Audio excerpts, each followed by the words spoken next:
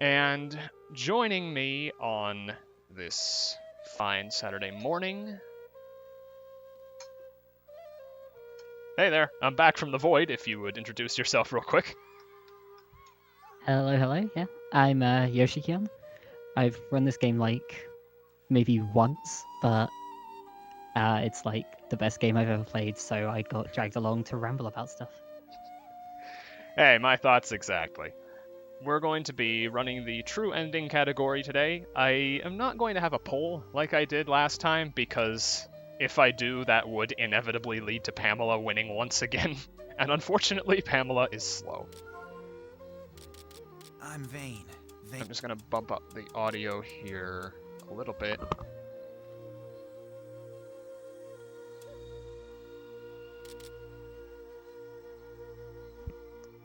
Yeah, that's exactly why this is 9 hours. Is the game audio coming in okay? I know this title screen is a bit quiet, so I just want to make sure the audio is balanced before I'm good to go.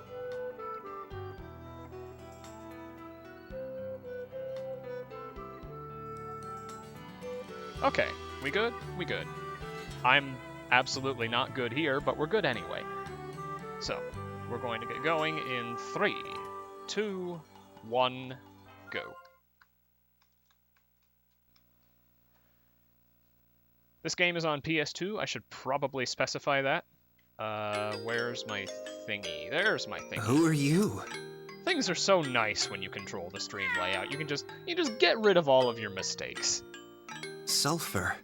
Are you all alone too? So here we get introduced. The version is noticeably slower, right?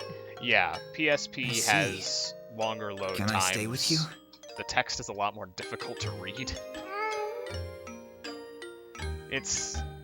yeah. Thank you. Game audio being loud, you fell for it. The intro cutscene is louder than everything else in the game, and I don't know why. Vane is my Also, name. the English VA for this game is actually really, really good. It's actually really good. You're hearing the voice of Liam O'Brien as the main character, Vane Aurelius. You might recognize him as Akihiko from Persona 3, or from numerous characters around Atlas and Sega games. So, don't worry, this dub is in good hands, despite the script suffering a much worse fate.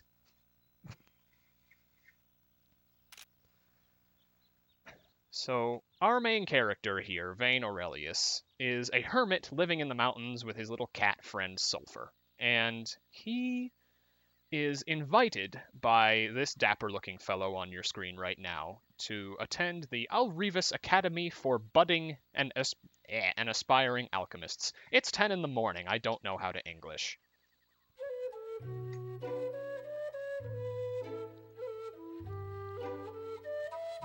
Currently, there are no English speedruns of Khemia 2. We're still trying to work out some routing weirdness. There are Japanese runners.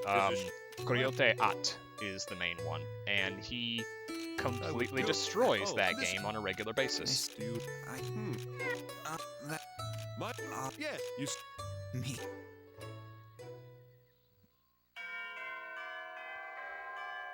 And oh boy, if you thought Art and Elico's cutscenes were long yesterday, you have yet to see anything.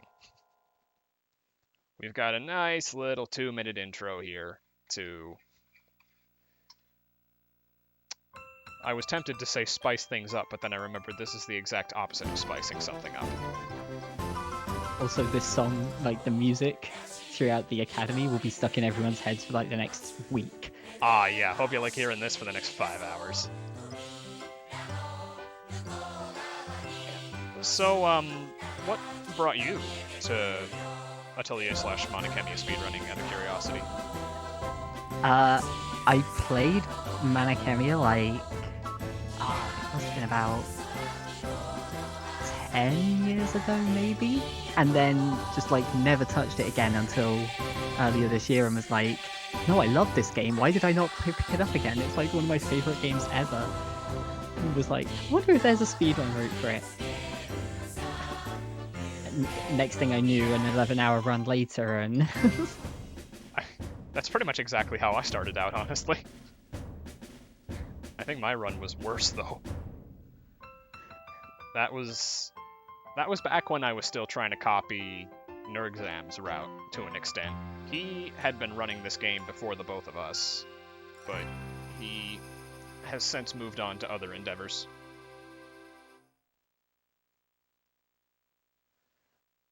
Post PS2 Gust? Well, you're going to get a lot of post PS2 Gust. After this run, you've got the entire Arlen trilogy coming up.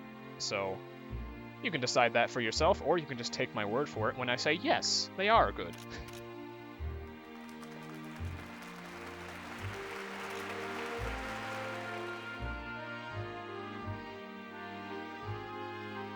As I new... still love how... Oh, sorry, go ahead. I was just gonna say, I love how well like the art style in this game has aged. Like, Yes. so many games of this era look terrible now if you try and go back to play them, but this is just, I don't know, still looks beautiful. They really do. 2D ages so much better than 3D. As people who have played Arland can attest.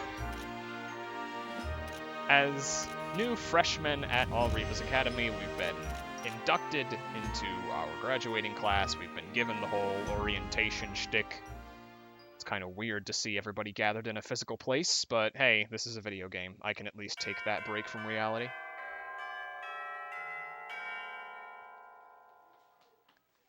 And we enter Chapter 1 at last. Yes, the confirmed sound is a camera shutter.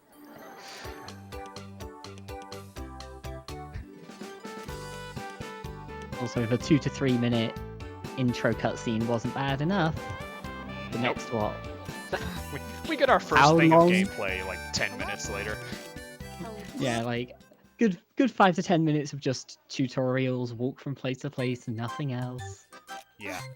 Speaking of tutorial, this teaches you about party structures. Here's Jess. She's strange. Well, She's got this wonderful little thingy called a mana, forming one half of the titular mana Khemia. I have no idea what the Khemia is. Oh. Mana are a pretty integral part of both Mana Khemia and Atelier Iris. So we're going to be seeing a lot of them in the future. they want Huh? Maybe some far-flung year from now we can get an Iris speedrun in this marathon. Yep, this is the game where Pamela, the recurring character throughout the series, is playable for the first and only time. We will see a lot of Pamela in this run. Oh, good A lord, lot. will we ever. Also, Jess is like the Atelier character in that she's the one who really likes bombs. Yep. She's the arsonist of the group. Oh, it's short for alchemist? Huh. Never knew that. My brain hurts. I'm gonna go back to focusing on the game now. These are just the standard tutorial cutscenes showing you around campus. We've got this place here, Student Affairs, which is where we sign up to take our classes, which are required for progression. We've got the Student Store next, which is where you buy sundries and recipes, and then the Infirmary, which is where you go when you die. That sounded a lot more macabre than in my head.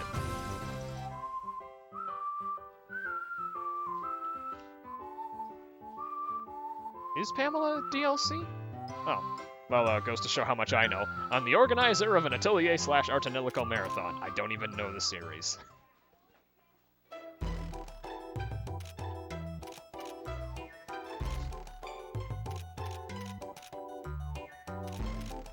This song you're hearing right now is one of the variations of Haggle's song in this game. If you were around last night, you'll know that Haggle's song is the best song ever. And trust me, it does live up to its reputation in this game.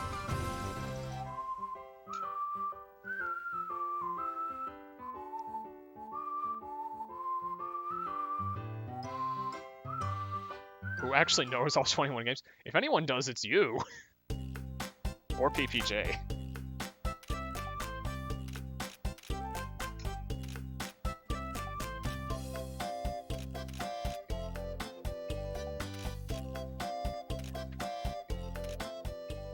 But yeah, I'll have to, actually play Arlen one of these days.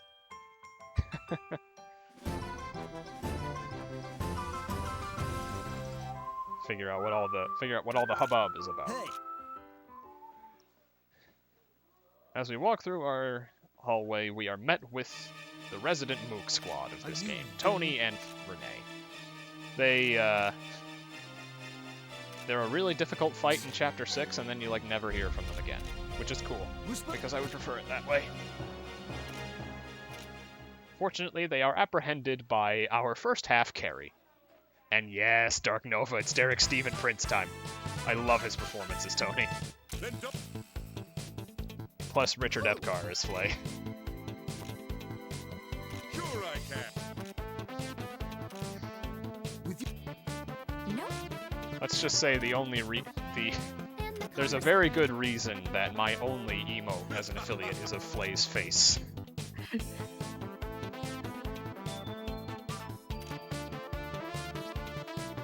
The Goof Troop get chased off, and we get introduced to Flay, who in turn introduces us to his man cave, i.e. our workshop for the next 9 hours. Wrong series, Micaiah.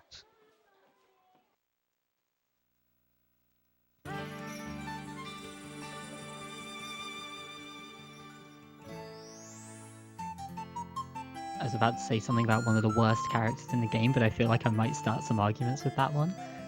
You were saying? That Flay also introduces you to the second worst playable character in the game. In terms of character, not in terms of gameplay. Oh, I thought you meant the other way around. I don't think she's a bad character, I just think she has really good competition. Fair. Because I think we can all agree Muppy is worst boy. Right, without doubt. He has like one useful thing in gameplay. For reference, Muppy is the last playable character you get, and because he joined so late, he doesn't really have as much time to develop as the rest of the cast.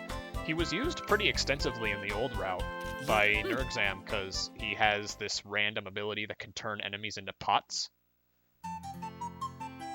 So, a lot of later boss strategy was a combination of spamming globes and just fishing for pot procs.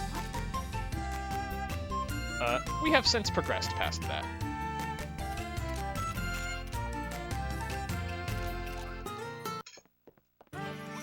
Pick up some clear water from the tap. You can always do that when you enter the workshop, and I'm going to be abusing that extensively.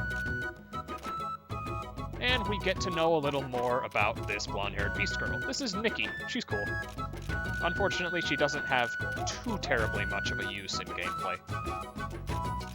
But I'll be going over that later once we can actually play the game. Norn, best cat? You're right. You're right.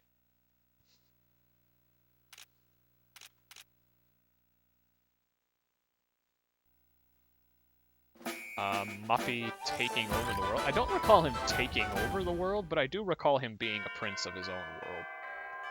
I think it's the Muppy ending. Is it? The Muppy ending is him Muppy's trying to take over the world. Yeah, Muppy's ending is the one where he marries Vane.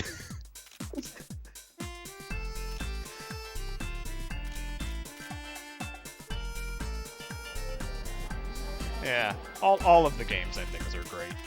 So, one of the reasons why I want to run Anna for this is because, one, her ending is funny and we get to show it off, as opposed to having the same ending again. And two, because it's fast.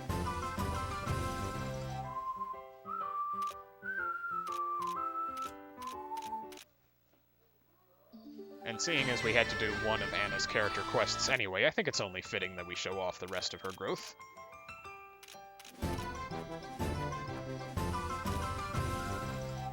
Would you like...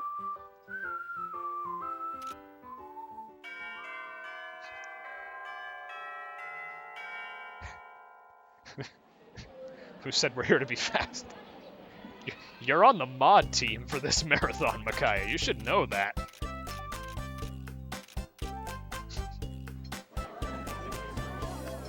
I guess not that the character choices make that much of a difference early, because you don't see most of their, their side quests and stuff until right at the end. Yeah, we just do all of the character quests at the end, so out of 12 chapters in the game, we start that around chapter 9. And I guess that goes for any character, right? Because of the potential bonus scenes and all of that nonsense. Yeah, the bonus scenes. We'll cross that bridge when we get there. For now, though, we have a class assignment to do. We've got to go out to the starter dungeon of the game, the Living Forest, and gather up some materials to make some healing items. The cat thing from MK2. I think you're thinking of Goto? I'm not 100% sure.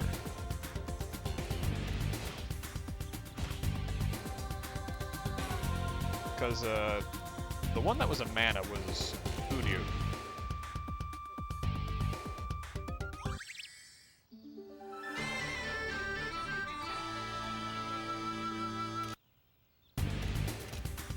Yeah, Goto.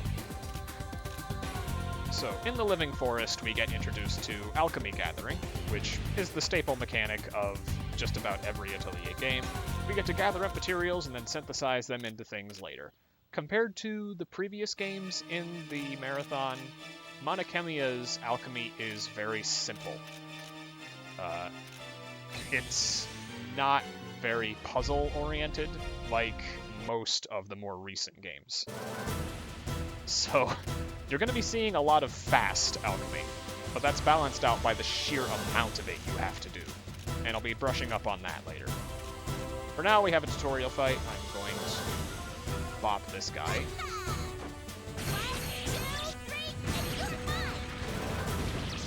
Nikki's main gimmick is that she can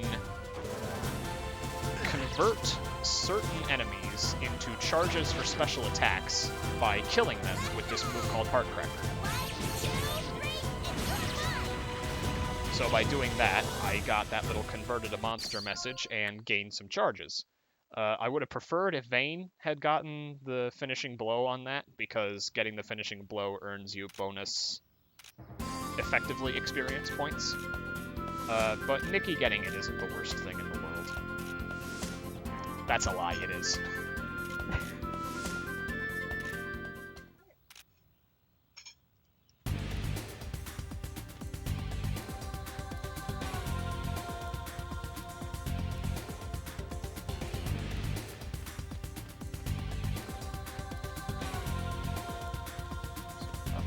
Here. And yeah, Gust plus PS2 equals lag. I don't know the technical specifics behind it, but apparently it's something to do with very inefficient caching. So it has to load a lot of stuff redundantly. We got 2 blue petals there and 1 wild meat. Those are very good drops. I've got 2 things I'm looking for here. Blue petals and spinach herbs. There's the other one.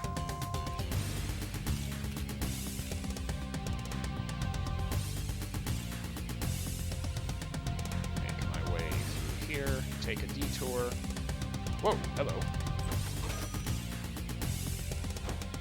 Enemy movement on the field is rather erratic. We don't really know how it works or how to manipulate it. I think one more spinach herb. Wasn't there a recent discovery with pretty much every chest that contains coal in Chapter 1 that they actually lie about how much they give you? Yes, and that seems to be a localization problem. Goodness, do we have a story to tell. So, there is one Japanese runner for this game. He goes by 700M, and his time for this game is 7 hours and 30 minutes, which is kind of ridiculous. It's much faster than any run or route we have. And we thought we knew why that was. But it turns out we don't. This game was localized by NIS America, who are rather notorious in some community spheres for several different reasons. But what they tried to do with this game was they changed all of the chests around to give you less money. Here's the problem with that, though. They never actually applied those changes. So the chest says one thing, but the actual amount it gives you is just the same as the Japanese version.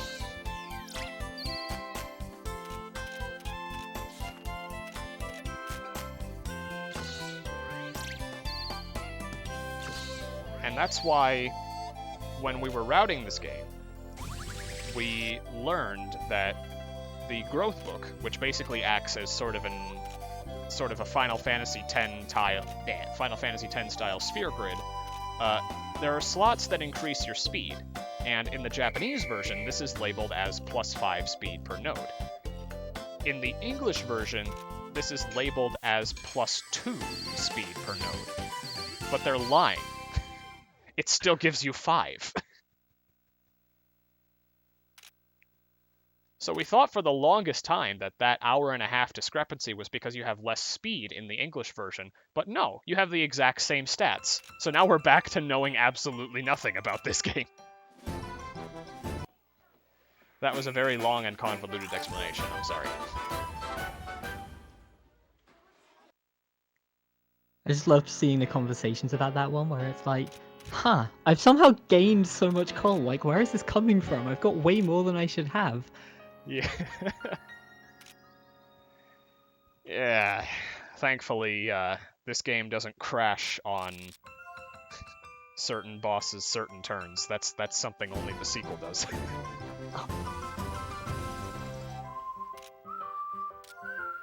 Our next class is Combat, where we learn a little bit more about the basics of Chemia's battle system. And can I just say, this battle system is amazing. Yeah, you compared like the Growbook stuff to the FF10 Sphere Grid. I always compare the combat system in this game to like, it's like FF10 if they did more with the combat system in FF10. Yeah, it's like FF10 but better. Yeah, pretty much.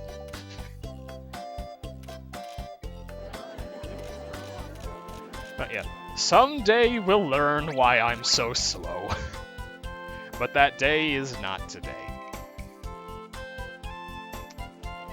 This is where we get introduced to the growth book. We've got to power up some of our equipment for the upcoming mini-boss fight, and that takes us to a little offshoot to our workshop called the Athenor. Athenor. I don't know. Japanese is strange.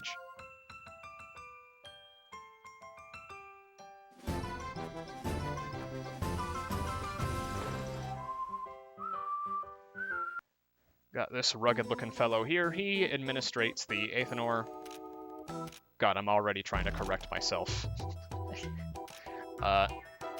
He shows us the ropes of synthesizing equipment, and you're about to see the most simple synthesis in this entire marathon. I don't know whether Arland started making things more complicated, but in Iris and Chemia, there are barely any gimmicks to alchemy. You pop in your ingredients, and then boom, it's made. Alright. Also, yet another needlessly long conversation for just, here, have some items, here, make a thing. Oh, Arland is simple as well? Okay. Yeah, Artanelico is also pretty simple, because it came out around the same time as Iris 3.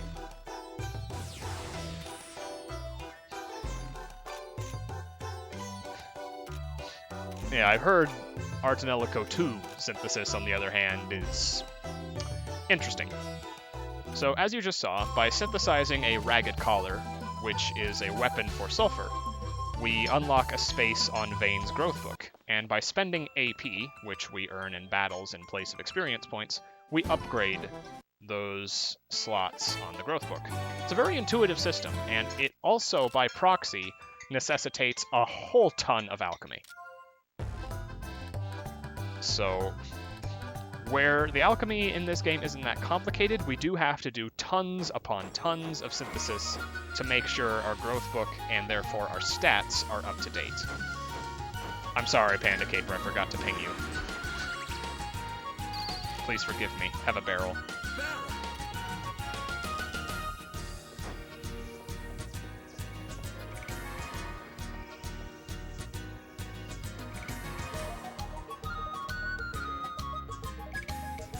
here we get introduced to the map, but surprisingly, we're pretty much discouraged from using it in a very roundabout way. I can't really explain why until like 30 minutes later. This game is just so freaking long. Yeah, I guess the simple version is the game rewards you for doing lots of, like, almost like an achievement system, and one of them is not using the map. Yep. Another one is getting straight A's. That one's good. Yeah.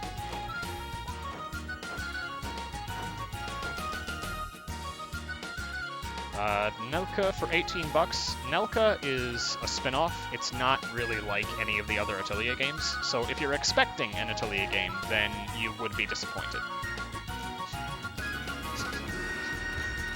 HS. Please. You just spend the first 7 hours arguing, and then...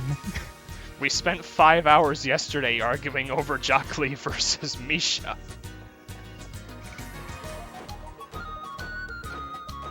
The problem is, I feel like pretty much everyone's going to be unanimous in this game. Yeah, everyone's unanimous.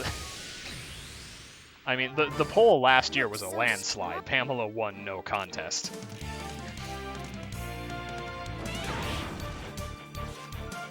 Just got a simple mook rush here. If you've ever played a Trails game with chain battles, it's basically that. You fight a sequence of mooks in a row, leading up to the main fight. I screwed this up to an extent, but that's not gonna matter much because he hit Nikki, and Nikki is expendable. These red ones are a little tricky. Jess has a damage range on them, and 50 is what I don't want to see. However, Vane's Analyze plus one hit from Nikki will always kill.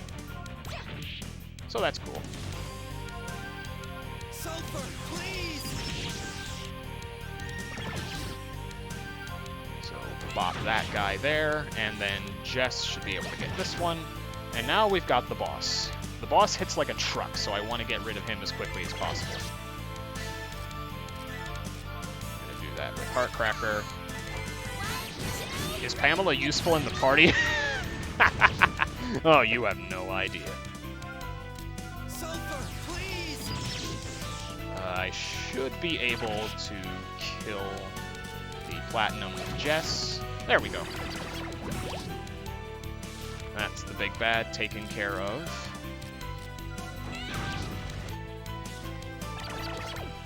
Jess is kind of low on health, but I have a Nectar that I can use just in case. Actually, I think I'm just going to heal up. Hey, let's do this. Bop that one. Vane should be okay here. Sulfur, please! As far as, like, good and bad party members go, the game is basically divided into two sections, which are Sulfur Please and Don't Bully Me. Yeah. I like that I was able to give Vane the kill there. I don't usually get to do that without wasting a whole ton of time. That was a pretty decent fight. Yeah, as far as I'm aware, all of the Atelier games from this era, including Iris, Khemia, and Arland, were dubbed by the same company. They were dubbed by PCB, with Keith Aram as the director. And that's usually a slam dunk, because I consider Iris 1's dub good, I consider Iris 2's dub good. I'm not supposed to go to Student Affairs yet. It would help if I had my notes open. So instead, I'm going to go to the student store.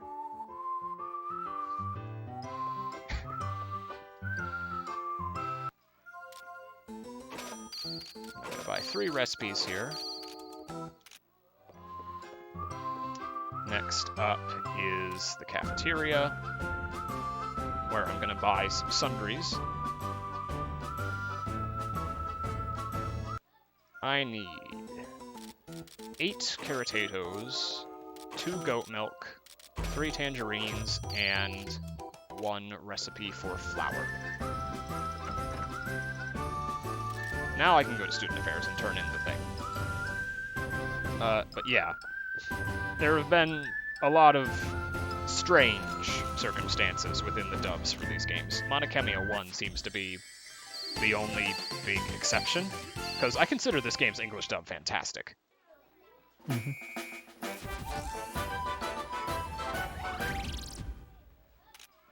With our classes done for the semester, which are impossible to fail, because this is Chapter 1, we get an event stage, which is just a special requirement at the end of each chapter where we have to do something much more specific than just taking a class. In this case, Flay has been accused of being completely incompetent by the Russian Vice Principal Erdentraud, so we have to prove our worth by synthesizing something very advanced for our point in the game, which at this point is a Nicro Cloth. If you've played any Atelier game, you'll know Nicro Cloths are completely useless. Well, okay, not useless, they're worthless. Like, you make them as one of the first recipes in most Atelier games. But here, it's a big deal. And we've got to fight a boss for it, because we can't gather it anywhere else yet. We need to make a few things to prepare ourselves for that fight. I'm gonna make a Zettel. This is the Alchemy wheel. By lining up ingredients with their corresponding colors on the Alchemy wheel, you can increase the Alchemy level, or conversely, line it up with the opposing elements to decrease the Alchemy level. And that's all the manipulation you do, aside from the quality of your ingredients.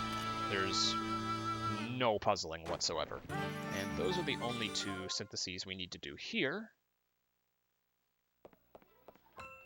Now we need to jog over to the Aethanor. Yeah, I guess with alchemy, you can also get your your other party members to help you out, and it's just like a one-time effect or whatever. And even that doesn't happen until what, like chapter 9 or something? That's... I think you get that off the bat if you're talking about Yeah, the alchemy cards. Yeah, you get the ability straight away. It's just not useful until like. Oh yeah, chapter 8 is what you're thinking of. Hey, okay. So we just synthesized a very nice weapon for Jess. It's her stock weapon, but it has the common skill Ice Storm equipped on it, and that happens to be this boss's weakness. So this fight is a lot easier than it would be with how brutally underleveled we are.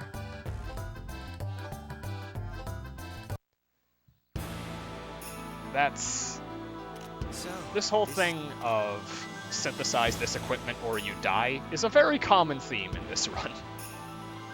There's very little improvisation going on outside of the synthesis itself. If you're in a fight and you don't have specific things, you will fail, especially late in the game.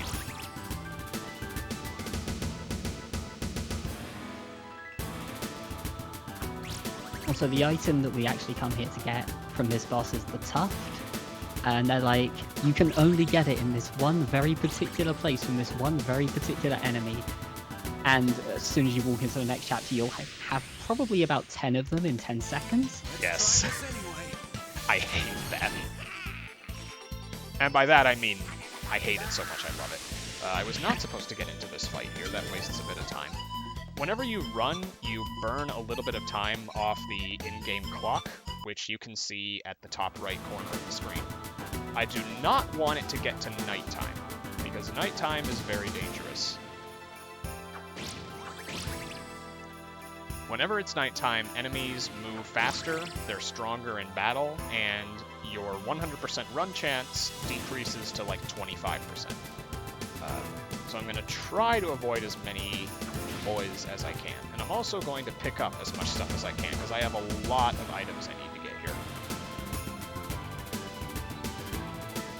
I've got quotas for Legion Steel, which you just saw, gears, Canon Rocks. Getting a wild meat there is very good. I don't usually get one. I think I've met my gear quota. definitely met my wild meat quota. I've met my Legion Steel quota. The big thing I'm looking for is an item called Cypress Copper, and I just got one of them. Ideally, you want to get 3 from this area. You can get away with 2, you absolutely need 1. So being able to get it there is very fortunate. That's always something I'm scared about. Okay, that should be enough Cannon Rocks and Worn Weapons. Just got tons of enemies I've got to avoid now. If I stick to the left side, that guy can't get me. He always tries to. Alright. Give me copper.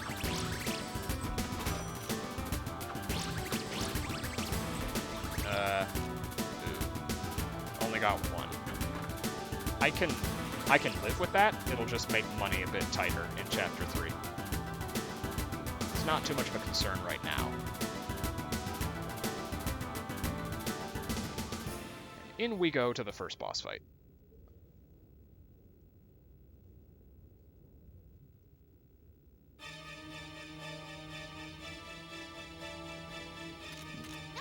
Wait.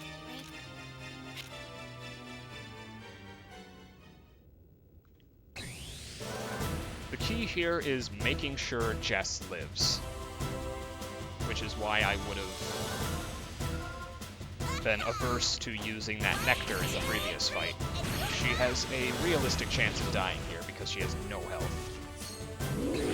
Especially if the boss procs its quick charge ability.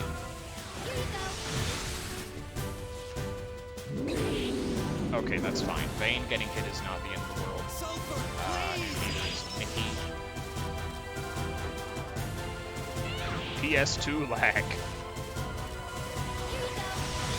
It's the second ice storm. Ow. I'm gonna heal up Jess. Leave it to me. Sulfur, please! Been a very questionable fight so far, especially with how many quick procs he's getting. Good lord. Leave it to me. Hey, can you stop that? Here you go. This is being played on a physical PS2, which is why it's lagging so much. Okay, that's fine. My powers! I think if I attack once with Jess, I should be able to get Vayne to kill. My power! Sulfur, please! Oh dear. We're in trouble. Shoot. That was a very bad fight. I did not want Nikki to get the kill there. She has no use for AP past Chapter 4.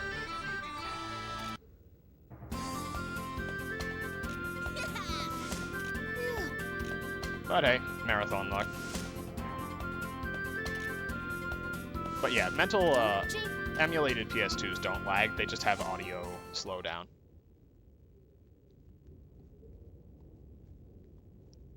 So, for all of the lag physical PS2s have, I prefer to play on them because then I don't get audio stretching. With that though, we've gotten the tuft. Flay, Also worth noting there that, like, yeah, Nikki getting the kills is bad, but it's also not like the run is over kind of bad. Yeah, it's just not getting a bonus that you would want on Vayne. Thanks. uh, Oh.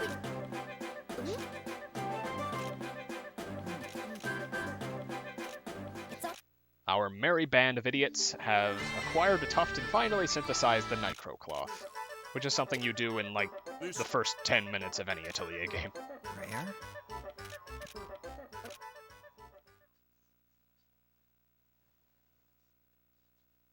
And our curator here is here to grade our work.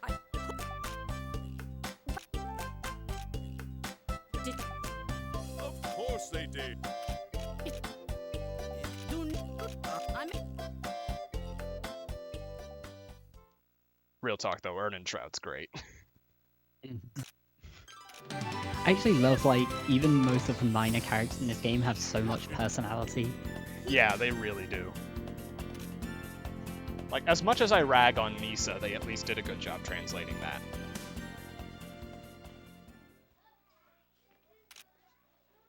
The other stuff in the game. Ugh. Ugh. So it was. That's chapter 1. I'm going to do a safety save here just in case something goes apocalyptically wrong on the first assignment in chapter 2.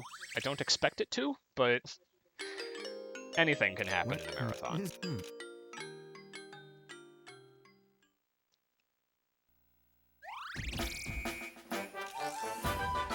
Well, Indifference, if you want to take a look at that game, there will be a run of it tomorrow. It's our closer for the marathon. So do look forward to that. And to the rest of the schedule, of course.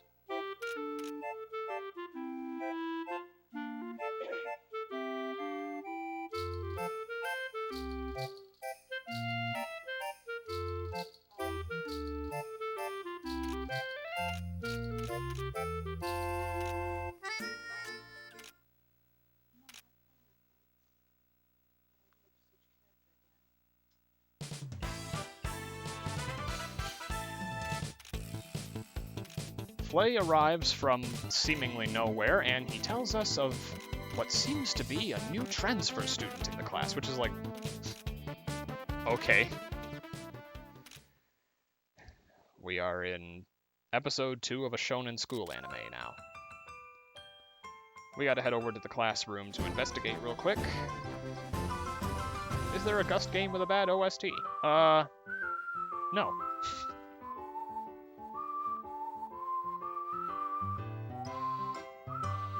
This guy over here seems rather strange. He's got hair color that's more saturated than the NPCs here, so he has to be a future party member. And he has a portrait, therefore he's important.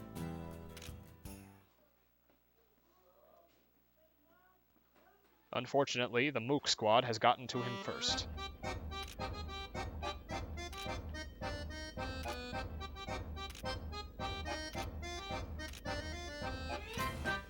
This sad man, Roxas Rosenkrantz, has been corrupted into the service of mooks.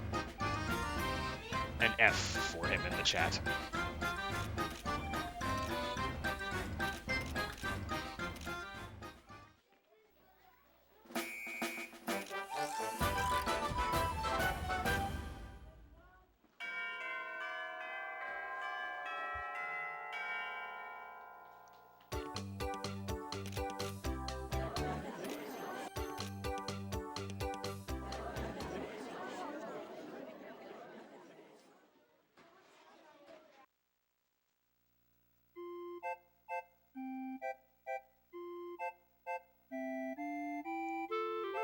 Did you hear?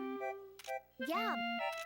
Nikki and Jess talk about something they apparently heard, and Flay decides to eavesdrop on us once more. He has a bit of a habit of just popping up out of nowhere. I think the plot explanation is that there's some sort of, like, ceiling grate that he just falls down from. But I don't know. It's Gust. Gust always has a bit of jank to it. Now that we started Chapter 2, to Student Affairs we go.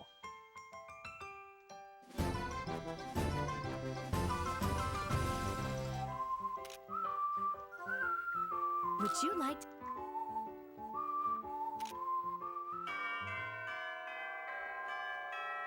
Oh, right, it was stealth mode, yes.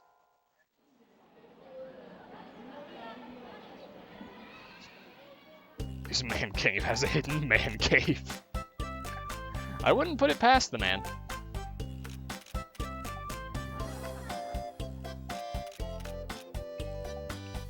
So this here is Isolde. She's a very stern, strict teacher, but she gives good lessons. So, hey, it works out in the end.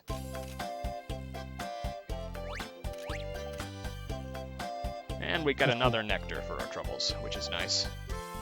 What good is any game without a fishing minigame? I know, right? It's not an RPG if it doesn't have fishing.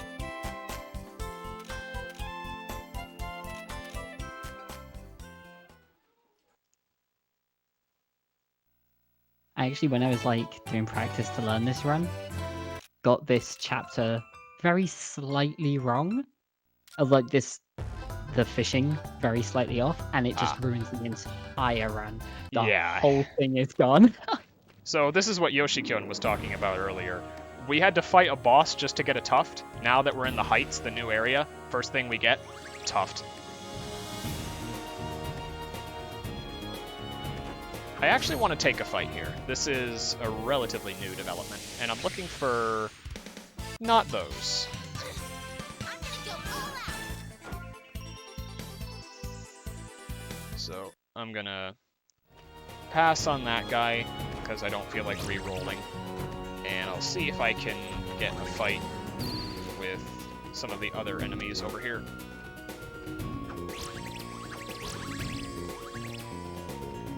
Bunch of Landos, Beasts, Fangs, and Tufts. And yeah, this song is great.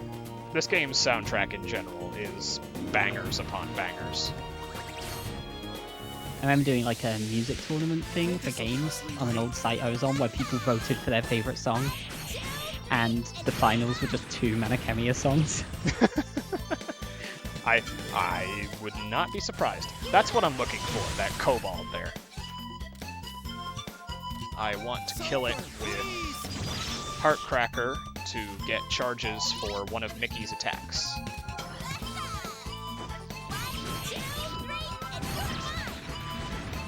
There we go.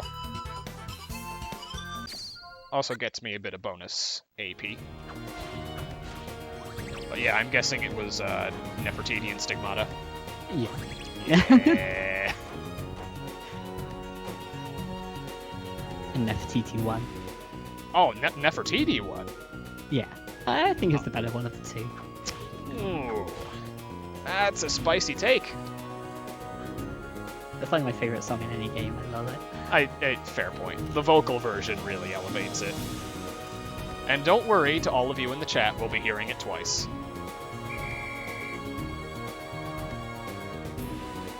So now we've got a fish. We've got 2 in-game hours, which is 2 real-life minutes. Wow, that's really, really skillful of me. I'm looking for at least 1 mussel, which I just got, and a decent selection of other fish. Good. What is with my timing today? There we go. Tiger blowfish. That's a rare drop. Those are monsters. You need to not fish those up.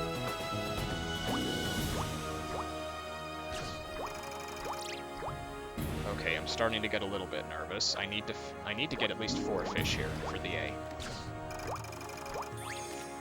There's the 3rd. There's the 4th, and then if I get a 5th, I think I'm guaranteed the A.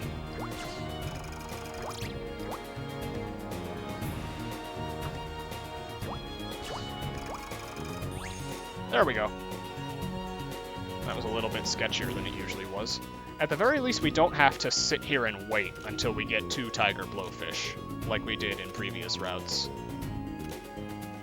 When you said about your timing being off there, I was about to say, it's fine, you've not seen any monsters yet, it's okay if your timing's not right. And I was just like, I'm gonna wait a bit, I'm gonna hold. Hold that thought. I'm gonna get 3 more fish, and then I think that'll be good.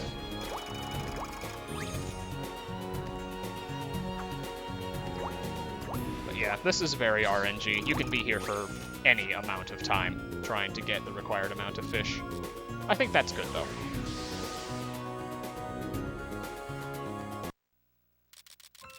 And 5 fish, I'm pretty sure, is a guaranteed A. The problem is that if you get 2 consecutive monster fishes and you fail both of them, then that's an F. I learned that the hard way. Oh, that's a B? That's whack. Oh. I honestly didn't realize 5 fish was a B. I thought that was the threshold. That means we don't get a specific thing in Chapter 3, which is a double-edged sword. because that thing would be nice for the Chapter 3 boss, but it also means I don't have to spend money on it. And yes, this is Haggle's song. It's so good.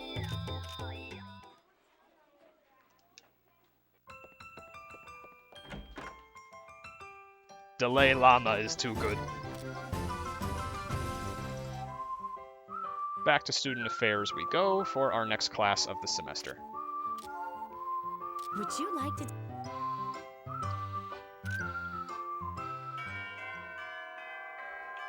Yeah, the off-vocal version is still really good.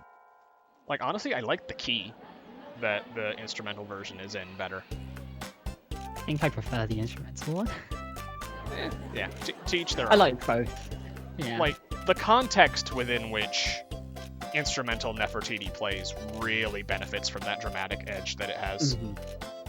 It's just so good. We'll be getting to that around 6 hours from now. For now, we've got to go back to the Living Forest, which is a nice opportunity to stock up on spinach herbs, blue petals, and all that nice stuff. Oh! Lulua has a new Nefertiti version? I will absolutely have to check that out. Ooh. I am intrigued.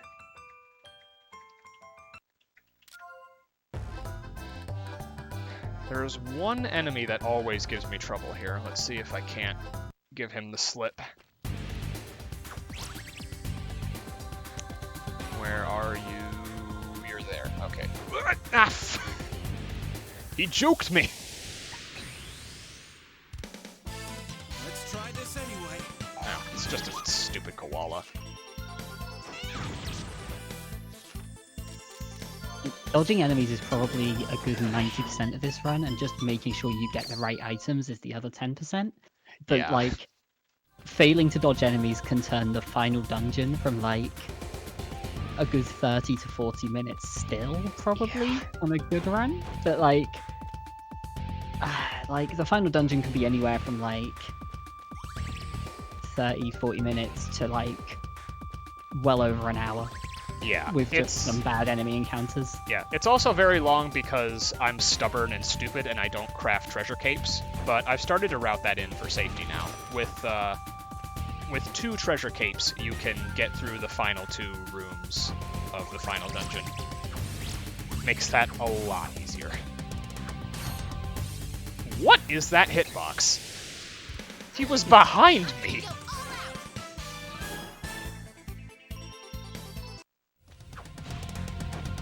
That's another part of the difficulty of gathering in this game. Your hitbox for your sweep to clear grass and break barrels and stuff is massive. Which is both a good and a bad thing.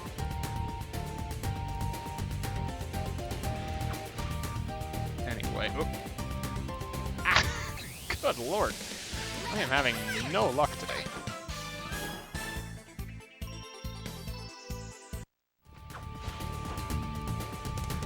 These enemies are out for my blood.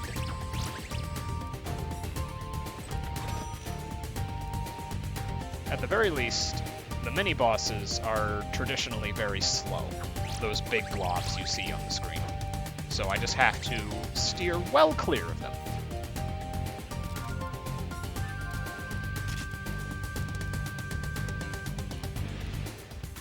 Got some puppy paw gloves there, which increase your base HP. I'm going to put those on Jess because she is squishy.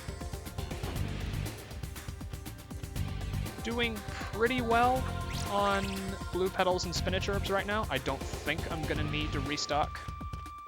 But then Marathon Luck has a funny way of rearing its head.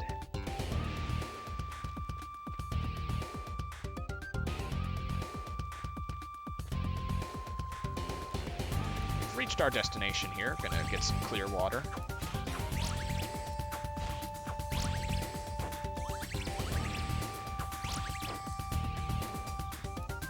And now we're introduced to gathering. A particular mechanic or item? One of the big items that we use is Cheesecake, which buffs your magic. Unlike a lot of other healing items / buffing items, Cheesecake does not heal any HP, and that's very important. Real quick, we're going to gather some stuff. We get some extra materials for synthesis. Much like the Lulua run yesterday, there is no such thing in this game as overgathering. You need everything you can get. I was gonna say, as far as like mechanics that don't get used much in casual runs, one thing that's very familiar to a lot of like RPG speedrunners, but less so in terms of casual, is abusing the fact that a revived character comes back on single-digit HP. Yes. When you run after a character is downed, they are revived with exactly 1 HP. And that is also very important.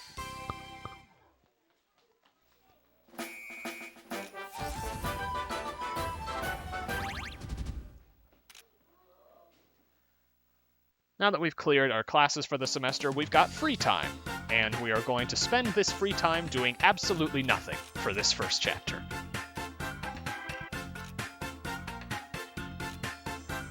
Free time is a period when you can accept quests from student affairs, which give you extra money. You can do character quests, which advance you toward a particular ending. But we're not going to do either of those right now. Instead, we're just going to go to our dormitory, and we're going to sleep for 2 weeks. I love the idea that like doing stuff is slow, but sleeping for 2 weeks straight, that's really fast. That's really fast. Yeah. Yeah. Our free time is much more eventful in Chapter 3. And all the other chapters, really. Yeah, like, even in the context of the story, Vane is just like, I just want to go to bed. All the other characters want to do stuff, but then Vane is just this crotchety old man. He's so relatable.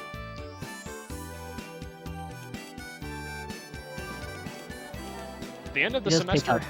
Oh, sorry, go ahead. No, yeah, I was just going to say it picks up pretty exponentially, where within a couple of chapters it's like, we're going to do a few little jobs, and by the end it's like, I'm going to do everything I can with every moment of free time. Yes, I'm going to spend every week here as if it's my last. So our final exam for the semester has come up, and for it we've got to synthesize dietary fiber, which, you know, normally I feel like that would be pretty easy. You just grind down some mini-wheats. But no, instead we've got to synthesize it from scratch.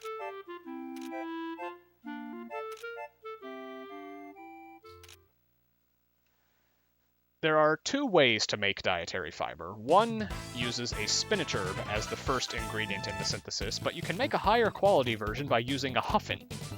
And upon us discovering that, Flay immediately prevents us from using the cauldron until we get a huffin.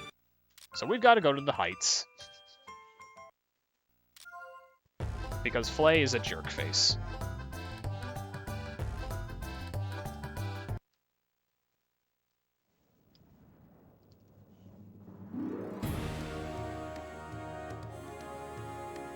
Unfortunately, it seems that the Mook Squad have already beat us to the punch.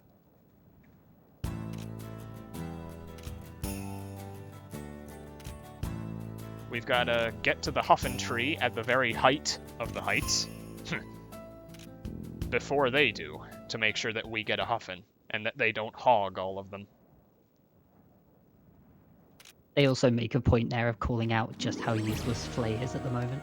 Yeah, which, I mean, Flay is best boy, but they're not wrong. Got a new gathering point here. I'm looking for poison shrooms. There we go. And some extra Ikeloas are always nice.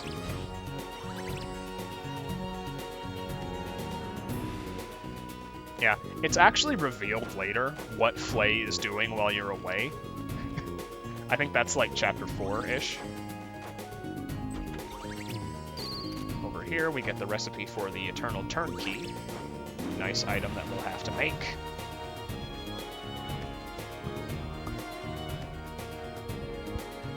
One thing you'll notice is that I'm holding very strange directions. I'm not moving strictly diagonal, and that's because of the controller I have. One thing we did find out was certain controllers have angles that you can hold, which in these games specifically make you walk faster. We have no idea why. That's just how it works. Jess has enough spaces. She has enough AP for +2 speed there, so I'm going to do that. Nice 150 coal in this chest, which I think is actually 300 because Nisa. But yeah, this controller also comes with turbo, which is cool. It means I don't have to mash text for 9 hours. Oh, yeah, I'm sorry. +2 in heavy quotation marks. Yeah, +2 speed and 150 coal. It's like... This is why you hard code your strings, kids. So that you don't get shenanigans like this. Unfortunately, the Mook squad managed to get to the Huffin Tree first, and they want to stall for time. So Roxas is going to try to beat us up a little. Oh, sorry. Whatever soft or hard-coded means that the string updates with the actual item. Terminology is confuzzling. We gotta fight Roxas now, and he's a bit scary, but I have a decent amount of nectars, so I should be okay. I just want to wail on him with as many things as I can. Okay. Ice Rain is always what he starts out with, and it has a chance of inflicting slow. If it does, then unfortunately this becomes a very slow and inconsistent fight. Especially if he hits Vayne. Okay, good, that missed. Here you go. If I can deal enough damage to him by his second turn... 1, 2, 3, and Naughty then he will heal. He always does that once, so I like getting that out of the way soon. Sulfur, please!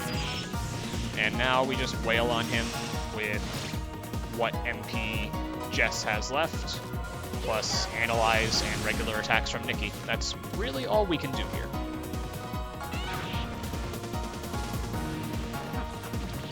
Regular attacks are nice, I like to see those. His nastiest attack is Purify, which I'm going to take measures against now. let's do this. Useless. Okay, he did not hit Jess, but he did hit Vayne, which is a problem, because that inflicts Break. Let's do this. Break stuns you, and your next damage is doubled. So it's a very dangerous state to be in. Sulfur, please!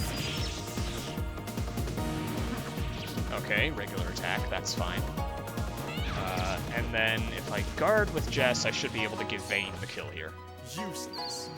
Unless he purifies Vayne? He is purifying Vayne, the bastard. Can you, like, not? Okay, he's back. You're done. Sulfur, please! Kind of a slow fight, but I need to really focus on giving Vayne bonus AP.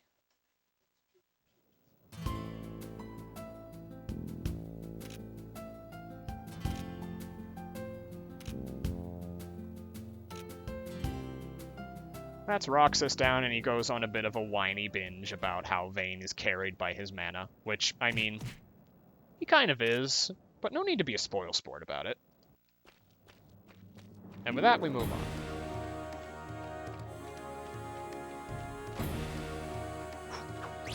That was close. Does Roxas dual wield?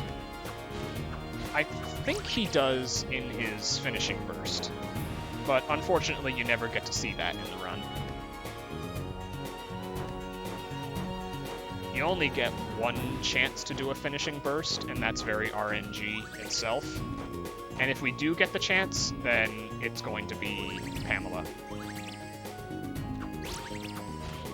Oh, right, I forgot about Flay's too. Flay gets one. To say, doesn't Roxas need you to do his, like, character quest for his anyway? Yeah, you need to do Roxas's character quest to unlock his later moveset. Fortunately for us, the 2 moves that he starts out with are more than sufficient to make him one of the best characters in the game. He is atrociously overpowered. Gonna gather here for some Burdock Straits. And I think I have enough red dirt? Yes, I do.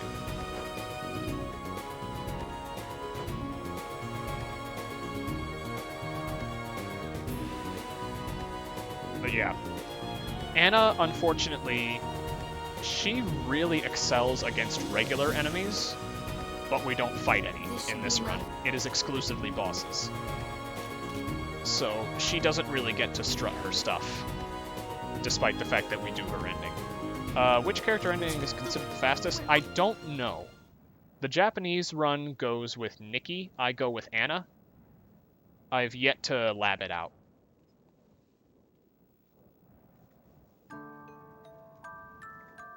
But yeah, as compensation, we go through Anna's ending. Welcome back. I wish Pamela were the fastest character quest, but unfortunately she isn't. In order to unlock her later character quests, you need to do one of Anna's. So you have to do 6 character quests total. When is the all-ending routing happening? Oh god.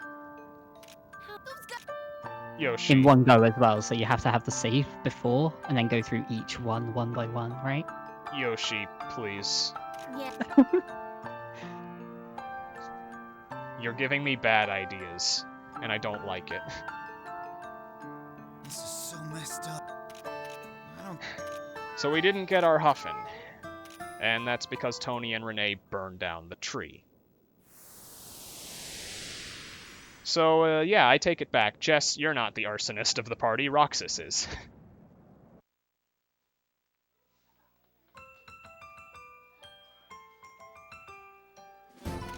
100% grow book would be... I feel like that wouldn't be as difficult as one would expect. It would just be very long. Yeah, I feel like the extra stats and everything you get from it would make it an easy run. It would just be figuring out the best places to grind to save time. Yeah, there'd be a lot of grinding in the final dungeon. You'd just have Pamela carrying you throughout, and then suddenly it would grind to a halt. The tree. But Yeah, tedious is the word. And yeah, I know, Tony was responsible for it, but I like making fun of Roxas. It's very fun to bully him. But now the tree's fixed, and we can get our Huffin. In fact, we get 10 of them.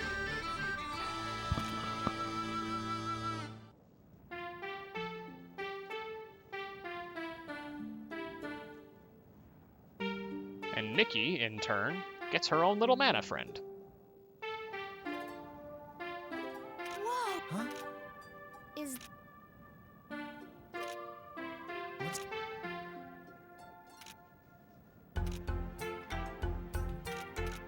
Yes, Roxas Rosenkrantz is the best name. Wait. Yeah, this character design on the mana here is pretty reminiscent of Atelier Iris. Cute little Easter egg. And now we can go back.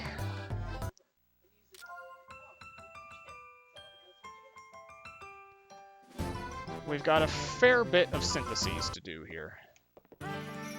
And in waiting this long, we get to skip the cutscene that would normally play here. I need to make a flame, which is Canon Rock Flower, Nitro Cloth. general rule of thumb is you want to synthesize things as high as you can, because those have the better effects, but there are some exceptions.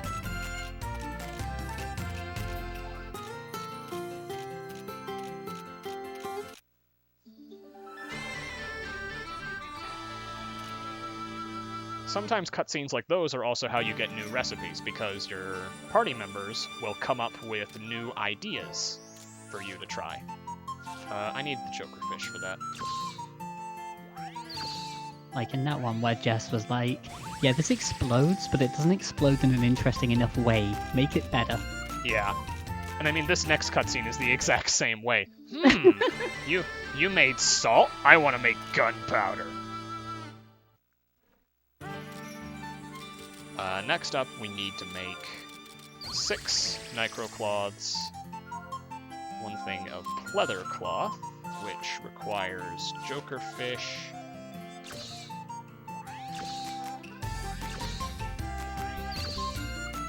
I definitely want to synthesize this high to get the SP plus medium perk, and then I need 3 Zettles.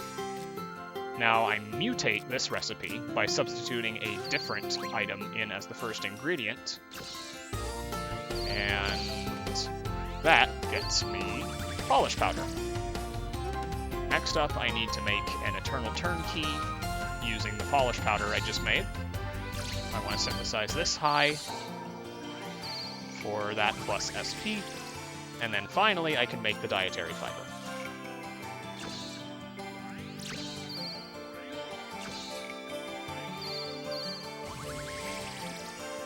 And those are our syntheses done for the chapter.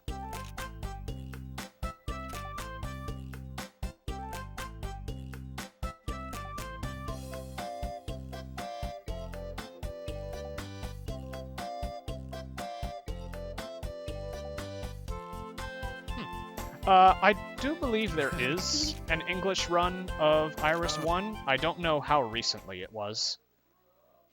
As far as I know, there's nobody on the Discord who actively runs it. So it and Iris 2 are sort of in limbo. What? I was A gear and a dietary fiber. That's just how it works. And also, we didn't use a gear in the dietary fiber synthesis. That was a Huffin, Burdock Strait, and water. I wonder why. But yeah, not to be pedantic, because some syntheses are really weird. Pamela's ultimate weapon requires a crab.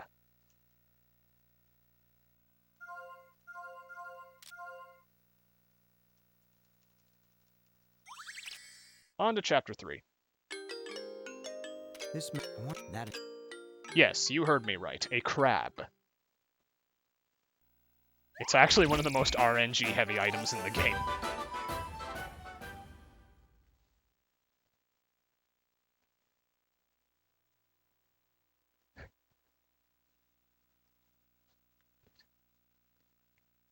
Bombs? You want it? It's yours, my friend, as long as you have enough cannon rock.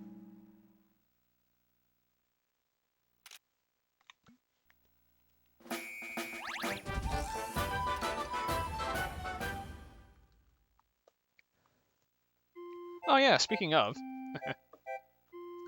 we've entered summer vacation now, which means we get a whole chapter full of free time.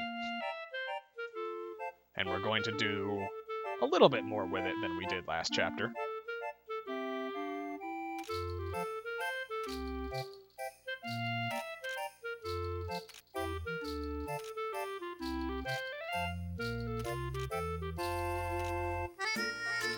We can't leave the general area, unfortunately, but we can do some stuff here.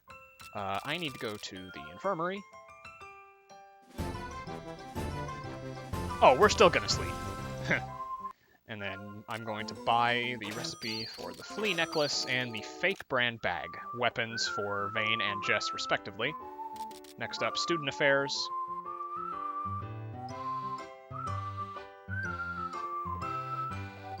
And I get to look at the job boards.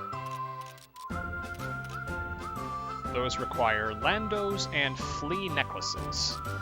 So real quick, I'm going to make a flea necklace over here.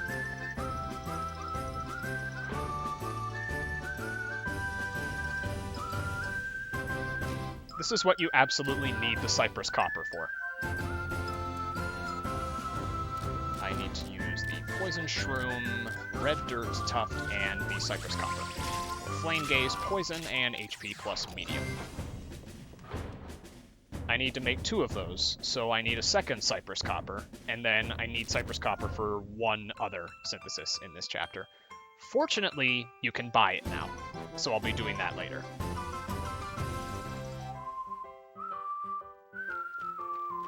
Ideally... So, yeah. Oh, sorry.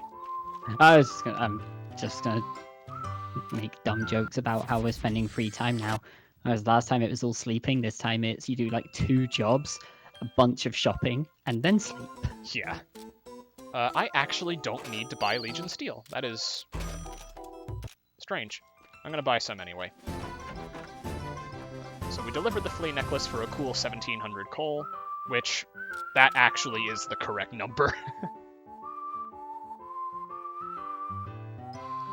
Now we go to the cafeteria.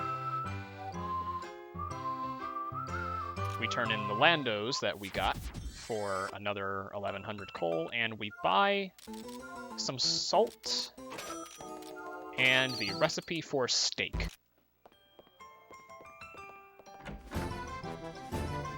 Now we sleep.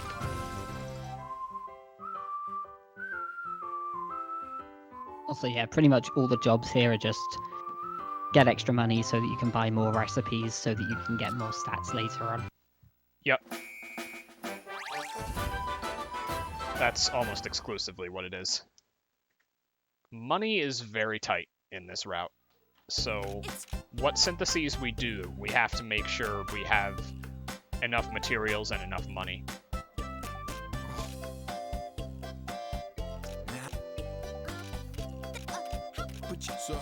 So the main theme of this chapter around summer vacation is that there have been ghost sightings around campus.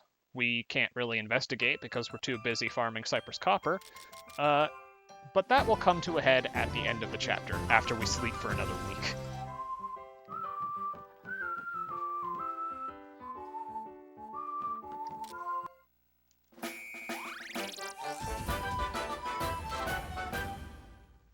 The ghost sightings have gotten everybody all antsy, so Flay has decided to relieve the boredom and the fear by setting up a sort of haunted house tour, which... Not just.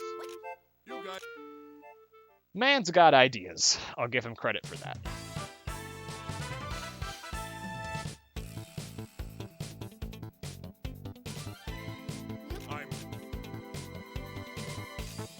We've got 3 places set up around the campus and surrounding environs that we should explore before we unlock the dungeon of this chapter.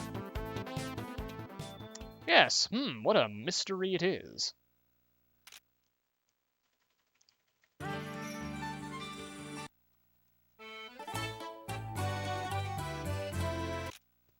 First up is the old schoolhouse. Very classic, very nice location for a scary story.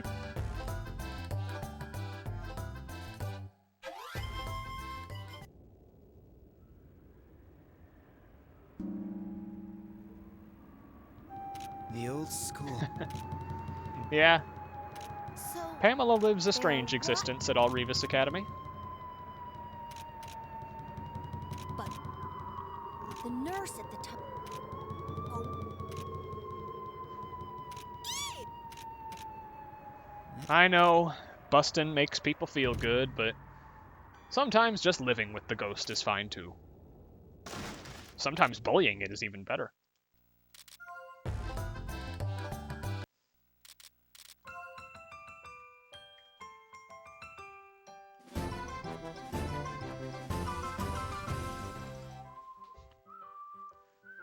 No bully? Sorry, Wolf. Wrong run.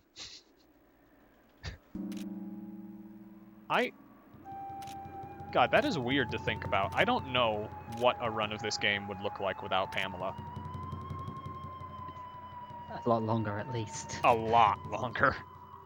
There'd be a lot of globes, a lot of ice volley spam. It'd probably just be something like Artanelico 2, where you're spamming chicken for 10 hours. Or at least I think it's chicken. I can't remember what the item is. I mean, I guess at least Roxas would keep his role. Yeah, Roxas would just retract everything. The turn order does not exist to Roxas Rosencrantz. Just doing his best little Fire Emblem dancer impression over there. Yeah, sorry, I bumped my microphone. My bad. Kind of want a dancing Roxas emote now. Oh god. That's strange to think about. I've always thought of him as like the dancers from Fire Emblem, but now that I actually think about that, maybe not. Oh. Oh god. Like, I can just imagine having the biggest possible tsundere blush scowl on his face as he's doing it. It's not like I'm doing this because I want to win or anything. Baka. It's so dark. Let's see. One. A made-up story.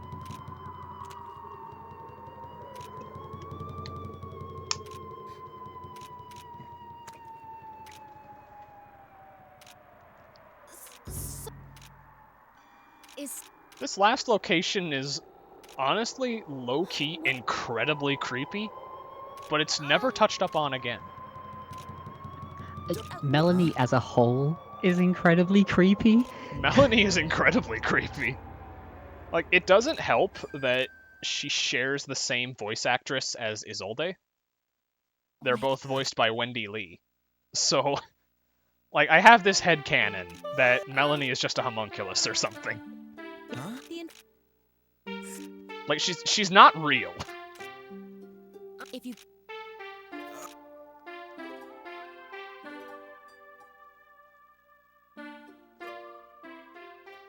how But yeah, Wendy Lee voices a lot of characters in PS2 Atelier. Along with actors like Richard Epcar, like Mona Marshall, all of those old guard actors. Liam O'Brien, too.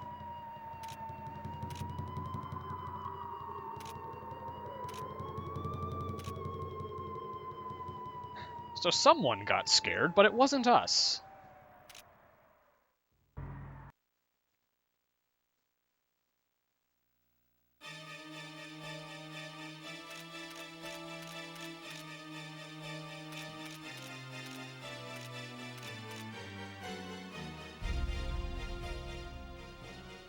And now we've got to investigate.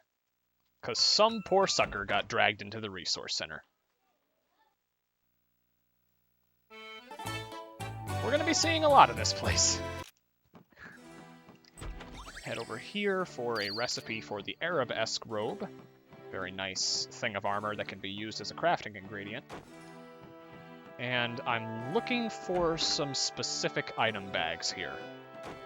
They are arguably the most important ones in the entire run. I'm going to say something now that hopefully doesn't curse everything, but one really nice thing about the resource center is that it's generally very friendly in terms of enemy movement. Yeah, and thank God I got the item I was looking for. That is the Crimson Feather. It's the most important material item in the game. Because it sets off a chain of crafting sequences that extends all the way to getting Pamela's ultimate weapon in the final chapter of the game. It is straight up necessary in order to unlock something for the final boss. Anyway, I am going to buy a thing of wild meat, 4 jokerfish, 3 carbon boulders, 7 cypress copper, and 1 monster cookie. with that, I'm going to exit out and do my big synthesis for the chapter.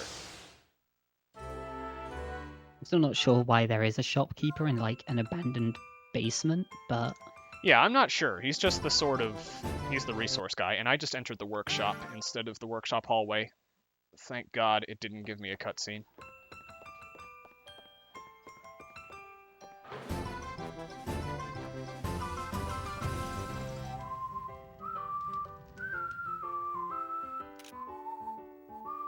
Sorry, had a bit of a frame drop there. Anyway, synthesizing the brand name bag by mutating it with a Nicrocloth, we get the fake brand bag. Then we synthesize the crack hammer.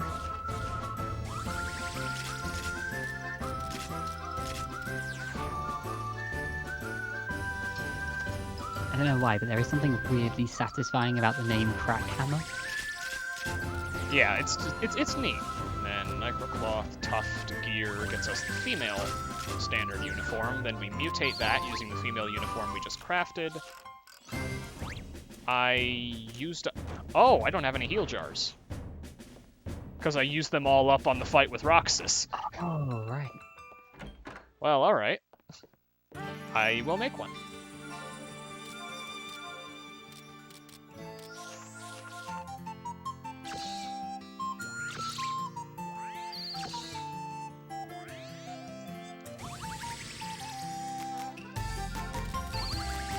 I'll make a couple extra just for the road. Yeah, I have never run out of heal jars there before. Add that to the counter. It does happen quite a lot in this run though, just going back and forth between Aethna and Workshop, because just like, oh, I just ran out of this one item that I never normally run out of, and normally it's fine, but you just make one little trip for one item, and then the next one it'll be a completely different one, and get very used to doing that back and forth between the two. Yep. So we make puppy paw gloves now. Next is the straw doll. Then mutate the puppy paw gloves with cypress copper to make a thorn gauntlet, which has poison. Mutate that in turn with Legion Steel, and we get the gloves of Artorias.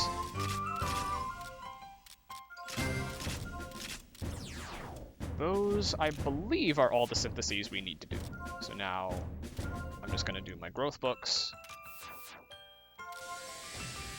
Vayne, fortunately, has enough AP to get all of the things he needs here. Nikki will have more than enough AP, to my chagrin.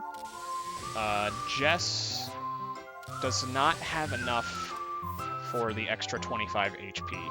I hope that isn't a problem. Okay, Nikki does not need SP. Nikki just needs attack and HP.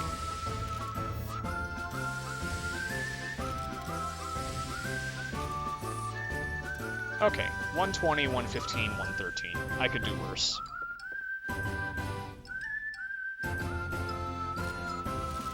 Back to the rec center we go.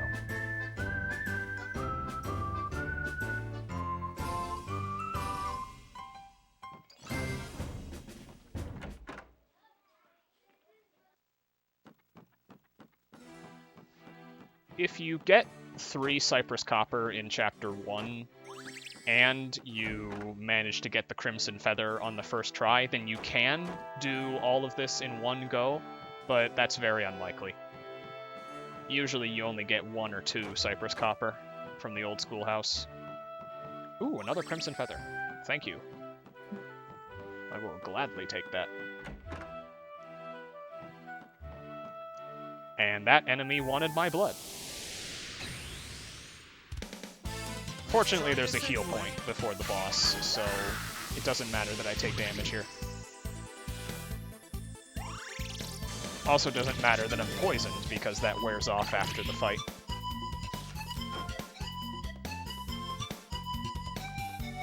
And again, not to tempt fate or anything, but there's like pretty much 0 chance of it turning to night here. Yeah, basically 0. You can get into like 3 or 4 fights here. Okay, get 500 coal there. I don't know if that's correct. head up here to get the recipe for amber soup. Very nice SP recovery item. Over. Oh, dear goodness. That was close. There are going to be a lot of close calls like that in this run. There always are.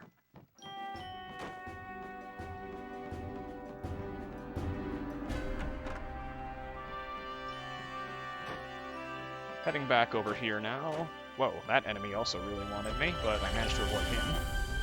Got an attack fruit, which permanently boosts my attack to whoever I use it on. Got a barrel. Nice thing of flour there. And now the plot thickens.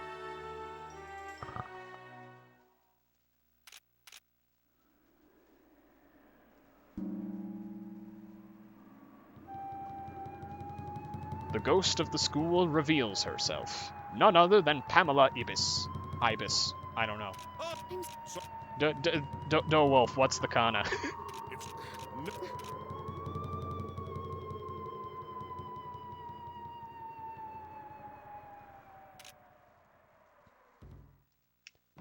Anyway, that little sideshow aside, we can venture further in to the rec center. I don't need to pick up that chest, which will no doubt anger the kleptomaniacs among you, and that is an angel's slip. It's exactly as lewd as it sounds. This game is very strange. It's a very necessary crafting ingredient later down the line. Iron plate, Asclepius recipe, angel wing recipe, and I got 2 brownie masks, which is nice. I'm looking for 2 of those. Now for equipment. I never made the other flea necklace. I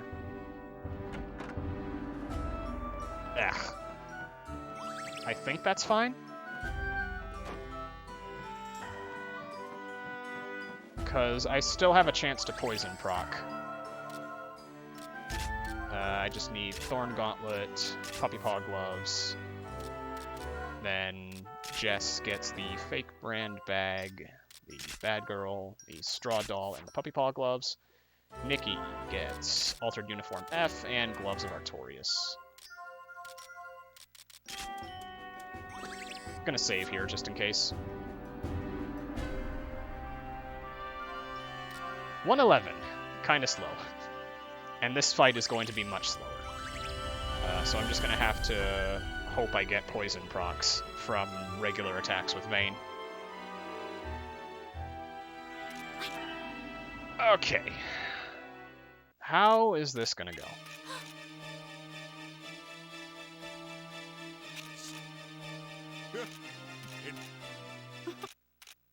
What?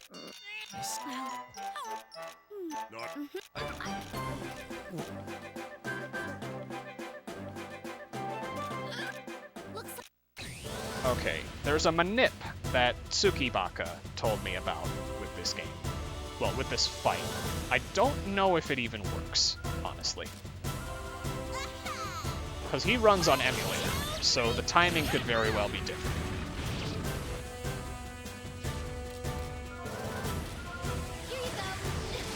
There's lightning here.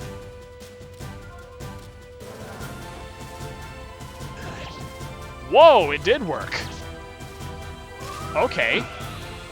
Poison is going to deal 50 damage to the enemy each turn, which is very nice, because his main gimmick is that he saps my MP.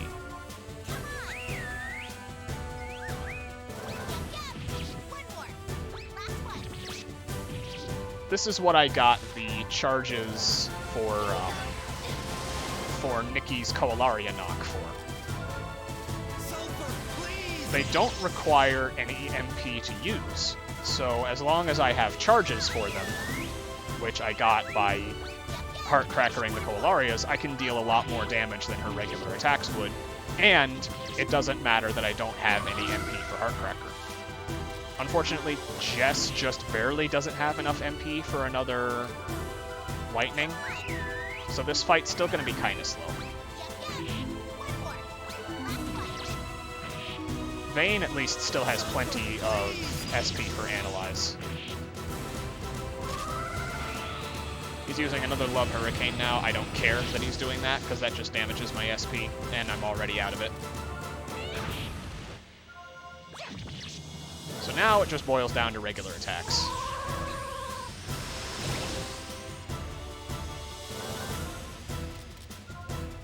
Oh, the poison wore off. Sulfur, please! That's interesting. I honestly didn't know it could do that. This is getting close. And I have to find the other news as well. Yeah, I'm gonna have to try to poison again. This is getting close. Luckily, I have heal jars. Let's do this. Nightmare is the attack I really don't want to see, because that can put people to sleep, and it hits everyone.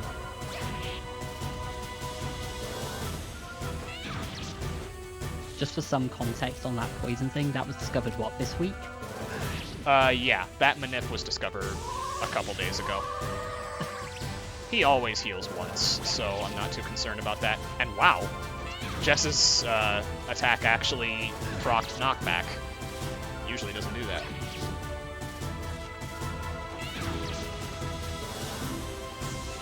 Nightmare is... Vayne is asleep, that's a problem.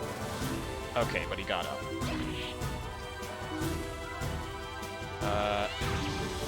Maybe he can get the kill here? Yes! There we go.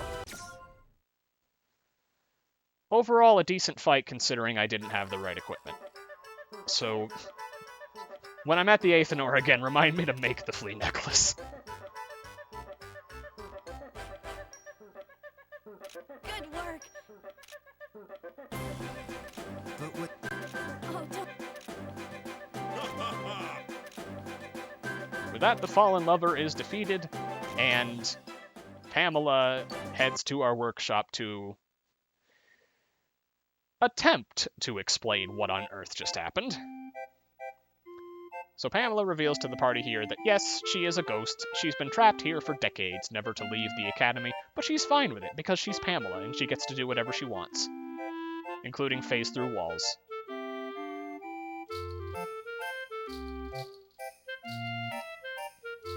So, This cutscene is also home to perhaps the best line of dialogue in the game. Let me see if I can get it. Pamela decides to join our workshop, despite never having done so in the decades prior, because she has a really big interest in Vayne. oh. Flay's reaction to this is priceless. You're welcome. I am now. Or do you just... Oh! He was...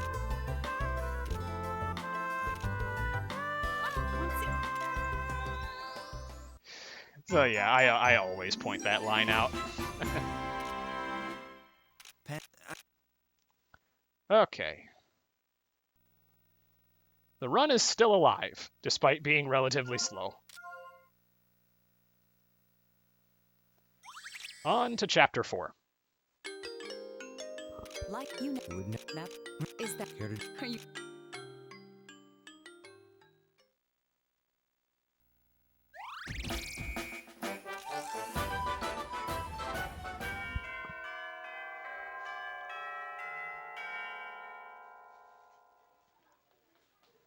We're back to doing our standard classes now, so we've got 2 to take here.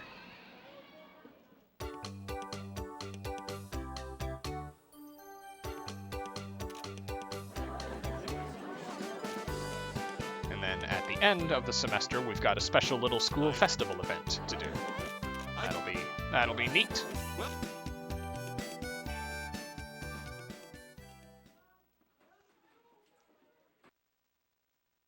For now, though, we've got a fair few cutscenes, because yet more mechanics need to be introduced.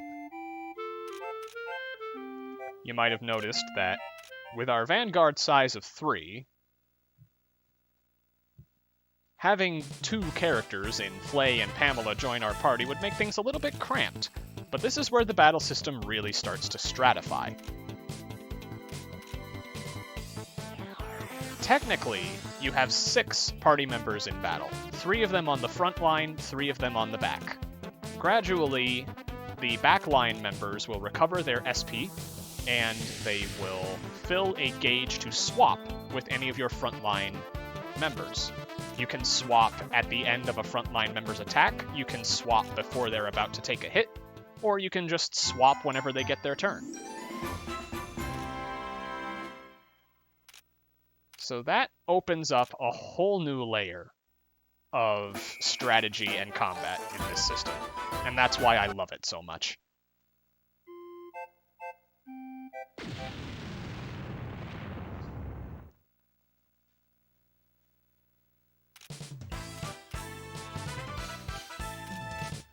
We also get introduced to the schedule here, which is my saving grace. As you gain more party members, you can ask them to complete tasks for you. For example, you can ask them to gather in a specific place, you can ask them to make a specific item, so they make stuff for you as you progress through the game. And controlling that schedule will be very integral to the late game syntheses. So I'm going to get on that schedule right now. Jess, you are going to make flames. Nikki, you are going to make polish powder. Pamela will make pleather cloths. And Flay, for now, will also make polish powder.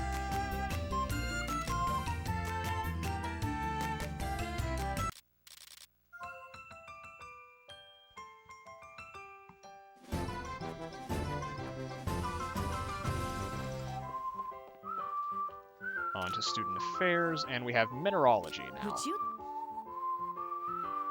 I discovered last week that this mission can soft block you, so I really need to be careful about that.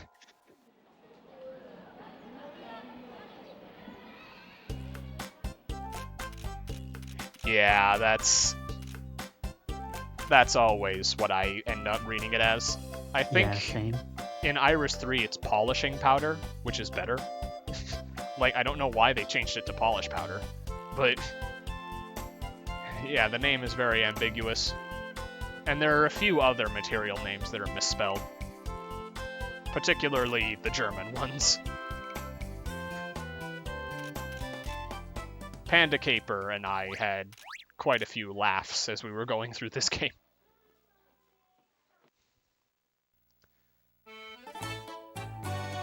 With our mineralogy assignment, we've unlocked the Mana Ruins, so we're going to head over there now.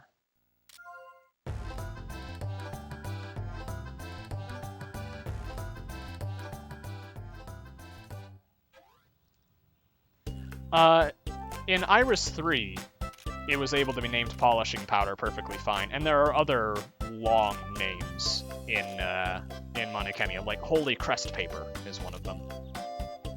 I was thinking Gloves of Artorias, yeah. Yeah, Gloves of Artorias, and Archangel Wings, Symbol of Ouroboros. So it was probably just some editing decision that I don't understand. Here we're introduced to swapping party members. So Nikki's fast, she goes first, but we're going to swap her out for Flay. Starshot you.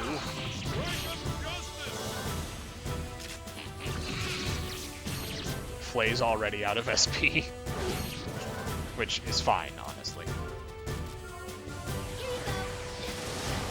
Did you call me?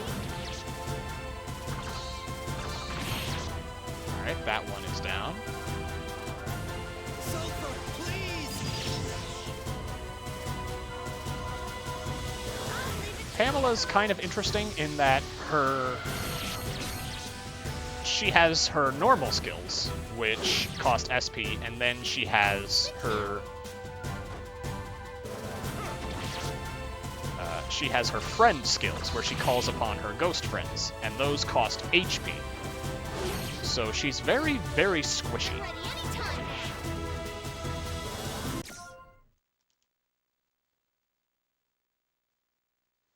Flay got the final hit there, which is perfectly fine. I want to focus on getting either him or Pamela the final hit of the next few fights, because they both need all the AP they can get.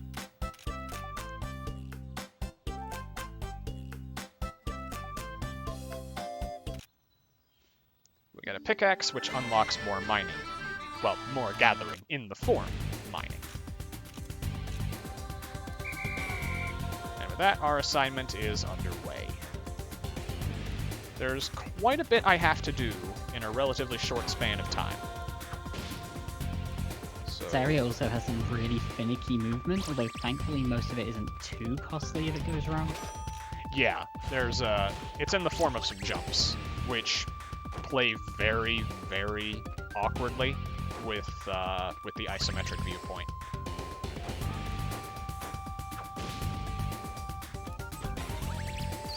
Recipe for the gearbox there, and I also want to look out for those Souls of Darkness. I need 2 of those by the end of the chapter.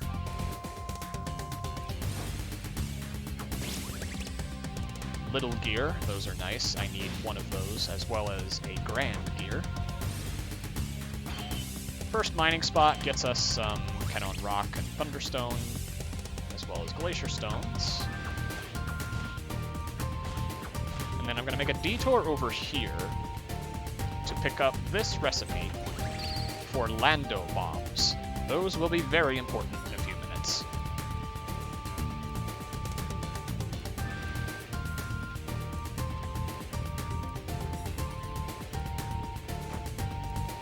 This is the finicky jump here. Jumping in a cardinal direction in an isometric game is never fun. I have no idea where Vane is.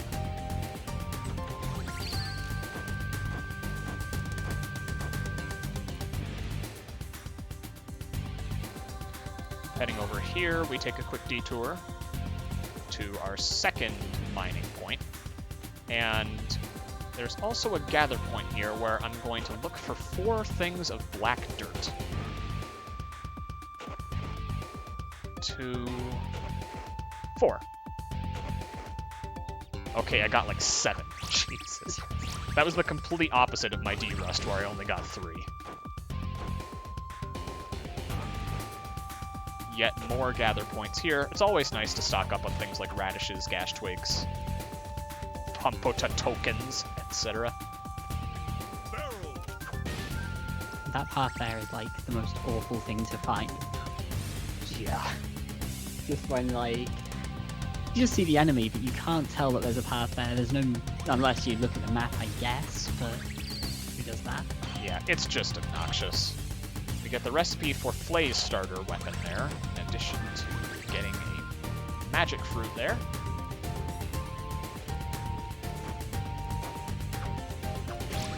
Yet more awkward jumps here. I'm gonna play this one slow. Okay. That gets me the recipe for the Pretty Ribbon, Vane's next weapon. And now that I have everything I need, I'm gonna start burning time off the clock. I'll start by fighting this mini-boss.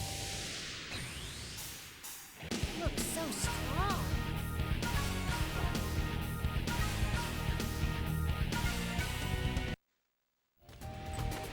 Get that money chest.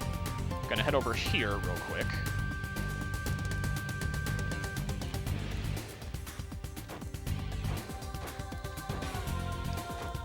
I said, get over here real quick. Nice chest containing a cool 1500 coal. And now I waste time until 6 p.m. in game time. What the hell? Where was the warning? So yeah, it was briefly mentioned earlier, but like getting into a fight and then running away passes a bunch of the in-game time. So just doing this repeatedly gets you to the end of the class quicker than just running around or waiting for time to password. Yep. Now I need to be very careful. 1730. Okay, I will not softlock if I enter this fight. What the hell? Where was the warning? At least I'm fairly sure I won't. There we go.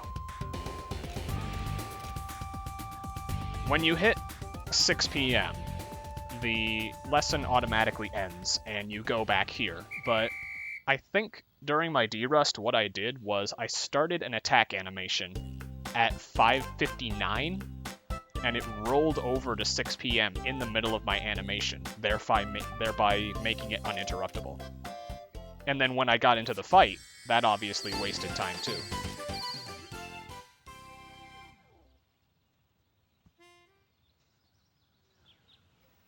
And if you get stuck out there at nighttime, then ugh, you're dead. You're hopelessly dead.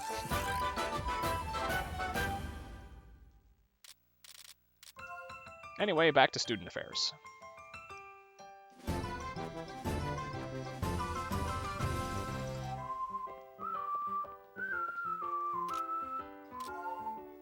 Would you like? We've got Combat 2 now, and in order to prepare for the upcoming mini-boss, we've got to do quite a bit of syntheses here. This is our first big craft of the run. We need to make sure Flay has enough SP to exploit a really good ability. We need to make sure Pamela has enough HP to tank the boss's attacks. And we need to make sure that we have enough consumable items. So first, over to the student store.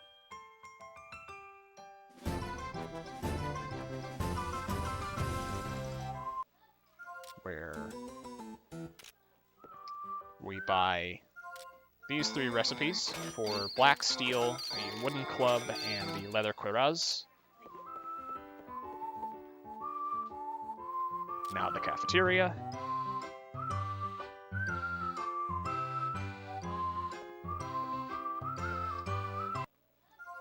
I need salt is fine. I need 1 goat milk. I need 2 tangerines. I need the goat cheese recipe, and I need the cheesecake recipe.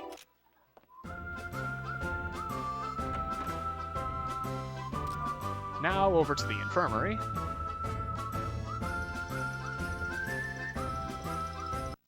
I'm gonna buy some extra heal jars here. And then the nectar recipe, the doll's claw recipe, and the feather charm recipe. To the workshop now.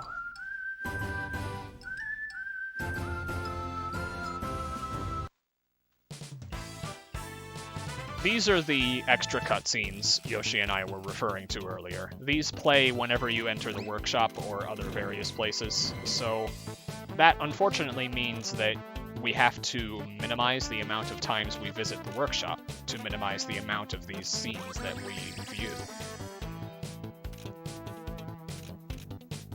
It's sort of a twist compared to a lot of other Atelier speedruns in that you can't really visit the workshop whenever you want without taking some serious time loss. Anyway, I need to make 1 cure jar.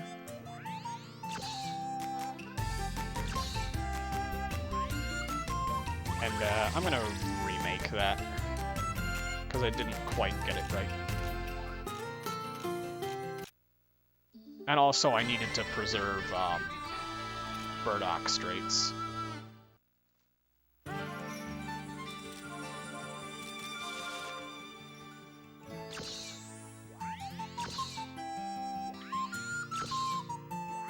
There we go. That's what I'm looking for. Plus range.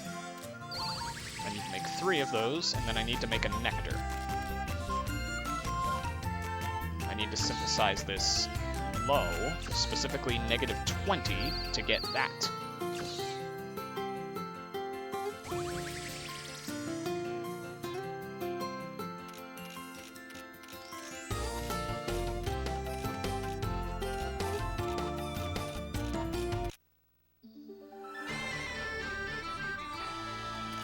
That lets us synthesize black liquid. Next up is amber soup. I need to remember to actually craft this. I'm gonna use a res fruit here.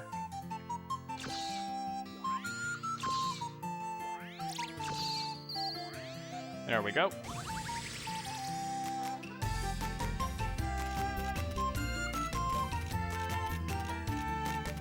Synthesizing the amber soup here lets us synthesize the tranquilizer, which is the next step of SP recovery items, but we're not going to make that until chapter 10. Next up is steak. And I'm going to synthesize this low There's no real benefit to doing that, but the higher you synthesize it, the more done it gets. And I am not cooking a steak well done. That is just not kosher. And it's probably against the Geneva Conventions, too.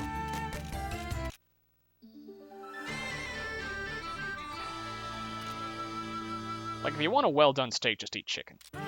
Anyway, that unlocks broiled fish with the maso.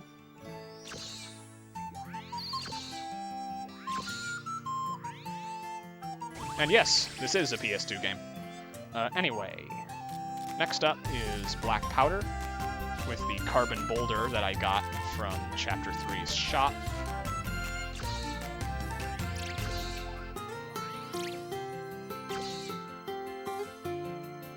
I don't think that really matters. Now for black steel, using Legion Steel, Beast Fang, and Clearwater. I need to make sure I synthesize this high.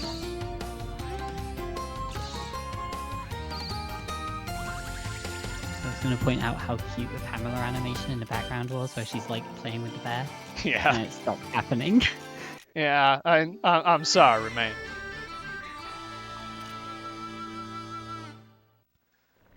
Next is black liquid. I'm gonna use a Joker fish for this.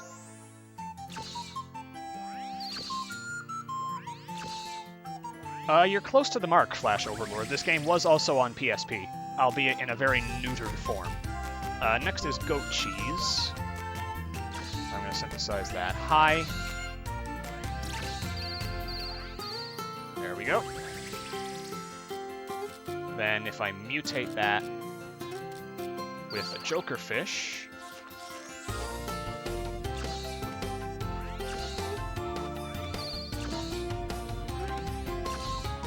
I get to make a smoked fish. Then preservative is up next using the tangerine I bought. I am very low on spinach herbs. That's a bit of a problem.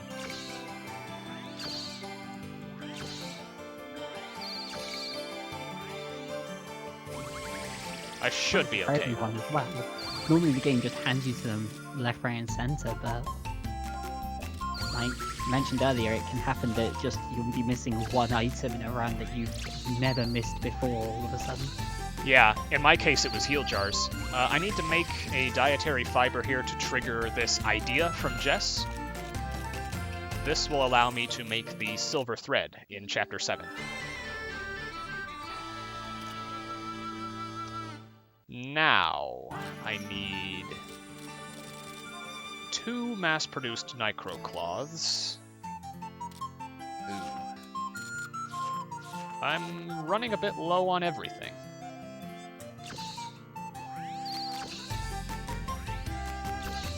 I'm just gonna buy a couple Nicro Cloths from the student store. And then next up is Lando Bomb, using some polish powder.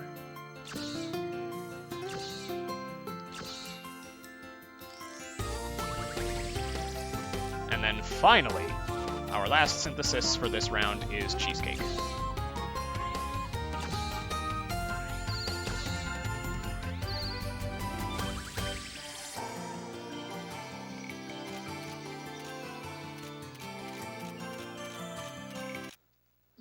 So yeah, there's a lot of synthesis in this run. Gonna get me some clear water.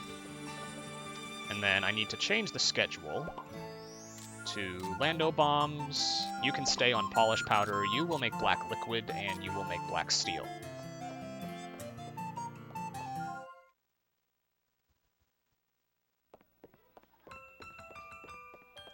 Like, this is easily the longest chapter so far, and most of it is because of synthesis. Yeah. It's also just a really long chapter in terms of what you do, but yeah, like doubling the synthesis. Okay, that might be a bit of a problem. I'm out of tufts.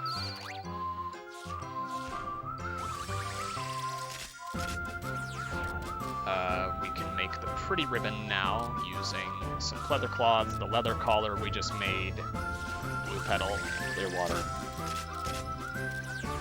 Now we make the pyre blade as well.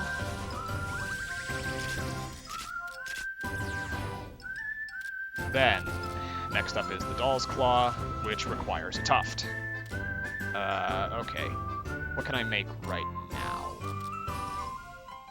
I can make you, which requires black steel. Alright, I'll just make armor next then.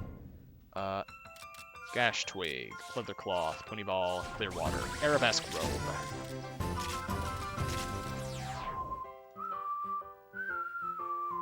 We're almost done here, I swear. Ooh. Now that I think about it, though, I need Gash Twigs to make the Asclepius, don't I? Or am I thinking something else? I can make it. Yeah, I need Gash Twigs. That sucks. I need 3 of those.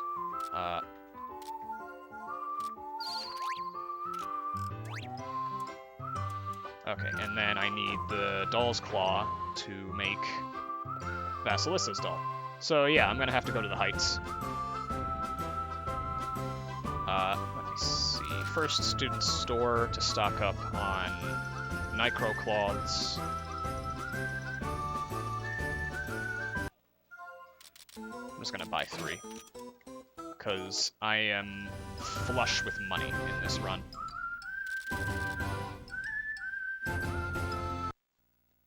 To the Heights now. And I guess because of the next class, like, you come to the Heights later in this chapter, but the next class kind of needs a bit of everything. Yeah, the next class requires a lot of good equipment. Can I get Gash Twigs from these? No, I can get a mini-boss, though.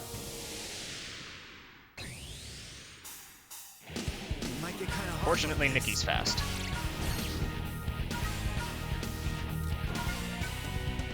Oh, and I could probably get some Gash Twigs from the Living Forest. I remember those being there. Yeah, those are just Icobolas. Okay, 2 tufts. That'll have to tide me over for now.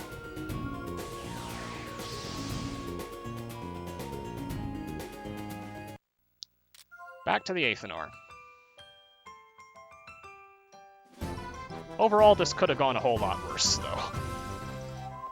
I could have run out of something like tangerines or something. Okay, what do I need to make? I need to make the Doll's Claw with the tuft. Then... oh, right, black steel. Now I can make you the Vasilissa's doll.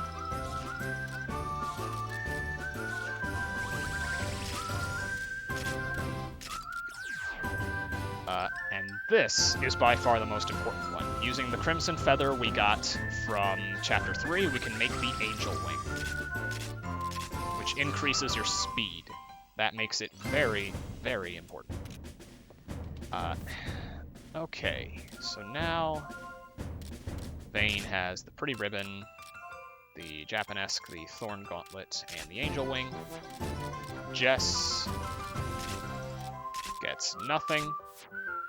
Nikki does not get the Crusher Twins yet. She instead gets the Bad Girl, the Puppy Paw Gloves, and Vasilissa's doll. Pamela gets...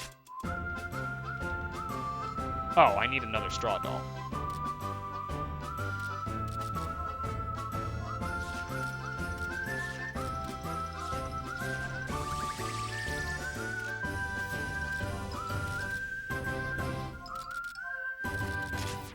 And Flay gets the Pyre Blade, the Iron Plate, and he would get 2 Asclepii here, but I don't have the materials for it.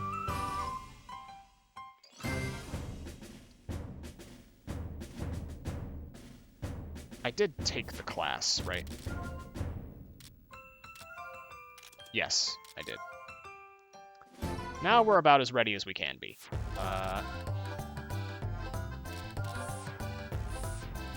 Vane, Nikki, and Flay in the Vanguard.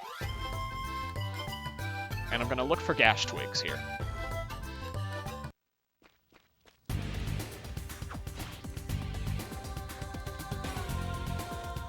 These enemies are blue now, which means I can kill them on the overworld, which is very nice. I don't have to risk fighting them.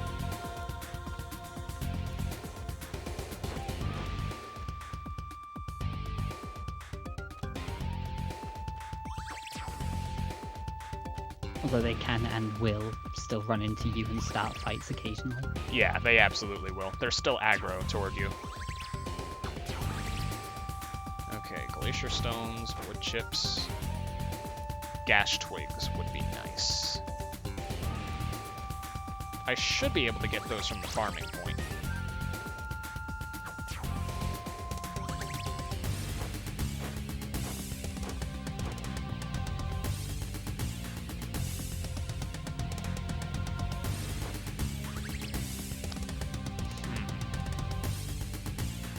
So how am I gonna do this fight with 50 SP on Flay? I think probably the best option would be to just ride and charge Star Shot. Oh, I need to set his growth book. God, I nearly forgot that. Right. Vayne gets plus speed and plus HP. What's involved in determining if an enemy is blue? Just if you're sufficiently stronger than them. I don't know what constitutes sufficiently, though. Oh, is it growth book related? I didn't know. Nikki is fine. Pamela needs speed.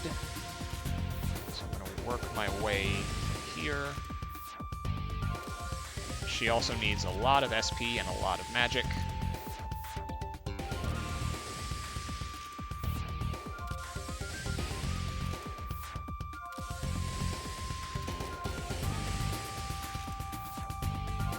Alright. She's good to go. And then Flay. I can't actually use one of the skills that I would here. This one here, Big Impact. So... Nah, I'll unlock it anyway, just to be safe.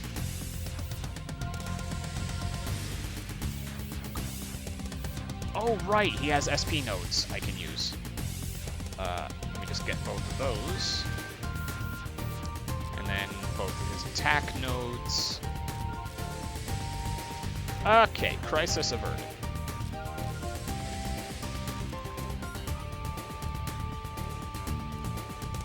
Now I need to find a place to heal, though.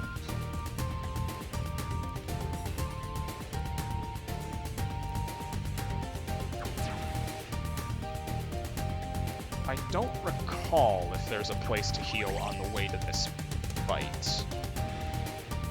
Yeah, I want to say no, but I'm trying to think if there's one near the farm or anything. Yeah. I'm gonna need to detour down there anyway. So yeah, that's my mistake. But I should still be okay. I'll just use I'll use the one amber suit and forego it. Okay, there are my gash twigs and spinach herbs.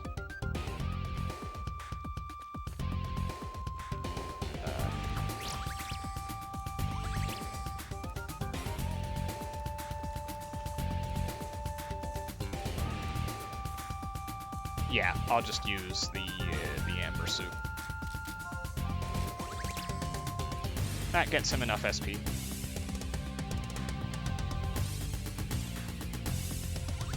And then I'll also heal everybody up with Jess.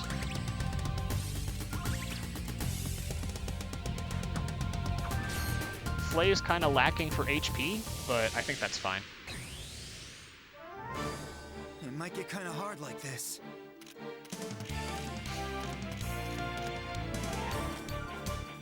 We're gonna start by using flames, because this boss is weak to all elements. There. For now, we just need to keep dealing gradual damage.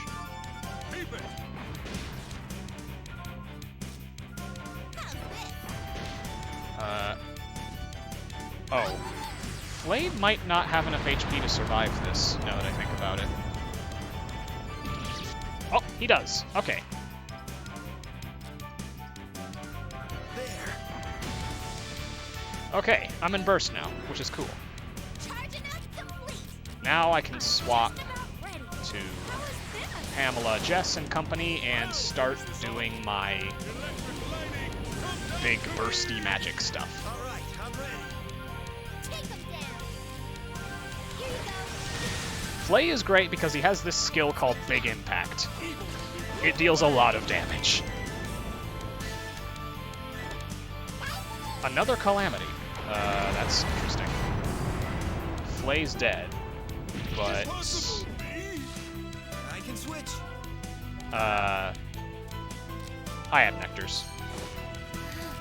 This is getting close. It's not over yet. And then this should kill. There we go. So yeah, sketchy fight, but it worked.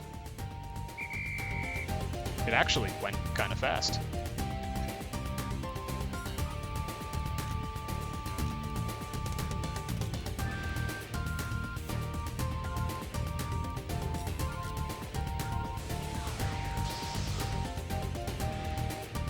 For Pamela right now, she's like just using magic with a really high magic stat, and like that's good. Yeah, that's basically it. It's fine. Pamela later in the game is absurd, just absolutely absurd. Yeah. In addition to having her sky-high attack stat, she has one very specific quality that makes her atrociously broken. And it's actually not null physical. We don't get that anymore, surprisingly. I was gonna say even casually, she's one of like the most broken party members because of that. Yeah. So like, for now she's good just because of stats, and in the speedrun later she's good because of no bullying, Yes. and even casually she's good because of null physical. So it's like Pamela might just, you know, I guess is just the best character. Yeah, she's just the best character. And anybody who can support her is automatically one of the best characters, which is why Roxas is the second best. Yeah, absorbed by the glasses. That's a much better way of translating that theme. In the official soundtrack release for North America, it's "My glasses are addicted."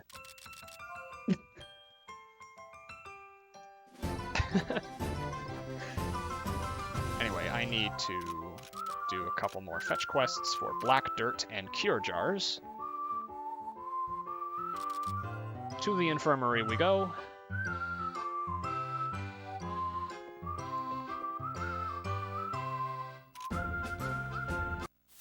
Deliver those for a nice 1900 coal.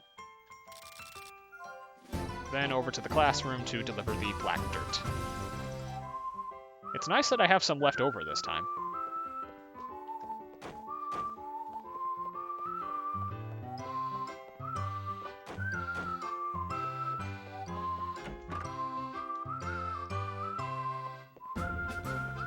So this guy is over here.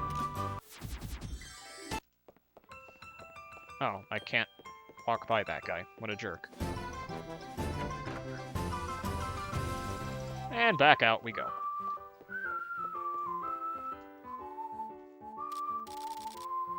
Now we just sleep everything else off. So we're sleeping for, I want to say 3 weeks now?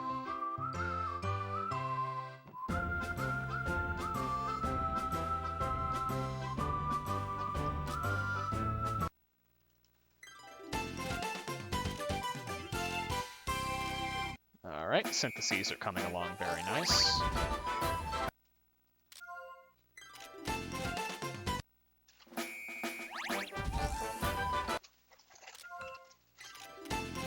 I'll have to remember to make more Asclepii now that I have more gash twigs. Mhm. I need them for the upcoming fight.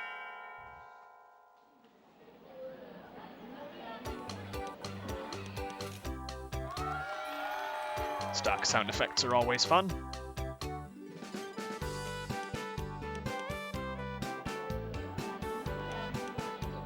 Hey, Vane.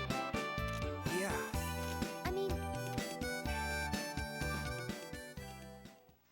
So I'm going to take a brief detour to the workshop hallway before it gets locked. A bunch of stuff gets locked in Chapter 4, and I don't know when. So I want to make sure that doesn't happen to me again. Next are 2 Asclepii, and I can make the Crusher Twins now. Nice weapon for Nikki.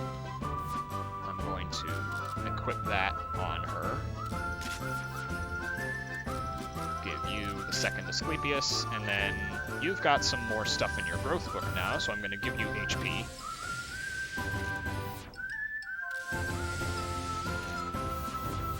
And then I'm going to give you speed.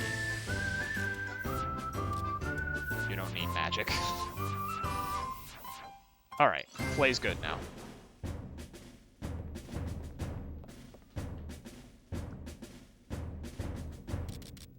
Since it's the school festival, we've got some places to explore.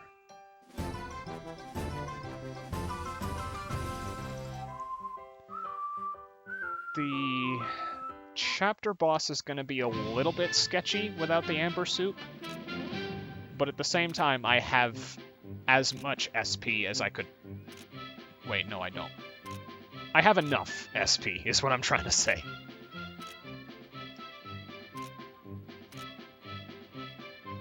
Yeah, like the final boss in this chapter is easily the hardest fight so far. Like, not even close. Yeah, and it's because you only have Vane and Flay in the party, so your attack options are very limited, and they're also very slow.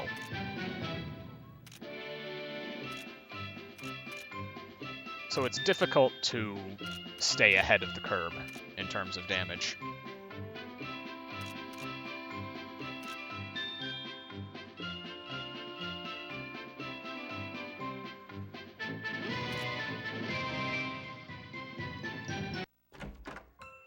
Now that that's over, we've got to head to the classrooms for the booths installed in each of the classes.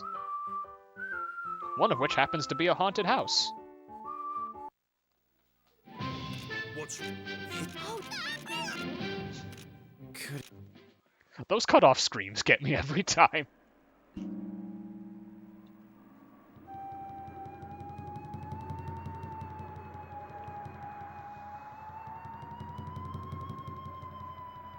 I knew it.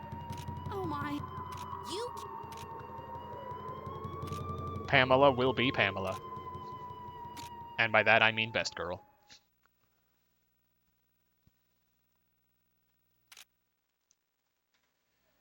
Got one more place to check. And that's this room here, which is set up as a bakery. I just love, by the way, as well, like, so many of the NPCs and, like, just random other students in this game all look like they could be the main character of their own story. Yeah. Everyone has eccentric hair and appearances and stuff. Yeah, and there are Vane is- also other beastmen and beastwomen like Nikki around. Like, Vane is probably one of the most boring-looking characters in this game. Because, I mean, you got the silver protagonisty hair, and that's not even unique to him. Pamela has silver hair, too. And he's just wearing the stock school uniform.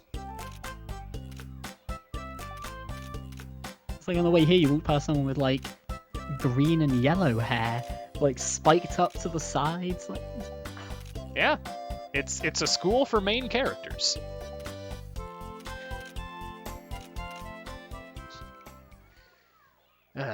This game just oozes with charm. Okay, now we're on to the main event. A big ol' fighting tournament 2-on-2 style. Vane and Flay have decided to enter for this, so we're headed over there now. And I need to make sure Vane's growth book is maxed.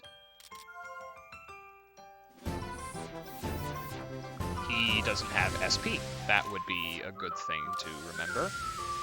He might also have speed over here. Yeah, he has speed. Okay. Fortunately, menuing here isn't quite as costly as it is in Ars Nelico, but it's still pretty laggy.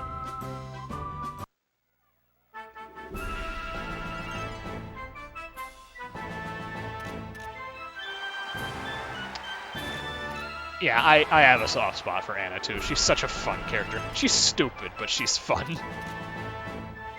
I always think the same with Jess. It's like, Jess is an absolute idiot. Yes. But she's a lovable idiot. Everyone's an idiot in this game. Yeah, like, that's kind of half the charm of this game. Is like, everyone's really stupid and you love them for it. Yeah. Because, like, you'd think Roxas would be, like, the straight man wise guy thing, but no, he's stupid too. Guy's got a chip on his shoulder the size of Jupiter. Like, every character takes every opportunity to mock Roxas. Yeah. Sulfur, please! So these enemies are pretty easy. I just want to kill the guy student first because he can summon a mana, which would make the fight obnoxious.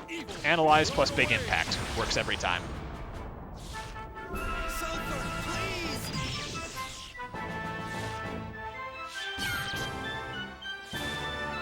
Sulfur, please! One more big impact to finish her off. That sounded a lot better in my head. And we're on to the next round.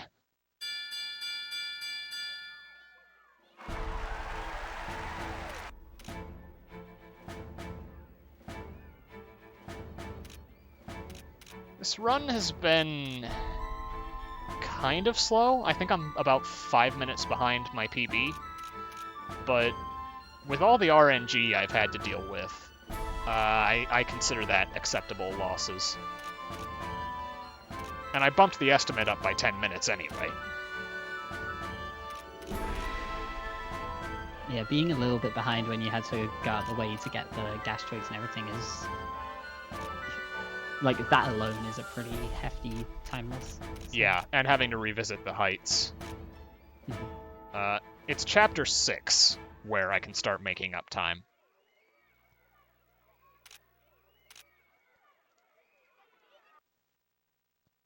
Unfortunately, our jamboree has been cut short by Jess being kidnapped, which is why we unequipped her earlier. Tony and Renee see fit to play dirty, so Renee used some sort of sedative on her, and then just flat out kidnapped her damsel in distress style.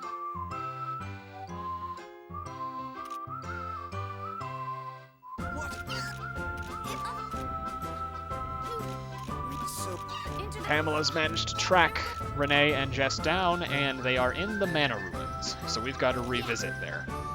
And I'm hoping I can get another Soul of Darkness from there. If I can't, it's not the end of the world, because I get some more in Chapter 6, but having them now would be very assuring. This is where she was taken. Here we go.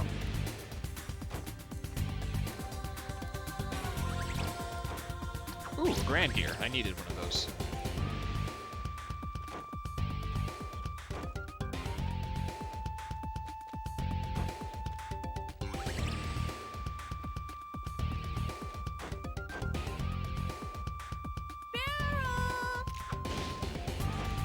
This is where it would be. Yes, good. That's nice. No growth book percent. I'm pretty sure that's impossible. I think either Wells SJC or SQ Pat tried to do a run of that, and they got as far as the penultimate chapter. But I don't think they made it past that. Anyway. Oh, salt. Those are always nice drops. Whoa, that enemy really wanted me, but he did not get me. I live another day.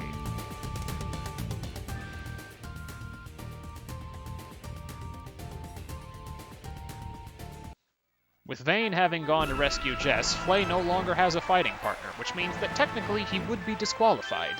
However, Flay being Flay has his own set of rules. He invites the referee to fight with him.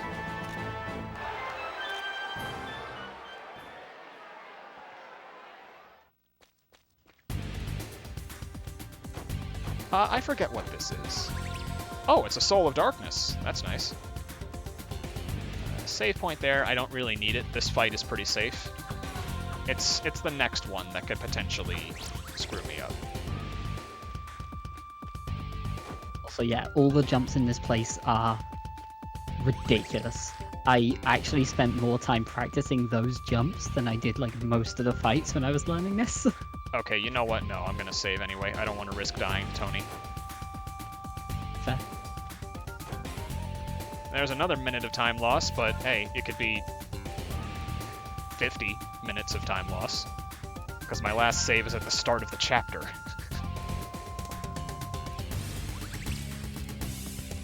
Also, yeah, this whole chapter is amazing for just like characterization and stuff. It's like you see just how much of an asshole Tony is, and like Yeah.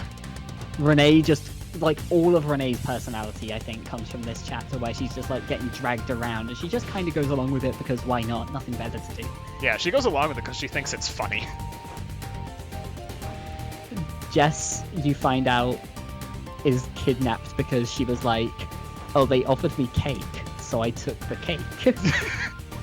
Yeah. Like, did she never play Paper Mario? I mean, come on.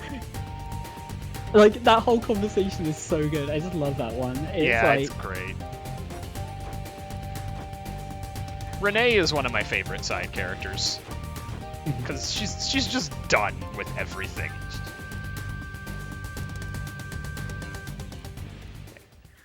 Renee is a somewhat difficult fight here, however. She has a lot of health, and she has a mana with her, the Azure Flame mana, which she can summon on her first turn. This mana deals a lot of damage, it can buff her, it can debuff you, I believe, and overall it's just a very big nuisance and a very big waste of time. But she has one weakness. actually, yeah, going back earlier, the whole thing of things you would never do casually that are really good in the run, this fight. She is not immune to getting sealed. Sulfur, please! And with being sealed, she can't summon her mana. So all she can do is this. Weak, cheap physical attacks.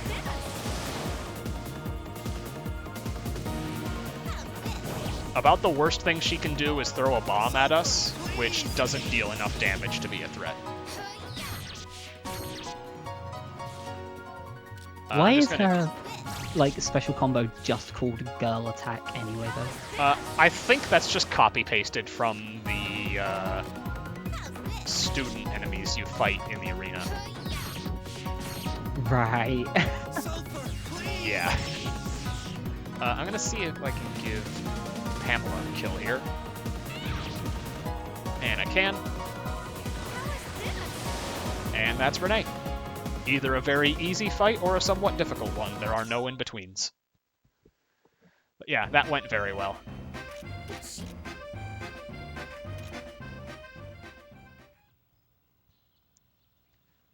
Unfortunately, she does gradually gain a resistance to it. The chance to proc seal goes down with each successive fight until the final fight with her in which she's immune.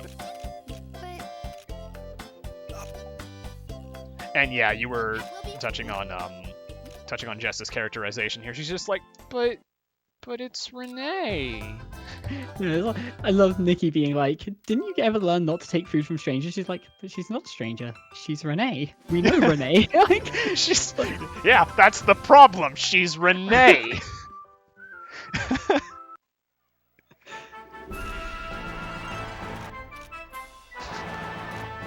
Man, I'm surprised the referee held his own here. But fortunately, we're back in time. And there's a strategy I'm going to try to execute to make this fight go by quicker. I don't know if it'll work.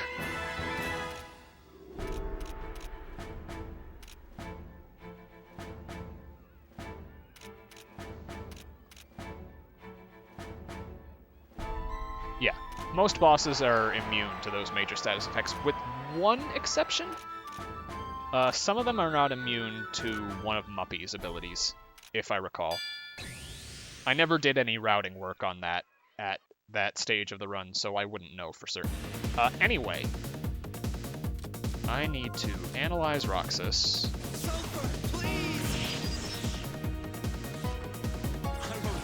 Ice Volley is fine. That deals damage, but it could be worse. And Raiden Charge. Hyphen's fine. Then Starshot Roxas. Analyze again. He's not quite low enough on health to want to heal. Which means that if I big impact him, this might kill. There he goes! That makes things a whole lot easier because I skipped his heal this time.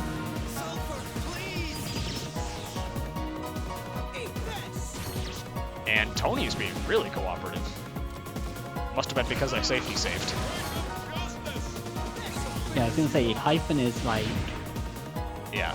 definitely the thing you want to see every turn. Yeah, you want to see Hyphen. You don't want to see Twisted Flare, because that's AoE, and it deals a lot of break damage. You can see my character's icons getting gradually red on the screen. That is how close they are to getting broken. And just like Roxas breaking me in Chapter 2, I really don't want to be broken here.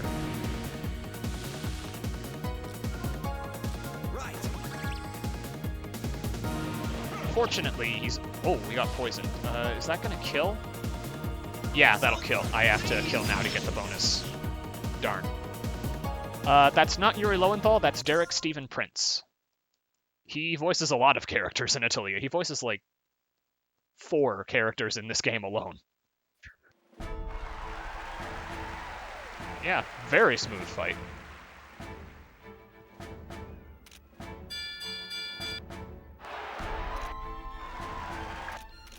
Yuri Lowenthal does voice the protagonist of Khemia 2, though. I don't recall him voicing anybody in this game.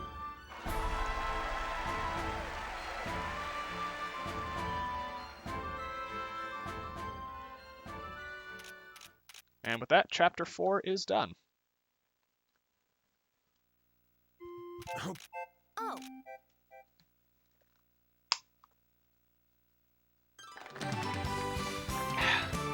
I see you came. Oh yeah, and the deal with the fighting tournament was if you lose, then Flay becomes their servant for a day or something. you're so But if you won, then Roxas joins your workshop, so Yep. Roxas is very begrudgingly here now. Yeah. They stole Jess, so in retaliation, we kidnapped Roxas for the rest of the game. I'm going to do a bit of a save. 2 hours flat is not a bad time. Chapter 5 is very RNG heavy. There are a total of 4 items that I need to get from this next class. I can get away with not getting one of them, but I really do need to get the first 3.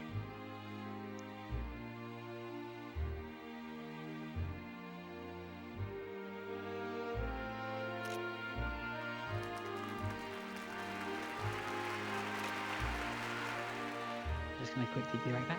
All right. A new school year is in session with a new class of freshmen, and that happens to include one blue-haired swordswoman. Oh boy. It's Anna time.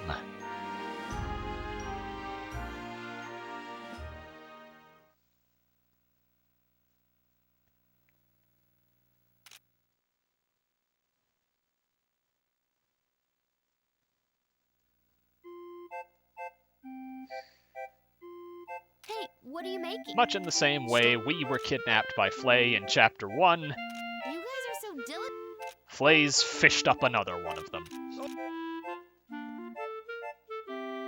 You get 3 guesses at who it is. The first 2 don't count.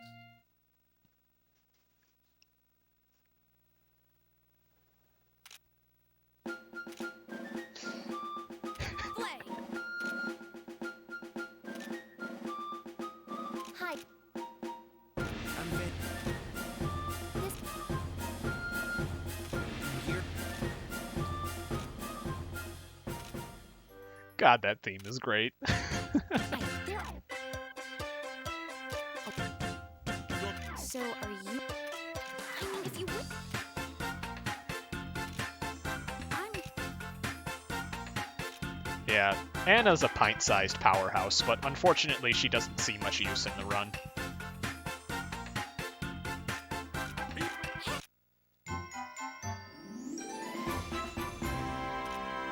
Because we already have 7 party members now, considering Roxas joined us, so she unfortunately has to sit on the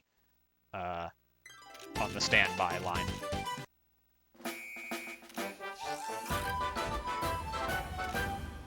Okay, so first I need to go to the infirmary.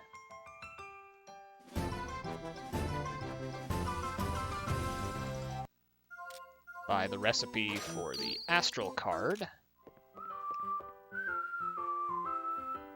Then to the campus grounds. We get a cutscene with Roxas here that shows a little bit of his softer side.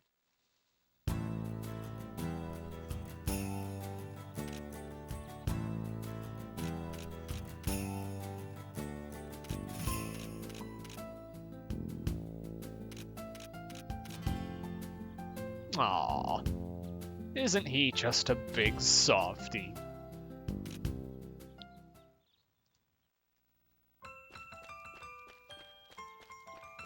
Just waltz by the track kids over there.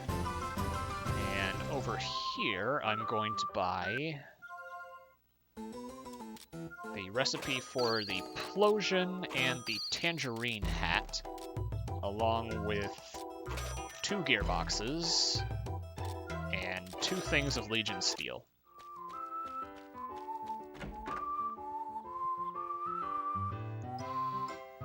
Now to the student store.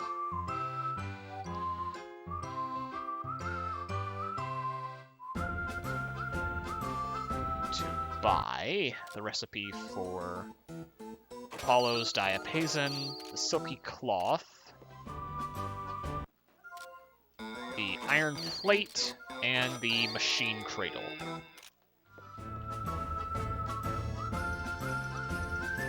Now to Student Affairs. Back in time for the worst class in the game in my mind. Yeah, it's not good.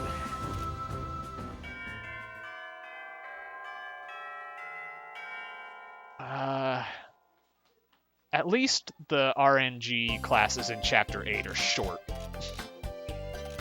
Yeah, for the record, like, I did one full run of this game that took way longer than it should, because this chapter overran by like 30 minutes because I didn't know what items I was looking for here. And had to come back. And yeah, by the end of the run I was like falling asleep in my chair. So Yeah, this class just sucks. Like, the next class we take is fine, but ugh. yeah, this is just a ton of RNG looking for items and like a whole bunch of enemies that are just gonna run into you given any opportunity. Yeah. So this is the Lots of Millennium narrow Tree. paths. There are a total of 4 items I'm looking for here. The red petal is not one of them. The Tawn is one of them. I need 3 of those.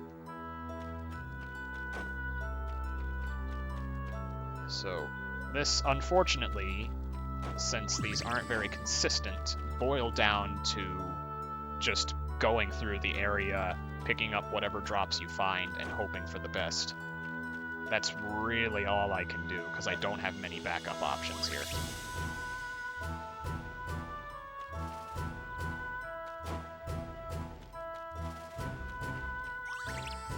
Tawn. Another Tawn. And, oh, of course, I get a Gash Twig.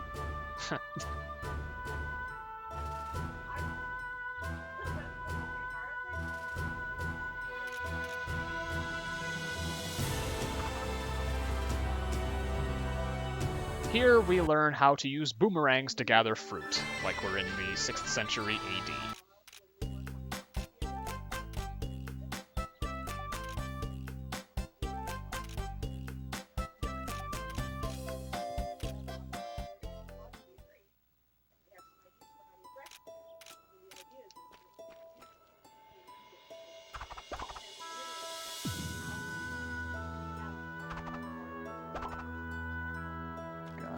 Bitter grapes, landos, and tangerines. This bag here is a knot.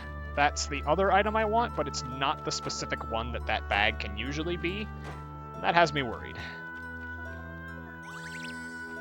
Alright, Gash Twig here.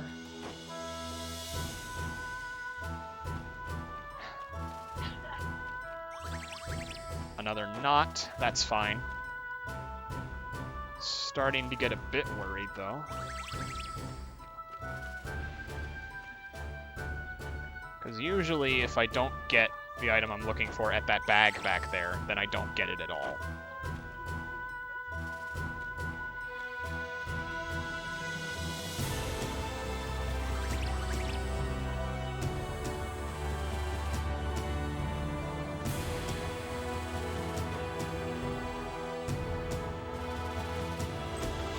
Cool, 300 coal there. Again, I don't know if that's accurate. And a mini-boss fight, which is great. I lied. It's not great. Am I fast enough? Oh, Nikki isn't in the Vanguard. This could be a problem. I do need to waste some time here anyway, though. But yeah, Flay's getting fucked.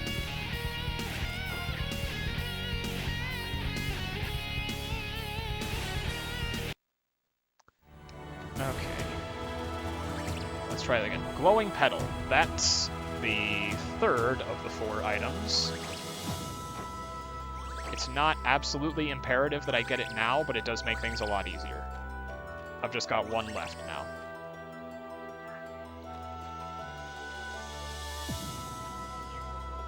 Unfortunately, probably the worst one to get. Yeah. It's very, very, very inconsistent. There it is, the Monster Bone. Thank goodness. That is always a big relief when I get it. Get that recipe there. That lets me make the Toad Mouth. Nice accessory. I don't know why it's called a wallet, though. Got a sledgehammer here. A nice weapon for Nikki. Although we're not going to use it as a weapon, per se. That'll come later.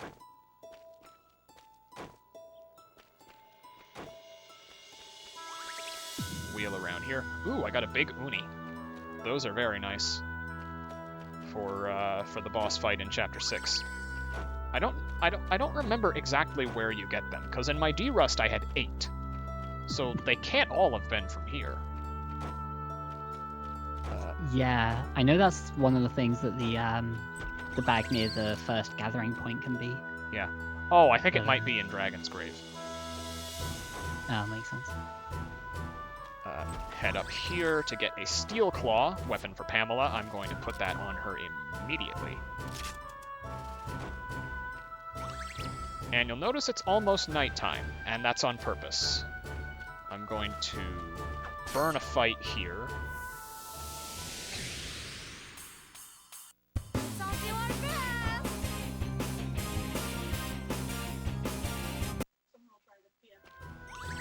When you enter nighttime, the drop table for the fruit in this specific screen changes. And this allows us to get specific exclusive items, like the Night Inn grape.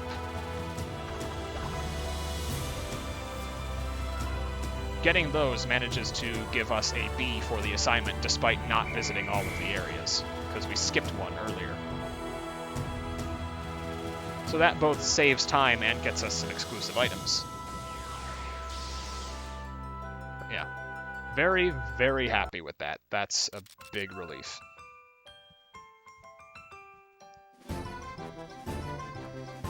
As Yoshi said, if you don't get the items you're looking for, you could potentially spend 30 plus minutes backtracking here.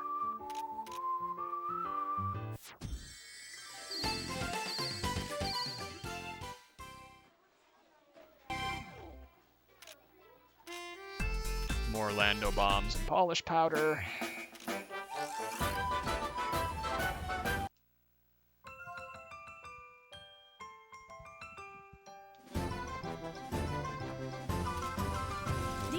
We're going to choose Synthesis 3 instead of Combat 3. And instead of going to class, we just have to turn an item into Student Affairs, which gives us an excuse to go to the workshop.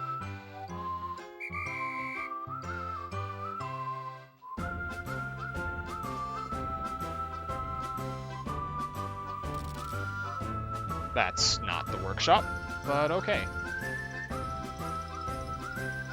I done oopsed. But whatever, the door's right here.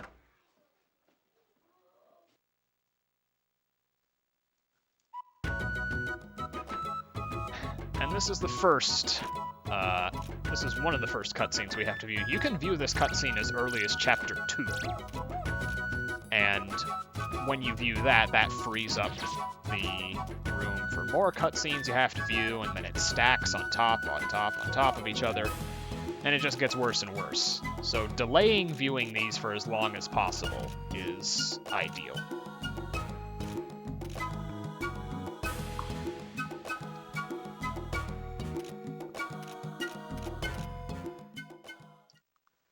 Okay, got another big synthesis to do.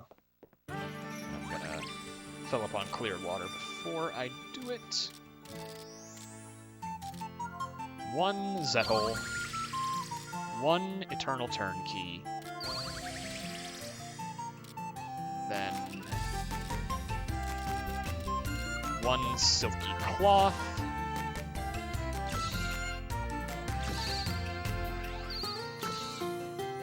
Silky Cloths are great materials because they give that CS Effect Plus thing. Very important. Eternal Turnkey Glass. Want to make sure this is also synthesized high. Eternal Turkey. Yeah.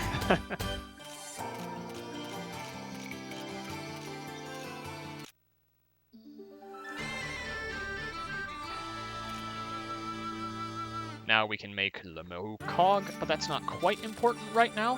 What is important is red steel. We need a monster bone to make this. No exceptions. There are no items you can get at this point in time that you could substitute for the monster bone. Now we make the Galilean scope. It's worth noting, only having 1 monster bone is fine. You need a lot of red steel, but Yeah. well, that's where the schedule comes in, and everyone else can craft without using up any of our materials. So Yeah. it's okay. Your classmates don't use up materials when they craft for you. So it's a perfect way to make difficult to farm items. Anyway, now we're making heal jars.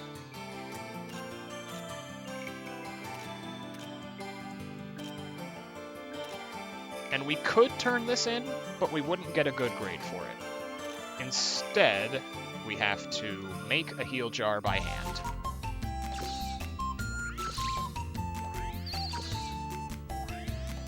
And have Roxas bully us about how bad we are at alchemy.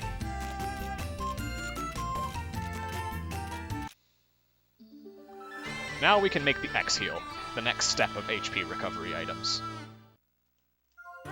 These are pretty easy, fortunately. All they require is a Tawn, Lando. The tangerines we bought like 2 hours ago.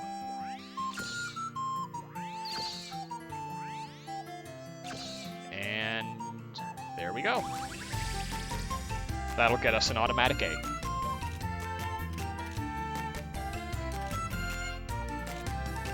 Still got a little bit left to do. Now we can make... this area. We can make plosions. Using... I'm out of Kenon crystals. That's strange. Usually I'm not.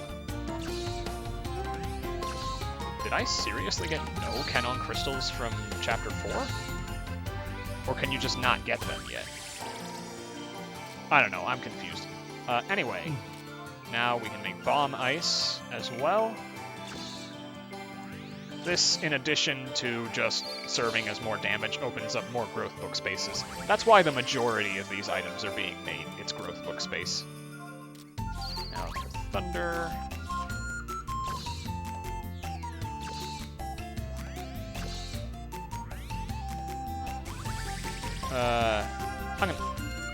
I'm gonna make that again. I think I was supposed to synthesize that high.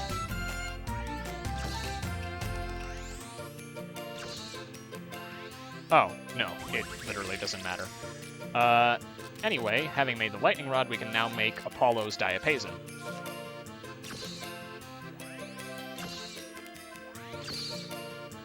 Synthesizing that high gets us critical plus M. Very nice. Now for the schedule. Jess makes plosions. You make diapasons. Pamela makes silky cloths. You make red steel now. You make preservatives. And you make angel wings. Because you can synthesize weapons, armor, and accessories if you've synthesized them before.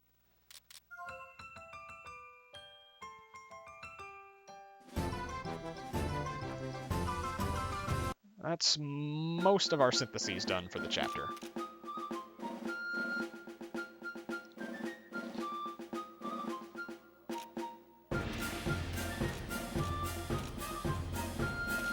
Got a cutscene with Anna here. Unfortunately, we can't avoid this.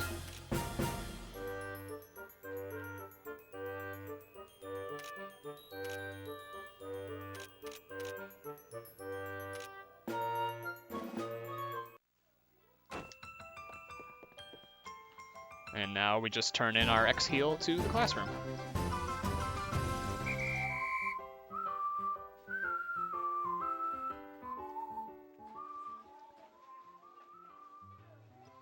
Despite the fact that we only got a B on the previous assignment, this automatic A gets us the credits necessary for the semester.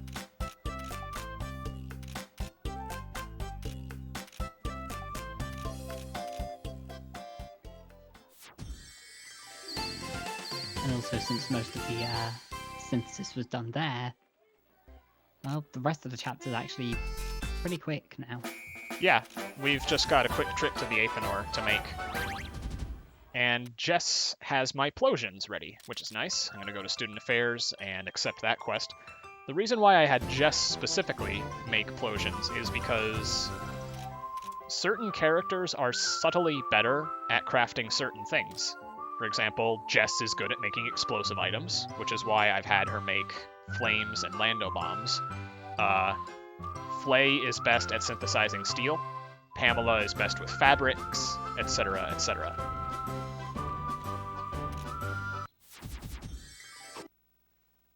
So that's a nice 2200 coal. And with that done, we can sleep off the rest of the semester. That's not the guy's dormitory, but I need to visit here anyway, so I might as well do this trip now. I can do it now, anyway.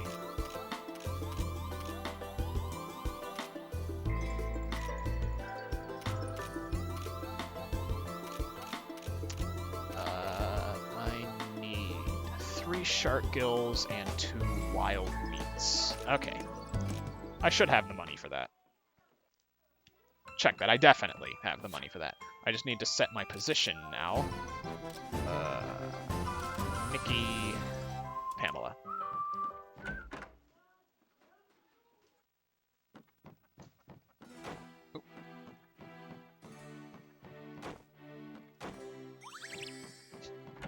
Nice tuft there.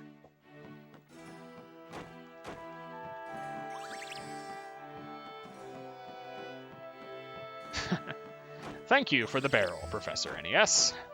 I greatly appreciate it. Anyway. Moving in here. I'm gonna fight this mini-boss. Oh dear, I didn't get the jump on it. It's probably not it anyway. Is that it? It might get kind of I hard like think this. it is. I'm looking for a specific mini-boss here called the Marquis.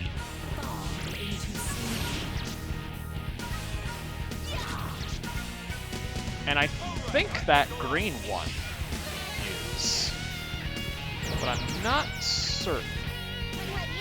It is! Okay, this is where Nikki's main use comes into play. With this ability that I got from kobolds,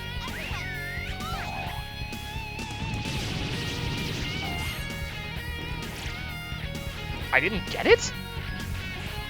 I'm ready. That's not supposed to miss.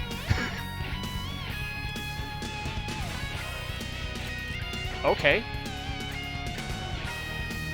Well, add one to the that has never happened before counter, because I have never seen that move miss.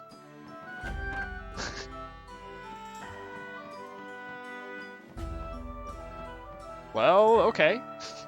What now? I can still buy my stuff here. I need 3 shark gills and 2 wild meat.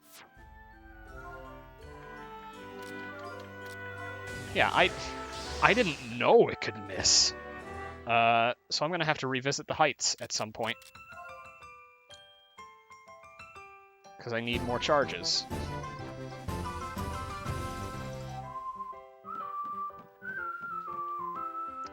Well, that's unfortunate.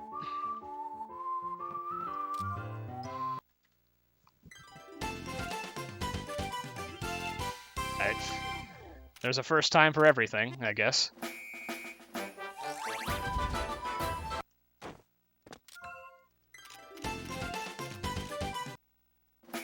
And I guess it's more consistent at this point to go and stock up on the charges than it is to try and get the drop instead of the steal. Yeah, it's much more consistent to try to get the steal instead of the drop.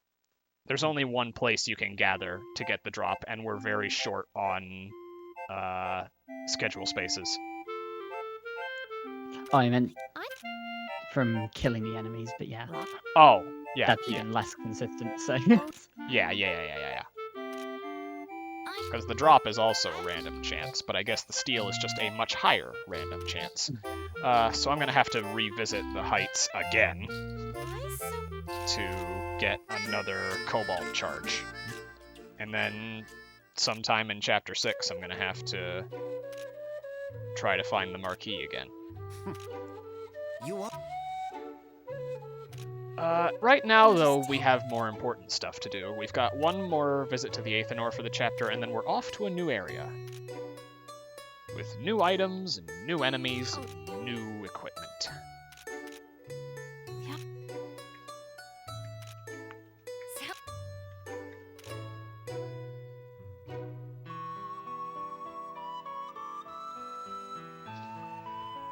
At the very least, this run is hitting all of the unprecedented event quotas.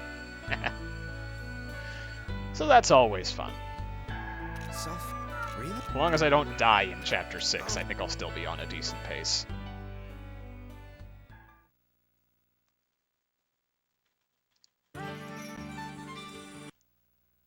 To the workshop hallway.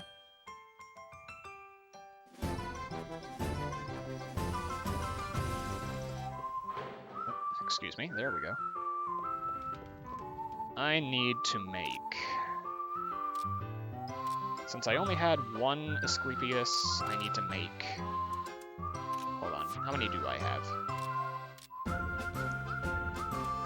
Oh, I already have 3. Okay, so I only need to make 1. Next is the machine cradle.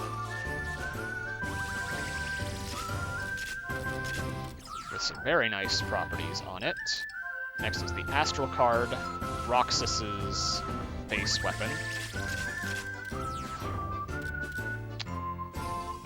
Next is the Toadmouth.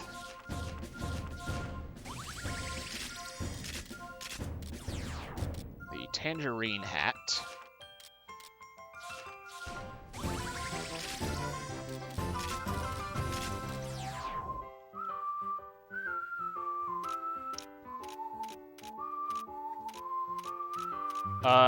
Alchemy routing, that was a weeks-long process.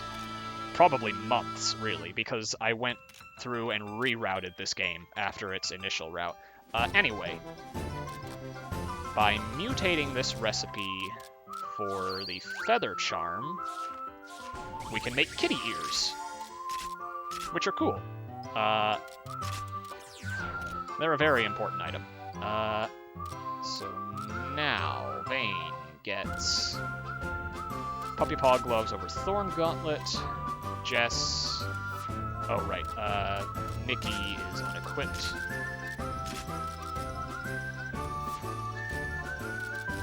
Bad Girl, Asclepius, Toadmouth.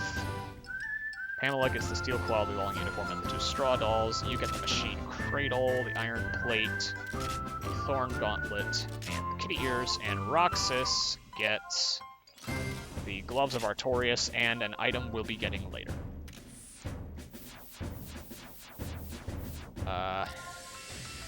Not much I can give Vayne at this point, aside from just more HP, more attack, and more speed.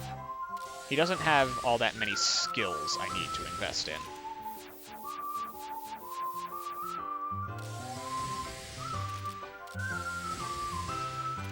That'll do for now. And then Jess, similar story. She's sort of taking a backseat to Pamela now. So I'm just going to give her more speed.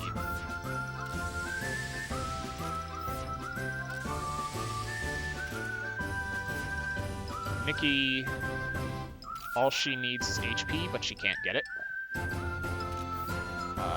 Pamela gets SP and Magic, plus a little bit of HP to help tide her over. Is she okay on speed? Yeah, she's okay on speed. Flay gets HP, some more attack.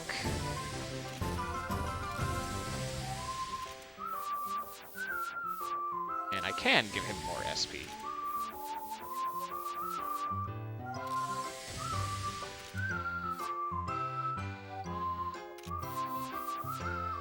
Roxas has a whole bunch of stuff I need to give him. Starting with his speed here.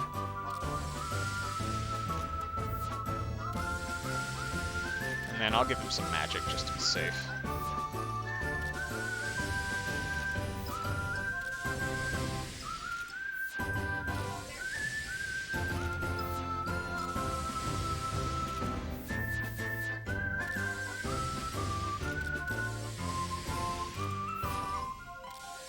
Alright, just about done here.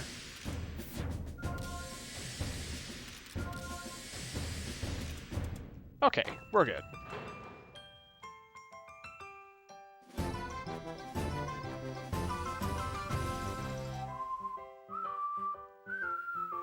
Real quick, I'm going to go to the Heights to get those extra Cobalt charges, and then I'll just go to the Rec Center at Chapter 6 at some point. It's not particularly time-sensitive when I do it, just as long as I do it before Chapter 7. Oh, right, these enemies are blue now, so I can't get the jump on them. Cobalt? Ponies. Oh my, we're starting! At least we get to listen to this battle theme. I was going to say, if you're going for it in Chapter 6 anyway, is it better to get from Resource Center or Mana Ruins at that point? Rec Center. Just more consistent, I guess. Yeah, that, and even if you do get the the fight you want first try in the Mana Ruins, you'll probably have to exit out anyway, because you'll be wasting time. Right. And in the Mana Ruins, there are more enemy spawns to contend with. Right. Whereas in the Rec Center, you only have 2 possible things that a mini-boss could be. Okay. There's one. Oh god, can Nikki even kill this? No, she can't. She's too weak.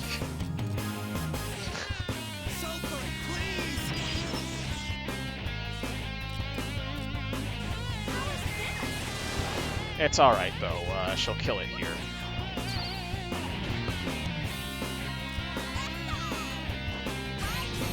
That'll give me 2 more charges, so I'll have 2 more attempts to get it.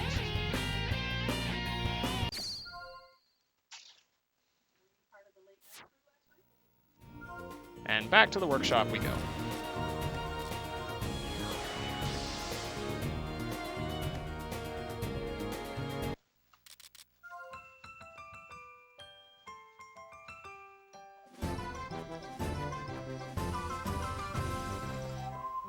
So yeah, yet more diversions. But we're still alive, which is more than I can say for many runs that get to Chapter 4.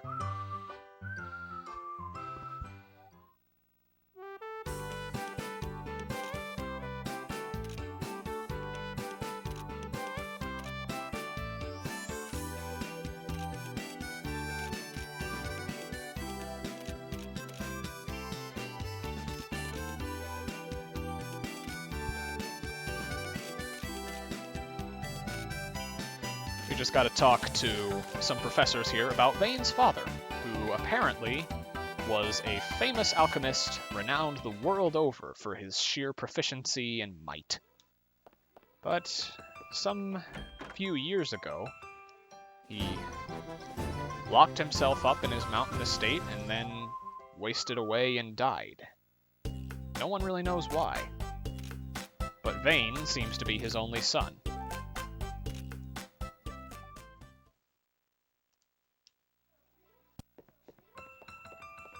This fun fact starts the trend of questionable parentage that would be referenced in Lulua.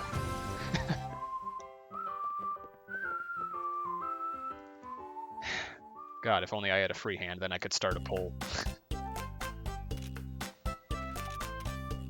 Just a couple more cutscenes to view, and then we can finally get back to playing the game.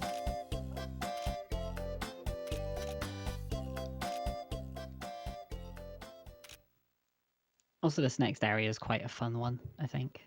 Yeah, it's very neat. Like, yeah, it's got lots of like little interesting movement quirks. It feels like a good version of the Millennium Tree. Yeah.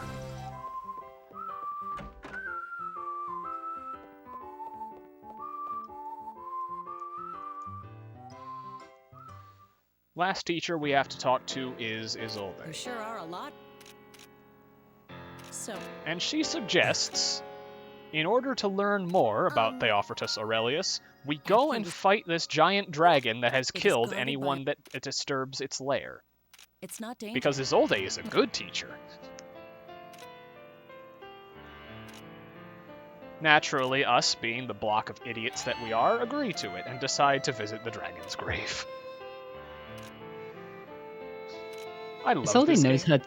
she knows her target audience perfectly, though. She's talking to like a bunch of like rush in head first and think later kind of people. Yeah. And so she just kind of says to Flay like, oh yeah, there's this great beast that only Theophorus ever managed to defeat. And Flay's like, And Flay's like, I'm on it. I see that as intriguing.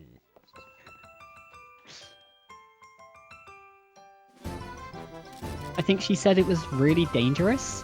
It's and not- Pamela's like, there's nowhere dangerous around. She's like, it's not dangerous if you don't go there.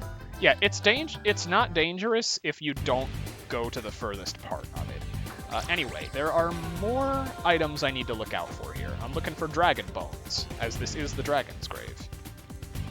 And then the mining spots here also give some new items. Big Umis, those are always nice. So yeah, I guess you do get them here.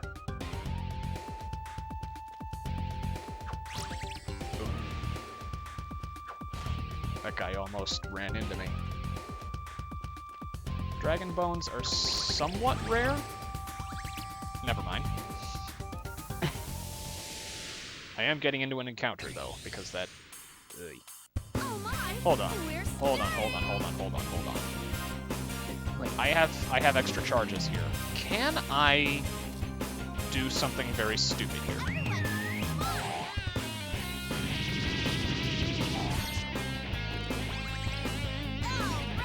That is not what I expected to get.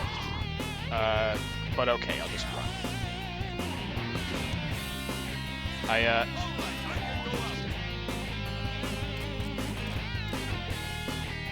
When I saw that the enemies were dragons, I was thinking, oh, maybe I can get a dragon scale from their drop. So, since I have an extra charge, I figured I'd just throw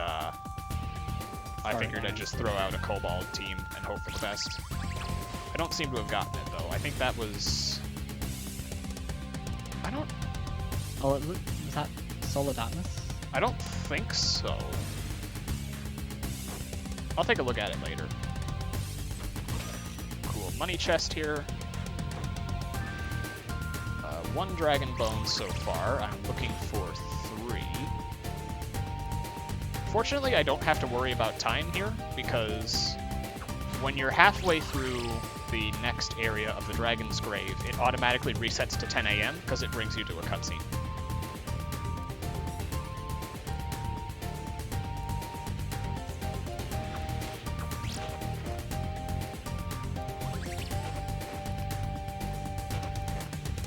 Got some medicinal radishes here. Those are always nice, in addition to just getting radishes in general, because I was actually out of those. Another dragon bone. And then the mining point should be coming up soon. There it is.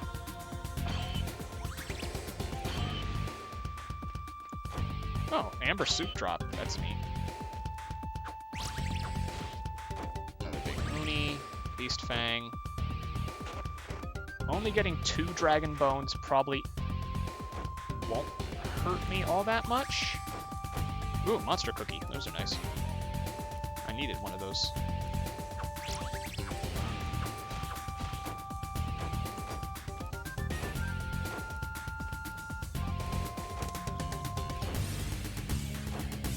As we ascend higher and higher, we start to notice the scenery is getting a little bit intimidating now.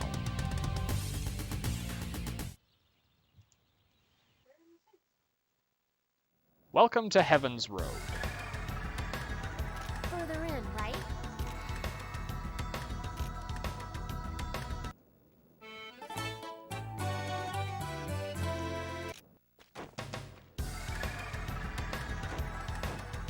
I might be able to get another dragon bone here. I can't remember how many bags there are. Carbon boulder, those aren't bad.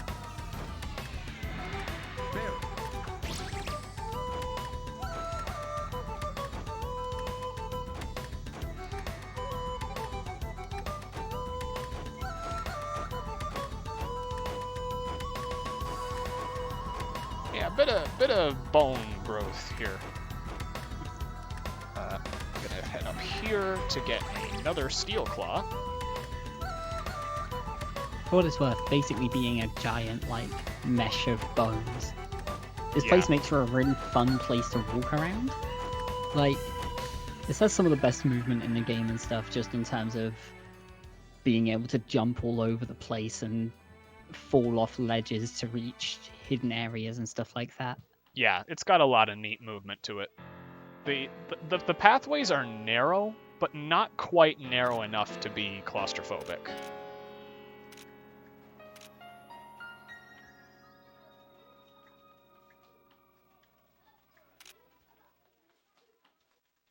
Okay. Now that I only have 1 charge left, watch as Kobold team fails again. Chapter 6 is going to be a pain.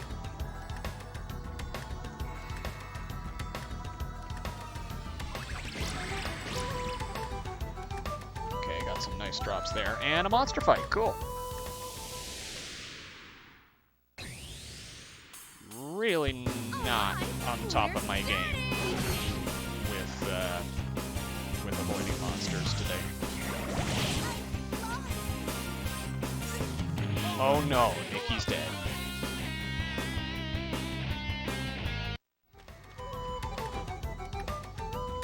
Head up here.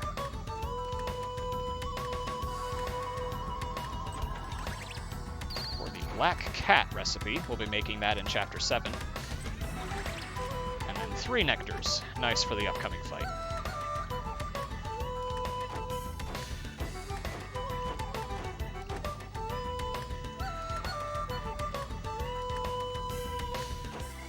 You can land on that, except you can't because you fall through.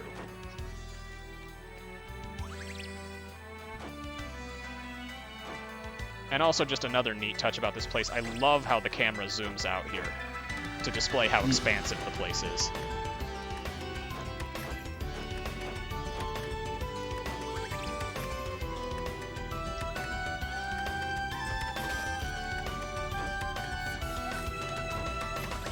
Gonna save here.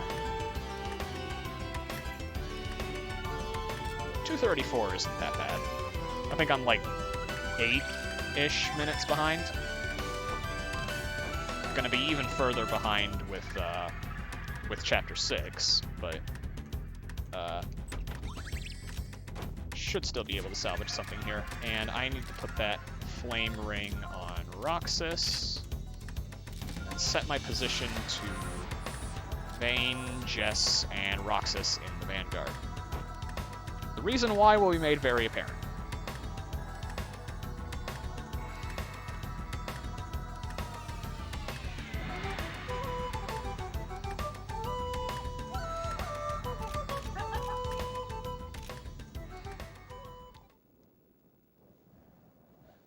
So here's the big wing boy. Skipped a bag, I don't care. Seems like the majority of item drops in this area are carbon boulders. We've got 2 phases to this fight. The first one is hopeless. There isn't really anything we can do here, so instead we're just going to guard.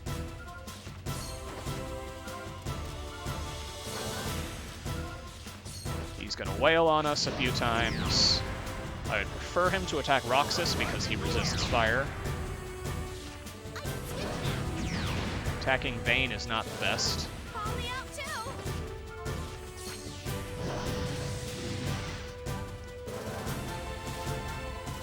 I'm just gonna heal up Vayne real quick, because you don't get healed in between phases.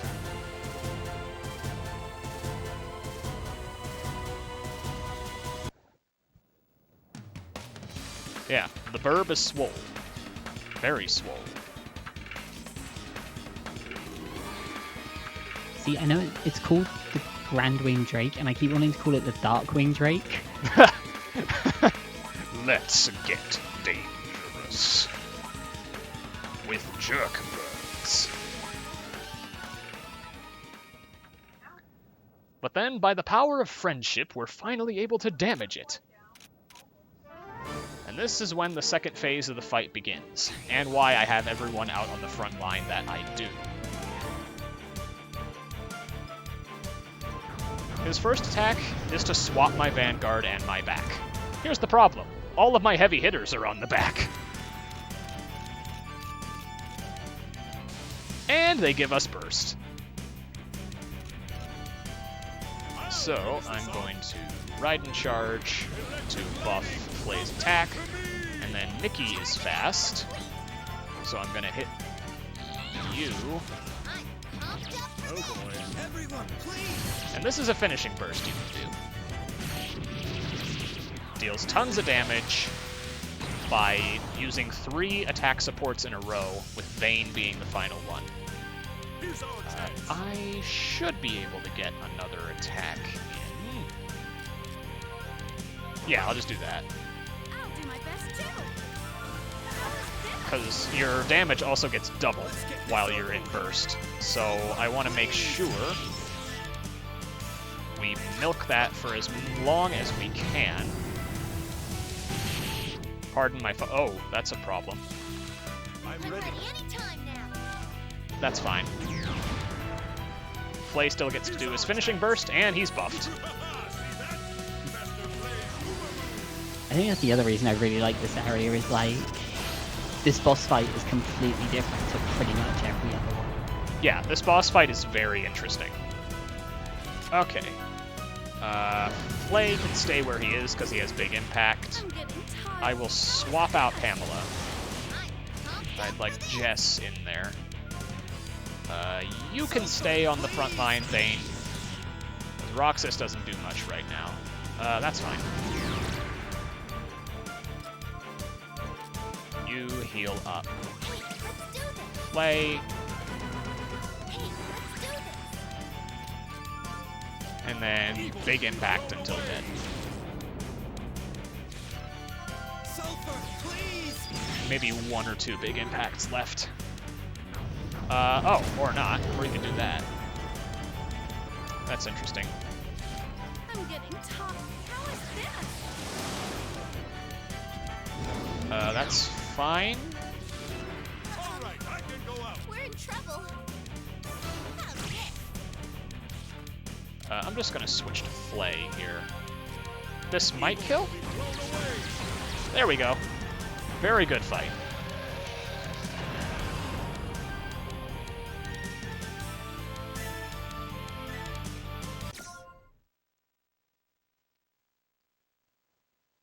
That's what support speed does to a guy.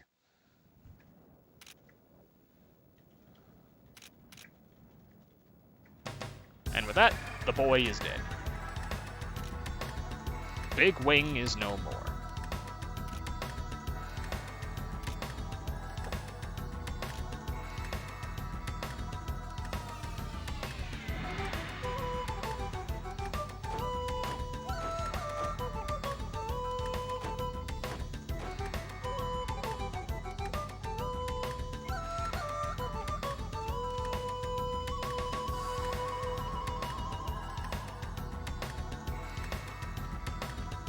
Got a couple more struts to go. Barrel. Barrel. Ooh, black feather, nice. And then a couple barrels over there that we cannot break because you're entering a cutscene.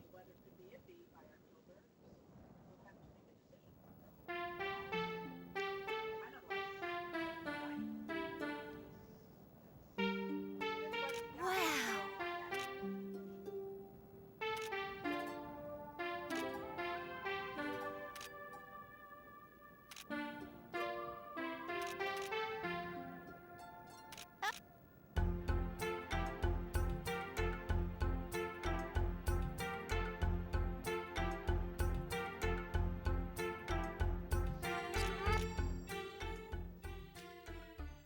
But And that's chapter 5 done.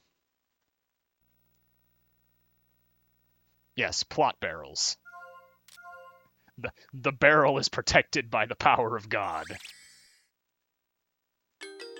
I'm certain if you revisit that area, then you can talk to and or break the barrel, but it's a long detour for nothing. Barrel percent when? What? God, no. Look at every barrel in there. No, that would actually be awful because Just- like Ogle every single barrel in Yeah, Al-Revis Academy. 4 barrels in a box, you have to like space your attack to break 2, but not the other 2, so that you can reach them and lift them. Yeah, maybe not. Maybe not. Oh, God. Like, there is barrel percent where it just goes until you talk to the first barrel, but in this case it would be like 20 minutes because you find the first one in the wind corridor. Anyway, we've got a couple of important syntheses to do, Assignments. and this is also when I'll need to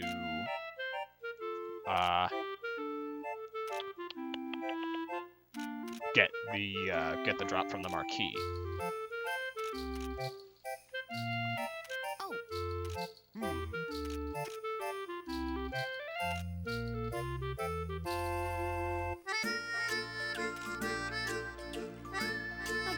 Yet another cutscene to view. And now we go shopping.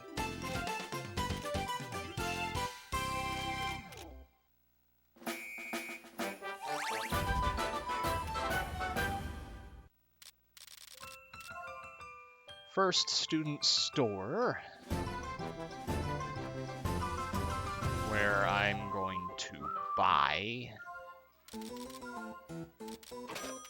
3 Zetels.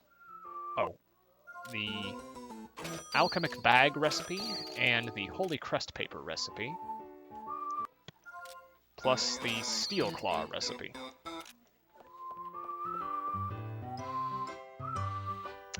Now we go to the workshop.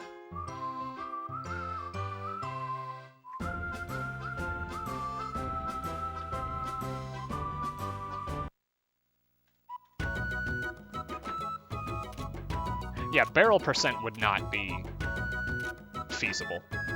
Yeah, I was not very serious about barrel percent. All Yeah. endings. All endings I'm very serious about. Don't do this to me.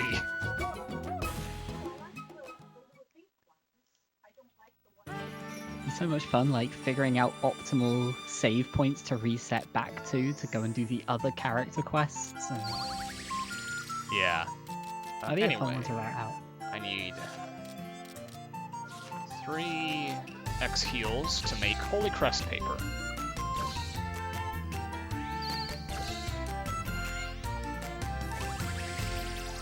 And I'm gonna make 2 more.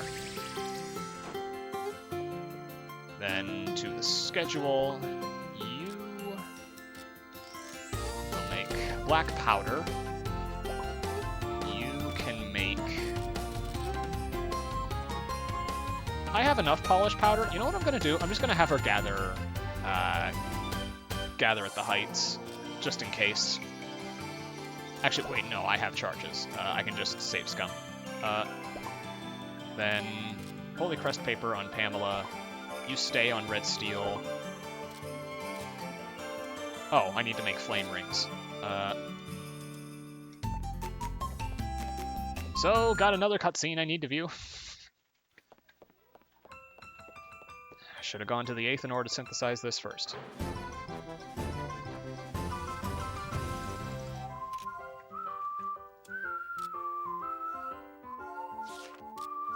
Oh, that was a Soul of Darkness that I picked up. Right.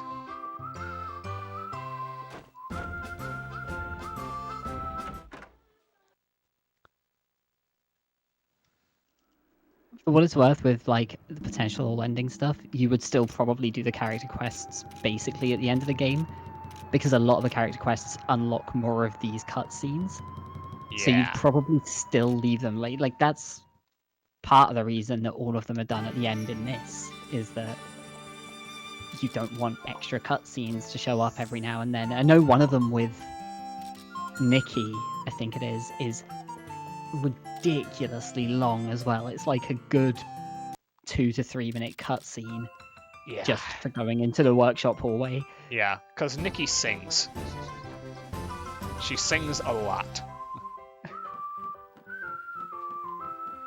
Okay, now I need to take 2 breaks here.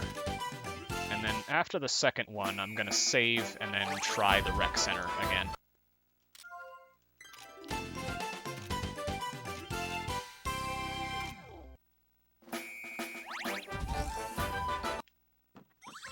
So let me just save here.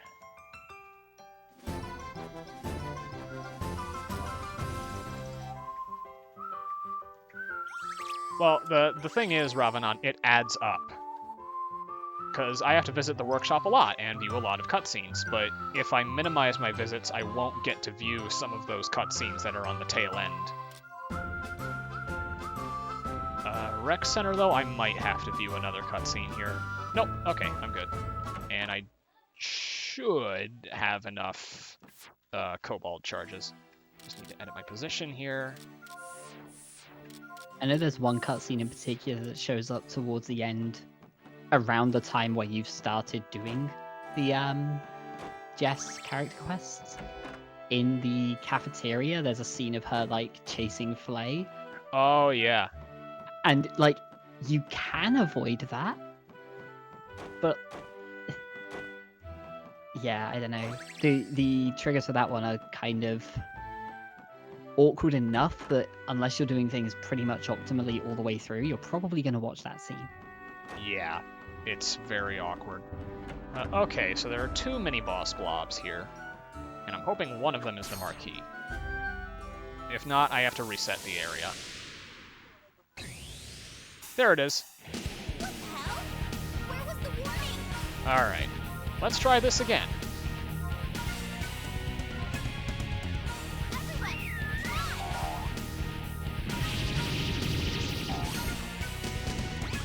Yes, give me your lingerie.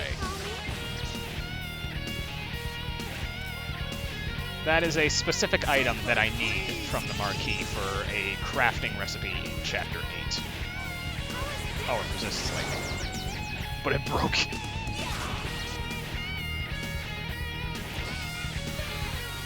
Yeah, you'll, Look, it's awkward no matter how I phrase it. That is literally the item you have to steal. Does the power resist lightning? No, the power is weak to lightning. I'll jump for this.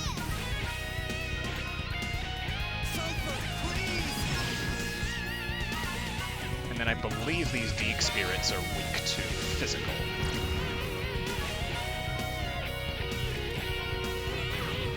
Oh no, they resist physical.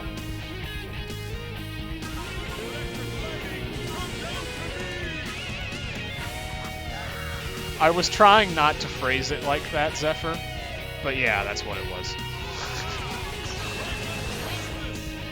Okay, that should take care of the remaining ones.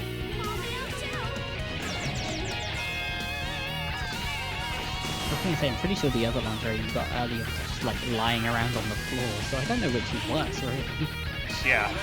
Also, we get to listen to this theme, which is great.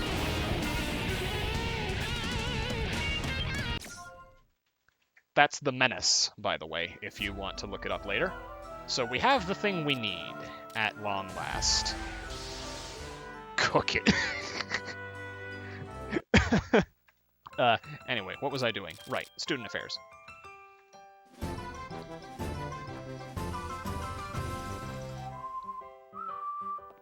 Alright. Oh,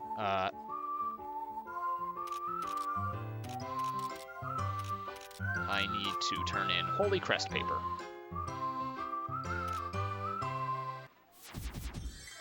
For a very nice sum of money. And now to the 8th norm.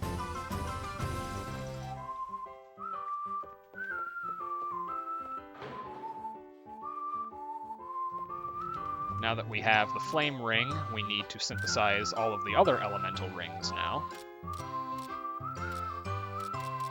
The ice ring.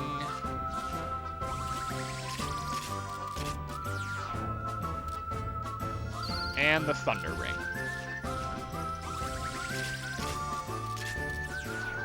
We also need to make Vane's next weapon, which requires a leather collar. I can make that real quick.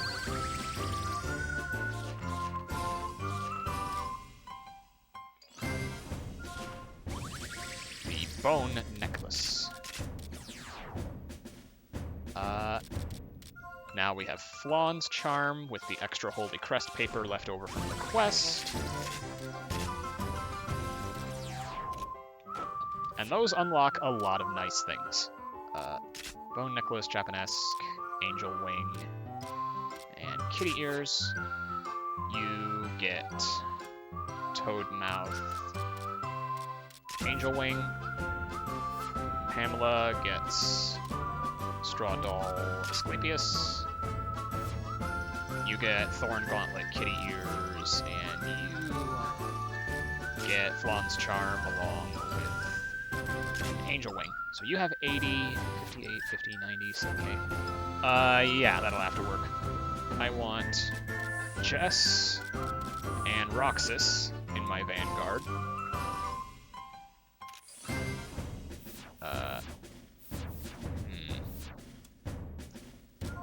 Did I put poison?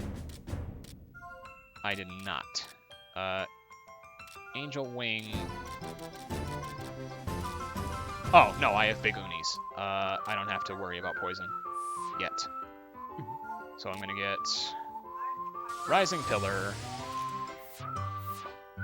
plus SP recovery, and then I need to get some more HP on him.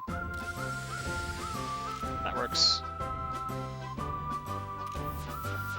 Jess also needs more HP. Everyone needs more HP because this is a very difficult fight coming up.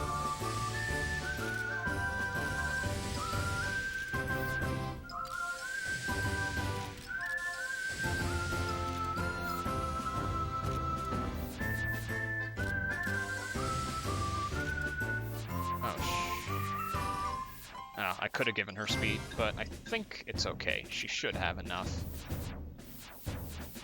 Oh, I never made the wooden club. Can I make that? I can. Cool.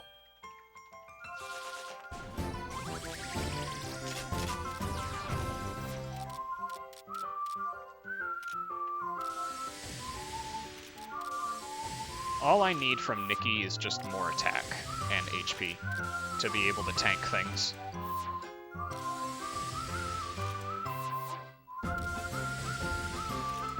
Yeah, Nikki at this point, I guess, has just been relegated to support. She will occasionally switch in, eat a hit, and then hit something as she switches in sometimes, and then hit something to get someone else in for free. That is all she does now.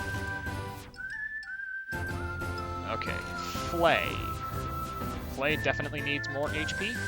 More attack would also be nice.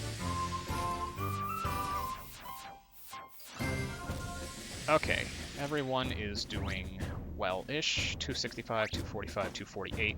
Perfect, perfect, perfect.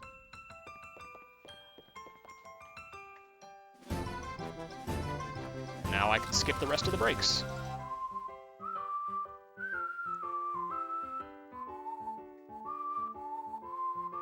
I really shouldn't be laughing at that wooden club joke, but... Oh god, But... did somebody do a bad pun in chat? I normally hate puns, that's the worst part. I'm like, so anti-pun, but I just like, something caught me about that, I just...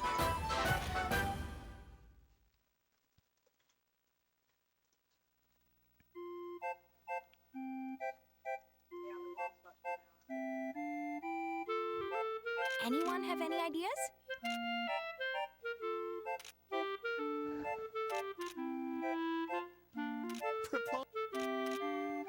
We're sort of at a loss on what to do, because for summer vacation, Al-Revis Academy is feeling particularly sadistic in giving us a big research project to do, and we have no idea what to even do. Flay, however, of all people, gives a pretty good suggestion. Normally, the area he wants us to go to is restricted to seniors, but his grades were too bad, so he's doing a 4th year. Stop talking about my grade. Okay, Flay, jeez.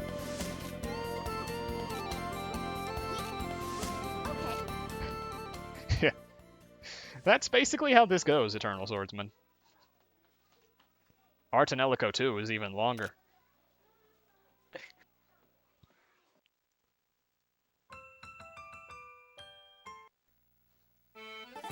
And now we can go to the interior heights of the Mana Ruins, which is where our next boss fight will be.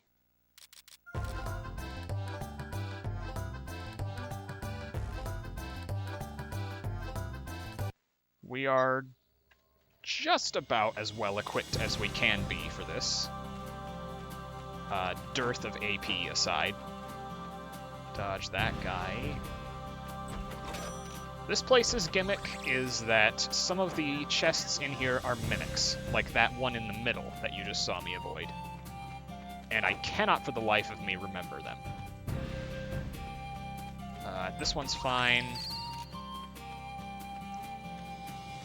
I believe both of these are fine? Yes. Both of these are fine. This one down here is fine. I wrote think down that one's a fake. absolutely every chest in this place because there was no way I was remembering which was which. Yeah, it's very easy to waste time and accidentally hit nighttime here by opening up mimics. So you gotta be careful. This one is fine? Yes.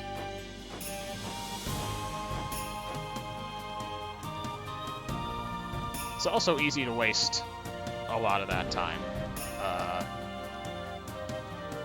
Because there's a gather point you have to hit here. I need 3 burdock curves.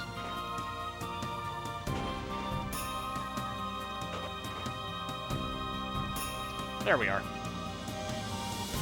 4 of them works perfectly fine.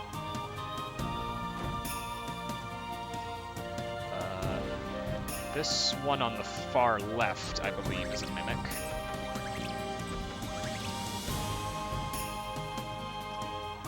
Head over here.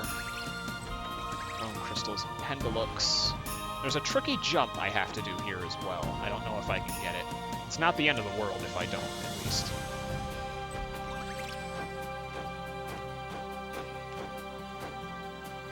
I believe the one on the right there is a mimic. And here... Nailed it. 1 Eternal Peach. Those will be nice for making certain items later.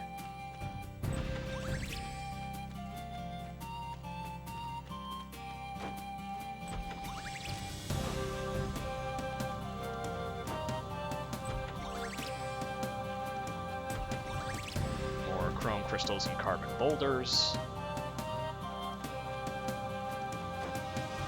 Jump over some more enemies. Pretty clean mana ruins so far. Just in time for the boss fight. Yep. All of these are fine, I believe. Yes, okay. And then the one on the right, I think, is a mimic. All of these are fine.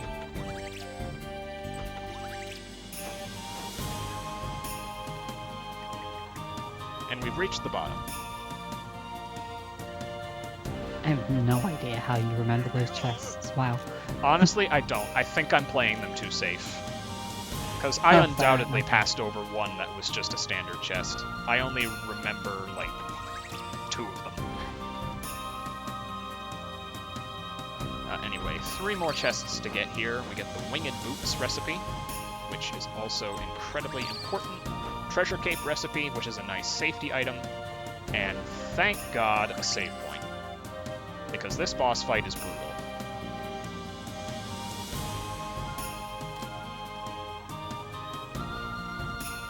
Yeah, kind of the story of most of the rest of the run is boss fights are ridiculously explosive, where you'll kill them in like 3 attacks or they will kill you. Yes. This fight is kind of the last one where you don't kill it quickly, Mhm. but also it will still kill you in like 3 hits if you give them the chance. Yeah, you need to be very careful with how you play this.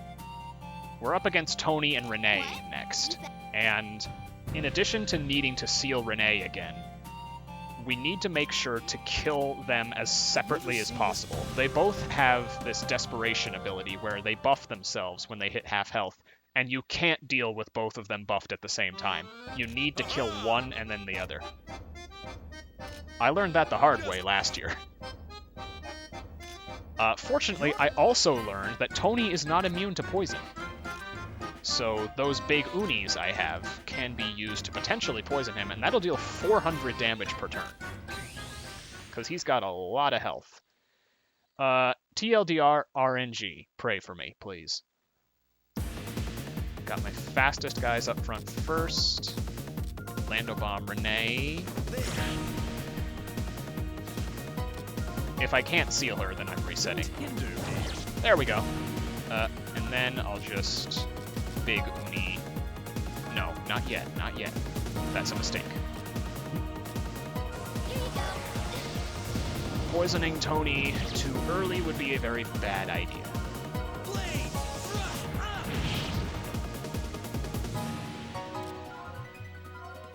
Oh, I didn't get retraction. I don't need it for this fight, though. Useless. Retraction's a very useful ability, but it doesn't really come into its own until Chapter 8. Fortunately, unlike Poison, Seal does not wear off. It will last for the rest of the fight. Call me out too. So now I just need to focus on dealing as much damage to Renee as possible.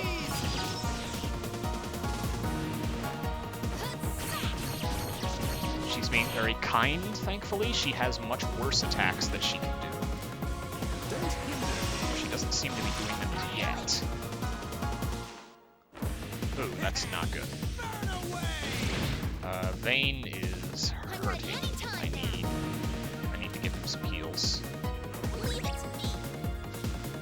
Another power-up. That's bad. That's gonna kill whoever it targets, unless it targets Nikki.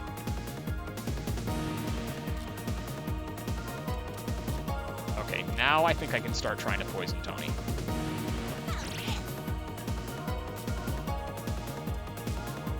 Sulfur, please! Evil will be thrown away. Did you call me? I'm gonna swap out Flay so that whoever takes this can potentially tank it.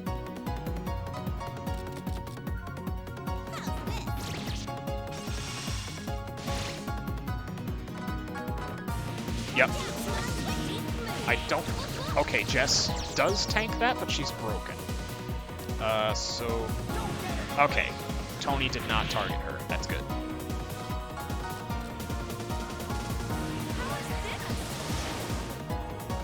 Just need to focus down Renee as much as I can here.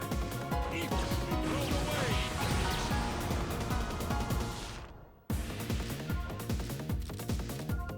away. Okay, she's close to dead. And Tony is poisoned. That's very good. Jess is dead, which is a bit of a I problem. can switch. Yep, swapping.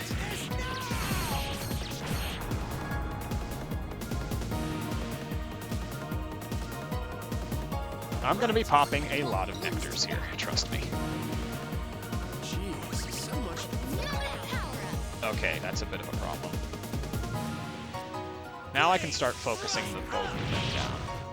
Because Renee is near death. Justice.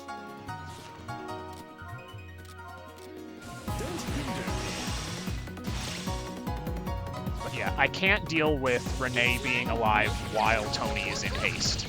It's just insurmountable. Oh, is that exact on Vayne now?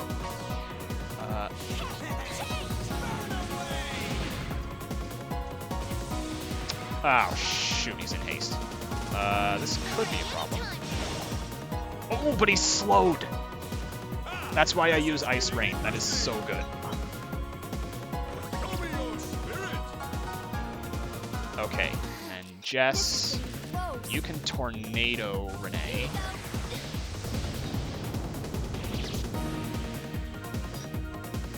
Okay. Despite how much of a train wreck this fight seems like, it's actually going well. I know that's difficult to perceive, but Renee is almost dead. There she goes. So now I just have to deal with Tony. This has been controllable, which is about as good as this fight gets. Yes, this is the best fight that I can ask for. Because usually it's completely off the rails. I'm going to just Healing Echo. Heal the wounds. Switch now. Even if you do know what you're getting into, it can still be very, very difficult. I'm just going to start spamming Lando Bombs. Those are my best damage with Nikki. I'm ready. Because he's already poisoned. This is getting interesting. And then Rising Pillar with Vayne.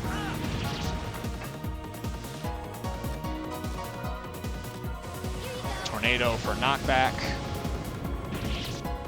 Very nice knockback.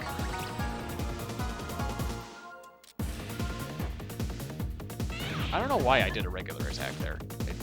I have plenty of Lando bombs.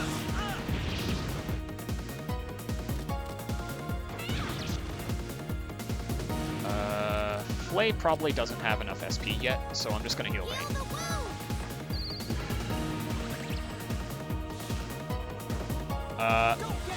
Mickey might be dead? Nope. But she's very hurt. We're in trouble. Ice Rain. Get that set up. Sulfur! Swap out the Flay. Leave the rest to me. This has been What it's worth, like, casually, this is a fairly easy game, I guess, because you tend to be, like, a little more overpowered on the grow book, but This is getting you're also not doing things like sealing Renee, so you have this fight is even harder. Yeah, this fight is pretty difficult casually as well.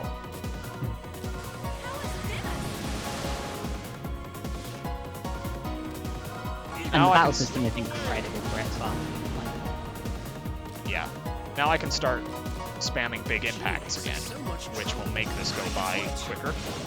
And he's slowed again. That's very nice. Oh shoot, is Flay dead? Yeah, he is, but I have Nectar. impossible, me. I'm ready anytime now. Jeez. And fortunately, even if you die, you keep your buffs. So, Flay is still as good as he was. Ah, this is getting interesting. So, big impact. And I think Pamela can get the kill here. Boom! Despite how long that took, I assure you, it was a very solid fight. Minimal deaths, minimal healing.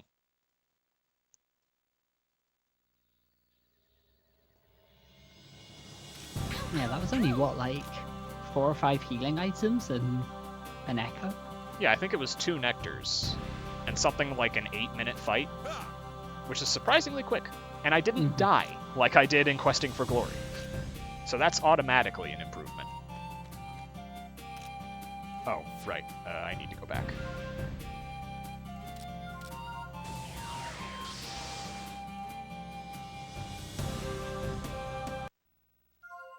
Now we just go to the workshop to finish up the chapter.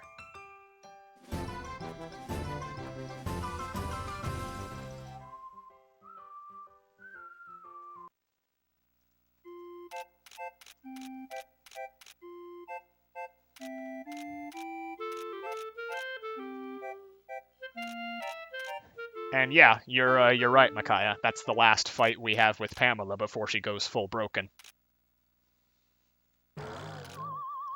It's one of the last fights where Flay carries.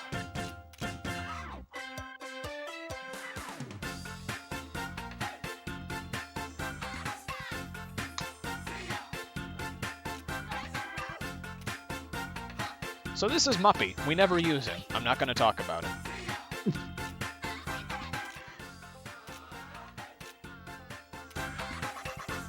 I will say, however, his theme is great. Square Wave of Love.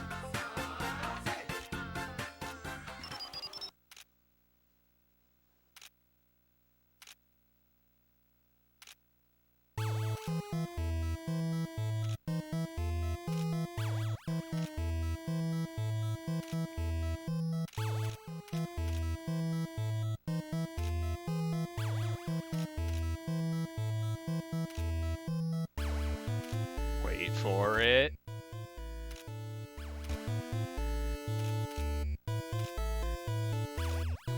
Wait for it. Rap solo!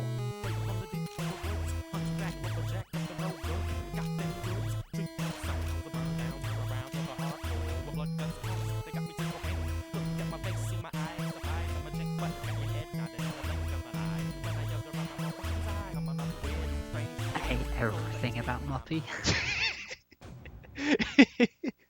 I hate everything about Muppy except his theme.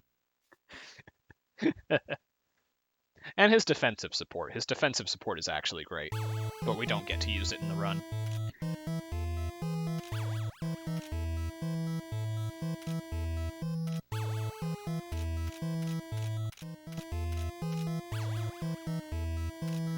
Man, Like, I just don't have the words to commentate this. The commentary does itself.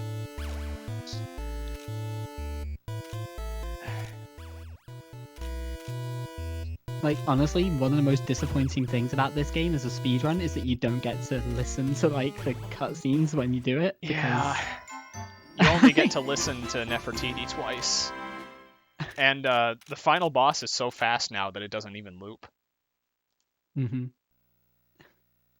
But with that, we're halfway done with the game chapter-wise. Lengthwise, the back half is definitely a bit longer than the first, so Then, we've still got about 5 hours to go. Each chapter is about an hour long from here on out. Wait, no, my math is wrong.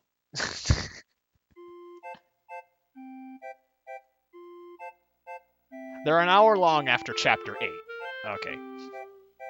That's what I was thinking of. General rule of thumb I use is after chapter 8, add 4 hours, assuming no mistakes. So, hey, you can get an advanced forecast of whether or not I'll be underestimate.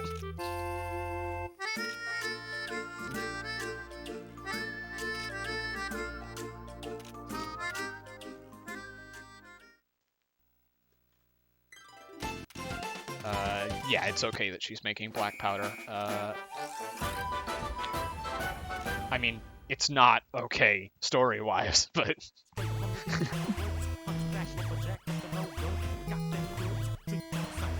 Another encore for Square Wave of Love.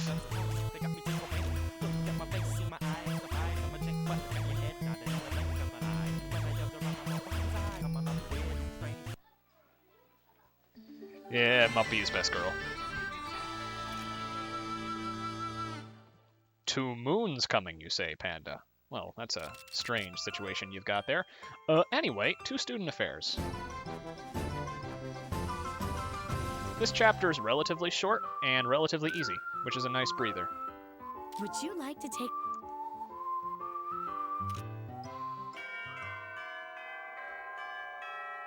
That scene with Muppy, by the way, is because it's apparently Vane's birthday. Yeah, And, like, if you've done a bunch of character quests, they all show up and give Vane a present. But we don't have friends right now, so only Muppy knows, and Vane doesn't know how Muppy knows. yeah. I actually didn't know that. I didn't realize that it's only because Muppy hasn't had any character quests yet. I thought that was just a random thing, but nope. Okay, I need to go to the Winds Corridor, because we've got a new class there that will take us into a new area.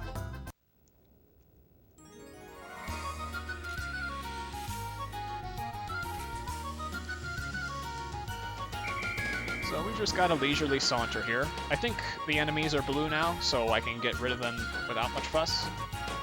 Yeah, they're blue now. Unfortunately, despite how weak the mini-boss blobs are, they never turn blue. They're always big.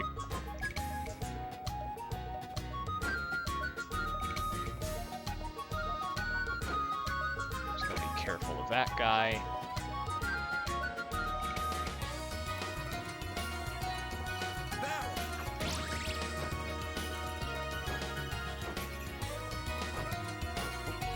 That jump is always tricky.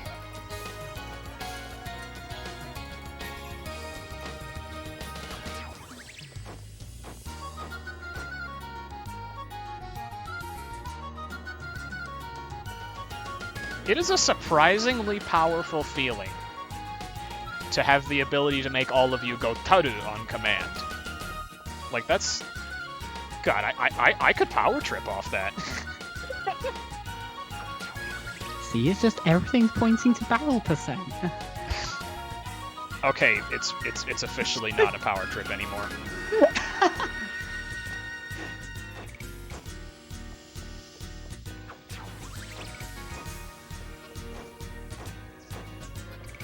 Over here we have a nectar, pretty nice.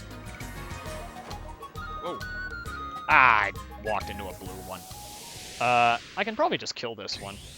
Oh yeah, it's just boonies. If I'm doing this, promise I won't lose. Bye.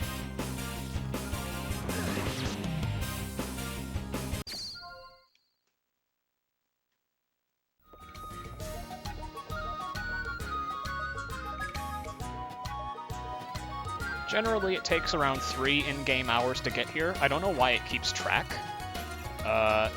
It might be related to grade, but I've always gotten a B from doing this specific sequence of events.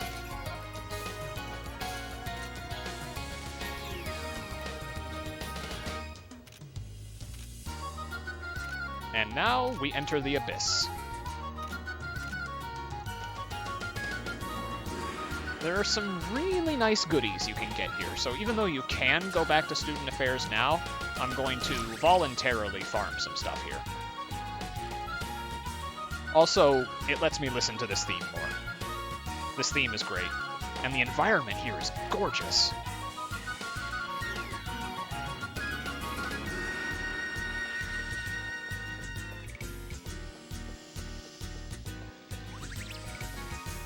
Worn weapon. And a glowing petal. This is a backup area where you can get it if you don't get it in Chapter 5. Usually it doesn't come to that, but stranger things have happened. Recipe for the bear's claw there. One of Pamela's next weapons.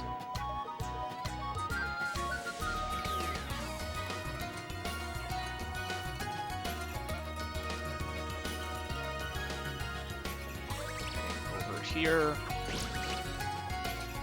Sorry, my phone keeps ringing a lot. It's election season. It just happens.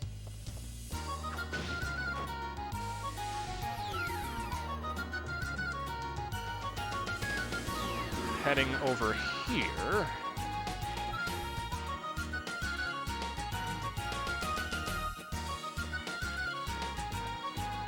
Made it over here in pretty good time, all things considered. Get an Eternal Peach there.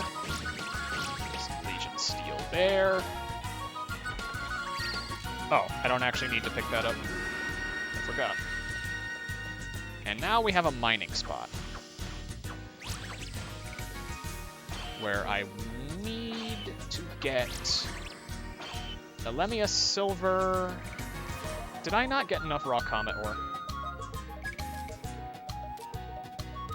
I only got 2, but that's fine.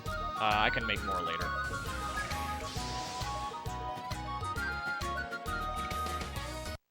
And we've explored sufficiently far to give us the B.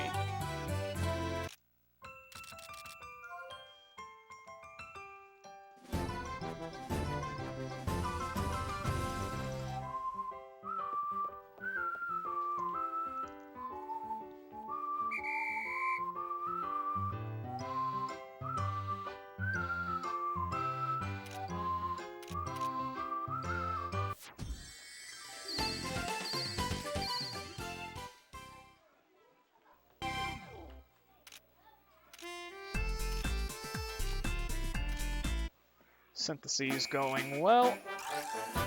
And like with the previous chapters, we can get enough credits on these first 2 classes to skip the 3rd one.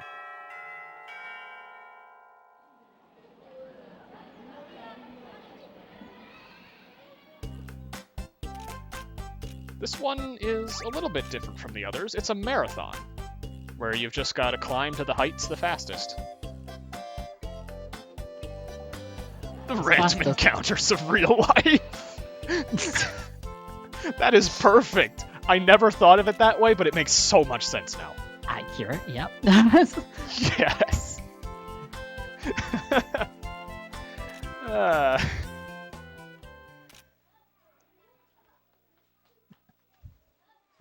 Okay. We don't need to do any syntheses here. Instead, we can just head straight to the heights.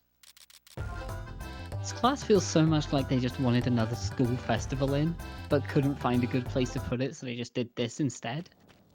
Yeah. Like, they're already doing a school festival for the end of the chapter, and they just want to do something as an addendum to it.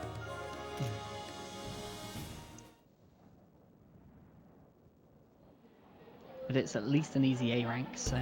Yeah, it's easy.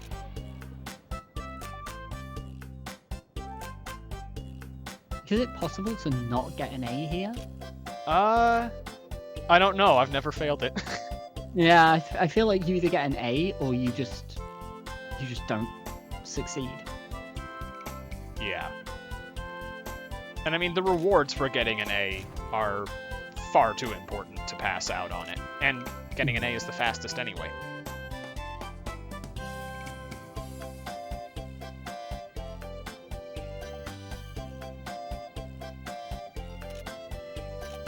Yeah, I'm like one of the 20 people left in the United States who has a home phone.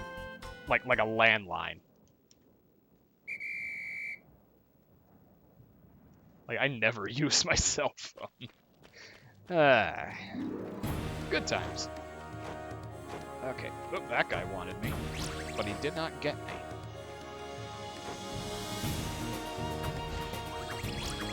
Nice to refill on tufts here, too.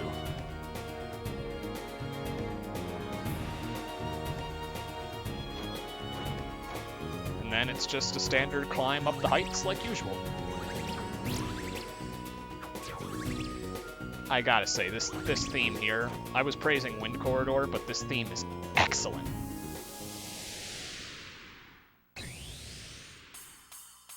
If I'm doing this, I won't lose.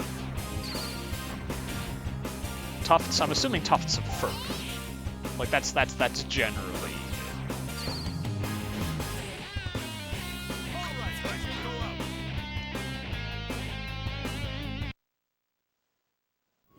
Right. Oh, real quick, I want Flay over Jess for this.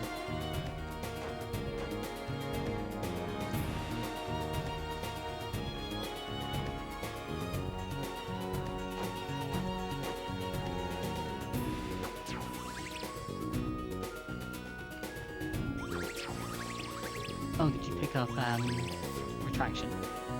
Oh, good call. Thank you. I was just trying to remember whether I had forgotten anything. Don't really need it for these fights, but it's nice to have. In true slime ball fashion, there are a couple people trying to fight us so that they can leave us behind and reach the goal first. Fortunately, most of them are complete pushovers.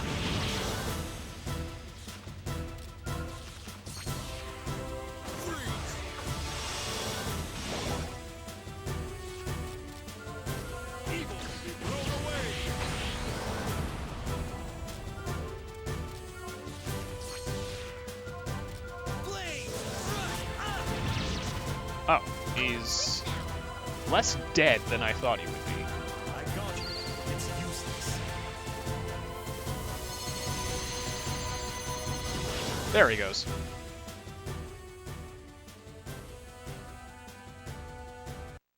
Nobody. Because Roxas is a somebody now that he has retraction.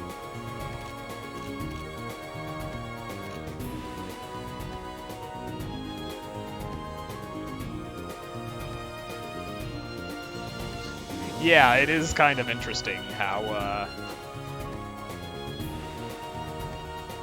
the classmates you're fighting are always beefier than you in terms of health. Although, there is an instance where that's subverted in a character quest in Chapter 10, and it's hilarious, because you just kill the student in one hit.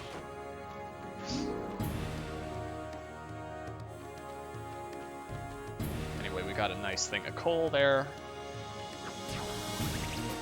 We're almost there.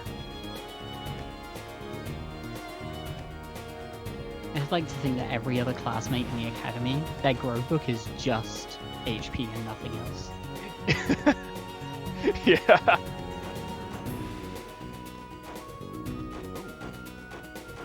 Nice try, bud. I'm not completely cooked. I'm just very washed up and rusted.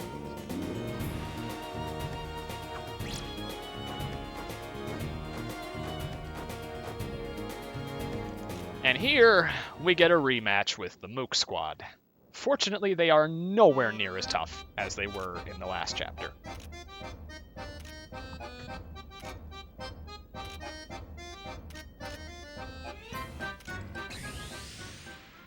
Strategy here is the same as last time. Just silence Renee if you can. It's not even worth it to try to poison Tony. And from here, things fall into place.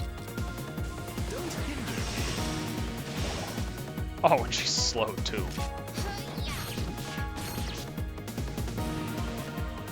This time I can actually use Rising Pillar off the bat because neither of them have their desperation move.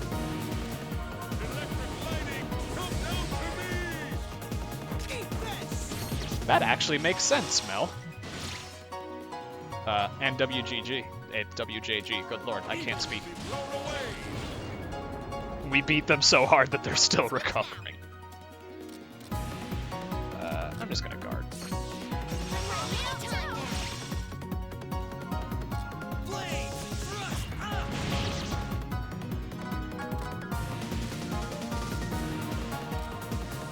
Oh, Tony's already dead.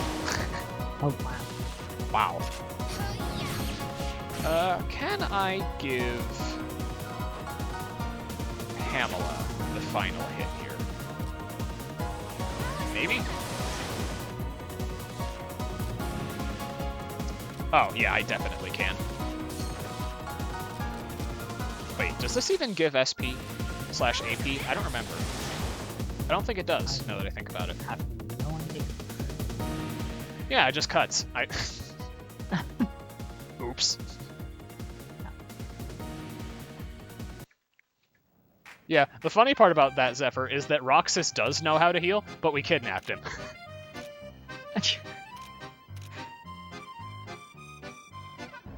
Mana Khemia 2 takes a much more comical tone with its story, so it's not as intricate as Mana Khemia 1 is, story-wise. Some people like that, some people don't.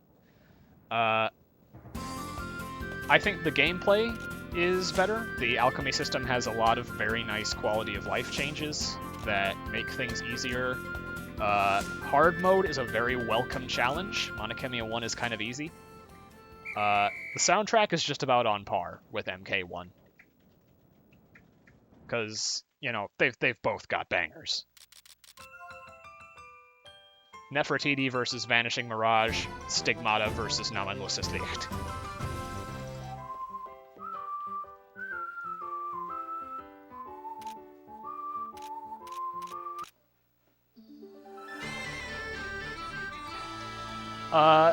WJG, that is how some Atelier games work, but not this one. This one is just split on a week-by-week basis. Nothing you can do... Nothing you do really wastes time, so to speak, unless you specifically want to waste it. Yeah, the worst that you'll get is failing some classes, and that's about it. Yeah. If you fail a class, you just have to do remedial work.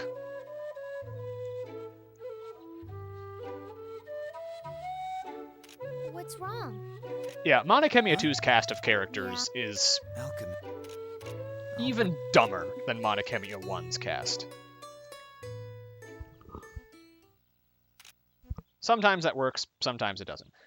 Final week, there is a final chapter, but you just reach it naturally. It's not like you can just waste all of the time given to you at once. I need to go to the student store. Yeah, like there is kind of a time limit sort of thing, but it's you really have to be going out of your way to not make use of the time. Yeah. I need to buy the recipe for the Alvaro. A name you might recognize from Iris 3. Yeah, play the PS2 version for the love of God. And now I can buy the Canon Crystal recipe. Next, over to campus grounds.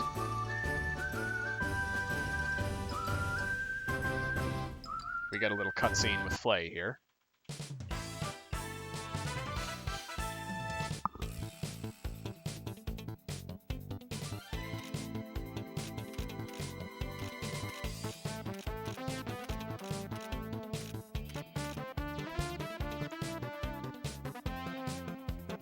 Huh. I didn't know the Japanese PSP version had extra fights. If you're referring to the Iris 3 cameos, those are in the PS2 version as well. Anyway, I need 4 things of Provled, or Provled, I don't know. The Terraflame recipe and the Alchemist's Basket recipe.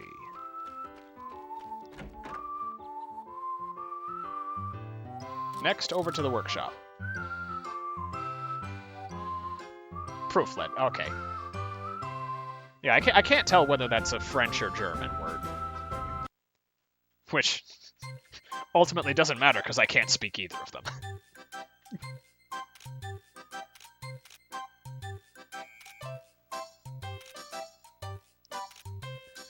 Another cutscene here featuring Jess's bag. It's nice that I was able to wait until Chapter 7 before viewing this. Usually I have to view it 1 chapter earlier.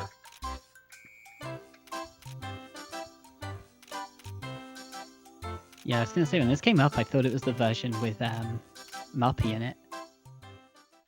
Ah. So, clear water for safety. And on to Canon Crystals. Ooh. That's a little questionable. But since I'm gathering at Heaven's Road, I should be able to get some more Dragon Bones. Actually, wait, shoot. I can't make blue steel now, can I? Yeah, I need Dragon Bones. Shoot. I'm gonna have to go and get those. We can still make the rest of the stuff, though.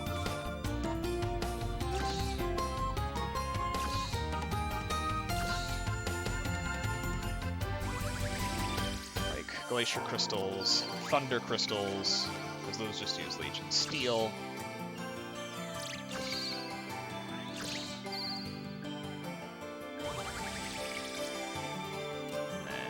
Silver Thread with the Glowing Petal and the Alimia Silver we got.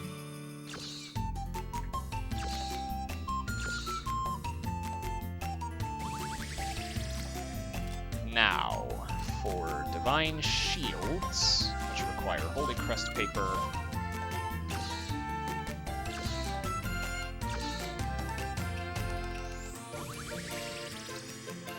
Misty Curtains.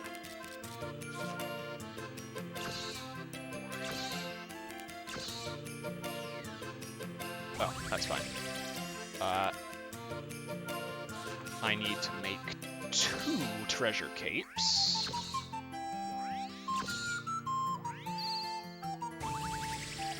For safety for the final dungeon. And then I don't need to make gearboxes anymore. Actually, wait, shoot. If I'm gathering at Heaven's Road, I'm gonna get Dragon Bones anyway, so I can just go... Wait, no. No. I need to get Dragon Bones first. That's not off-campus, that's the campus dungeon. I always do that once per run.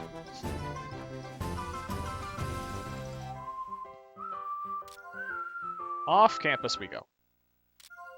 Bone Grove. Then to get me some Dragon Bones.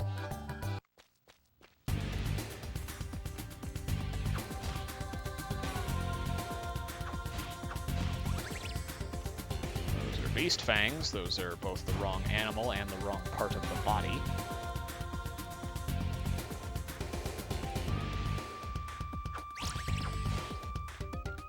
Usually I have more luck with them, but hey. Had to find something to mess up. There's the Dragon Bone I want.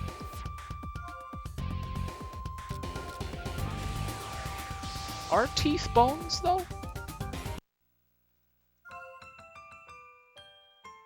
I feel like that's a debate. Quick, someone Google, are teeth bones? I stepped away for a second and that's what I came back to. Hi, Yoshi! Amazing.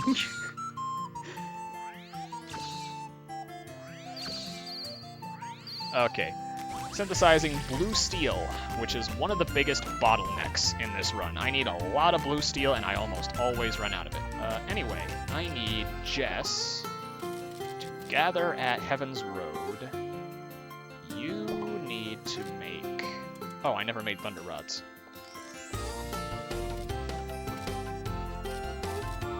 And I never made Terra Flames either. Oops.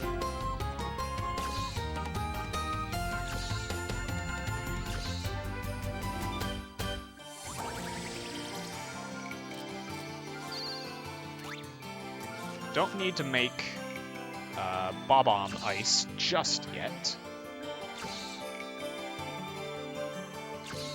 I forgot where I was for a second. There we go. Lightning Rods. Thunder Rods, whatever. You will make Thunder Rods. You can stay on Holy Crest Paper. You'll be making blue steel now. I need you to make Canon Crystals. I need you to make Silver Thread. And I need you to make Divine Shields. Now off to the Aethanor for a couple of syntheses.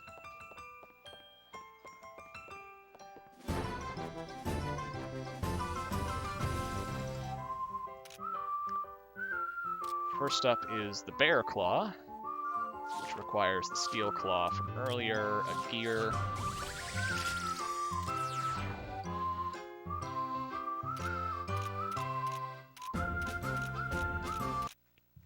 Preserving dental records.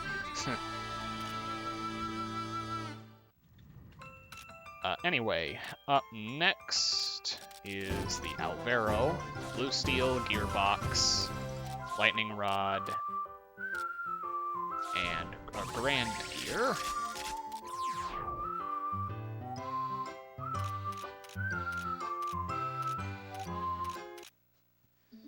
Don't worry, we won't be hearing this music for much longer. I think it stops after Chapter 8. Next up is the Alchemist's Basket, a thing for Jess.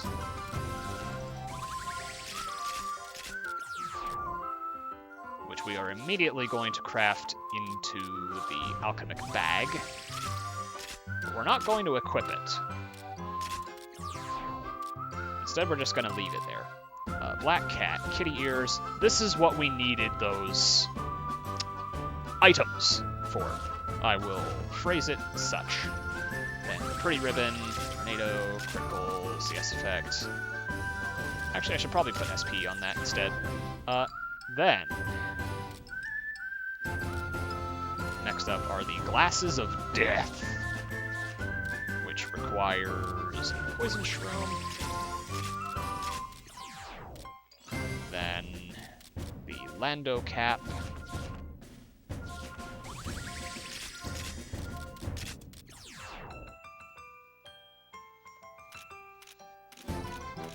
Yes, that is exactly what it was made for. This game is weird. Last thing to make are the Winged Boots, which require angel wings. And that, in turn, requires the Alchemic Bag.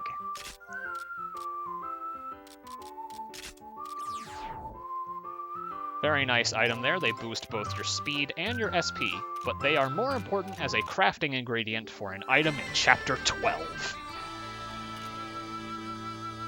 We're playing the long game here. And now, Flay gets his Alvaro, and I need to do some growth booking.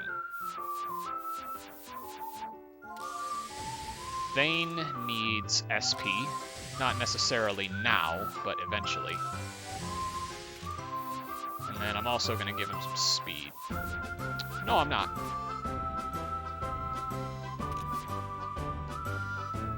Nikki's fine. Pamela is fine. Oh, I could just do that. Flay needs more SP. I need to make sure to have around 4,500 AP saved up before the start of Chapter 9, but currently that's not a concern. Hey, Jinsei!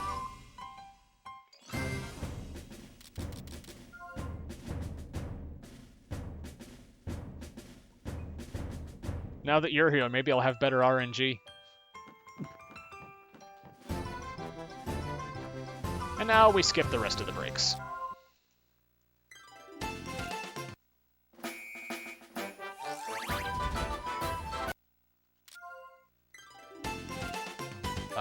Oh, I probably should have saved.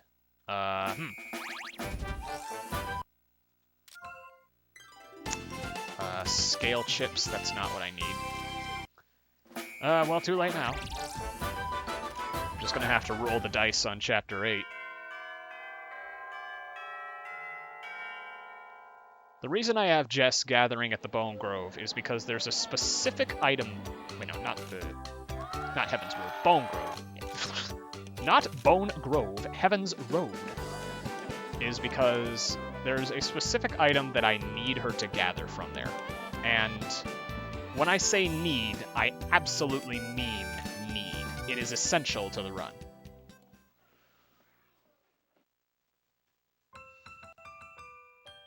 So I need to make sure, no matter what happens, that I get the item. Oh, now, though, I need to make sure she's gathering at the right place. Did I set her on Bone Grove? No, I set her at Heaven's Road. Okay, she's fine.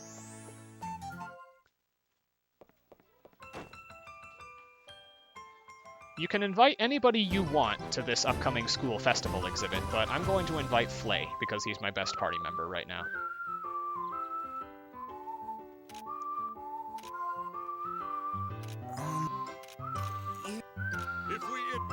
Yes, bread makes you powerful. But no. What I'm looking for is a dragon scale. You need one of them, and they only drop off of the mini-bosses in Heaven's Road. So, unlike the Devil's Slit, which it is easier to fish for it with Team Kobold, it is a little bit slower to actually try and fight the mini-boss and get its drop than it is to just have Jess search for it. And besides, as Jess searches for it, she picks up scale chips, which are also very valuable crafting items. So I need those anyway, and she has them as their specialty.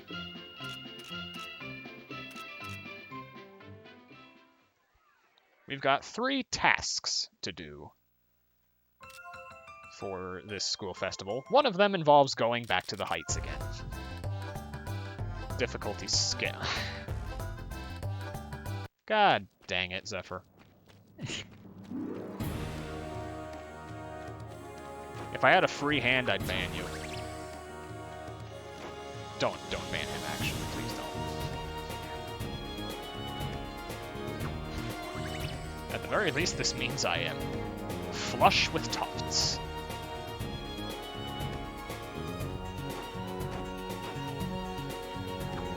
And also, despite there only being 2 party members in my party right now, these enemies are still blue. That's the power of Flay. I really want to figure out now what determines whether an enemy will be blue or red. Yeah, I'm not sure. You're late. Our first assignment is to fish up something huge. They never said what it was, just go do it. We ultimately must oblige. It's So we're going to be fishing here until we find a tiger blowfish.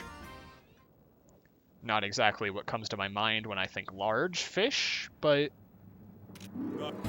I don't know.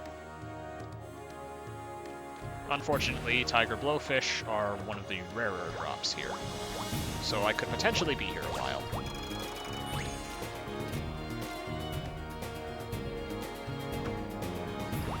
Yeah, it's difficult to get dragon scales manually because they only drop off of the mini-boss of Heaven's Road, the buzzard worms, I believe they're called.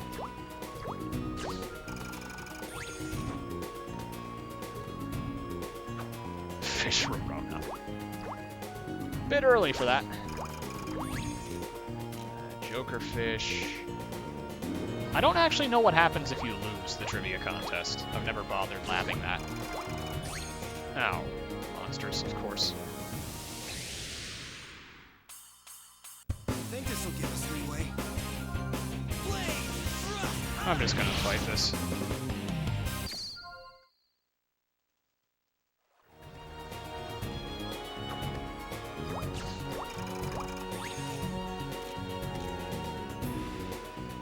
Yeah, this always tends to take a while, unfortunately. There's not much I can do to speed it up. It's wild that in a run that's like full of RNG, there's still this element where you get one section that's just like that little bit more frustrating RNG than the rest of it. Yeah. There it is. 2 minutes blown to fishing is not a bad amount of time.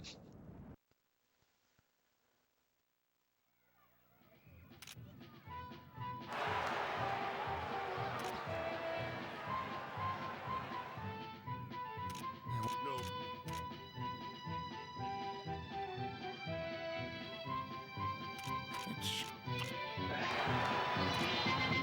With the Tiger Blowfish, we're guaranteed to win the round and move on to the next one. I.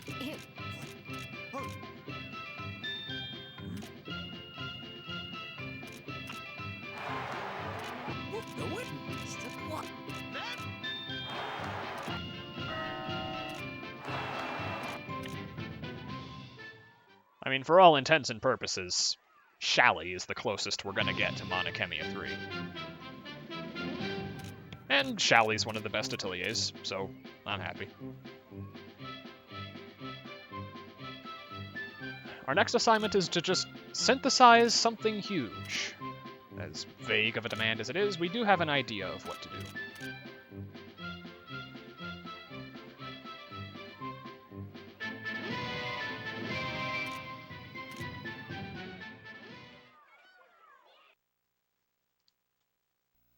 Into the workshop we go.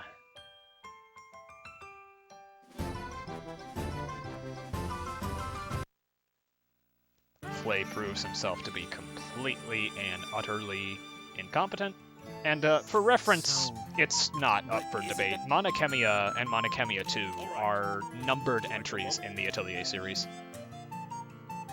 They're given number 9 and 10 in between Iris 3 and Rorona.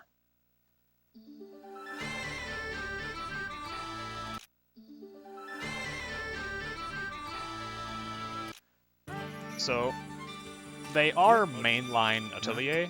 It's just they're not really acknowledged by Gust because they sold terribly, both in Japan and the US. They were financial disasters, and because of that, they are really averse to revisiting the formula. And it's a shame, because in the US, this is considered one of the best Atelier games, but Japan hates it.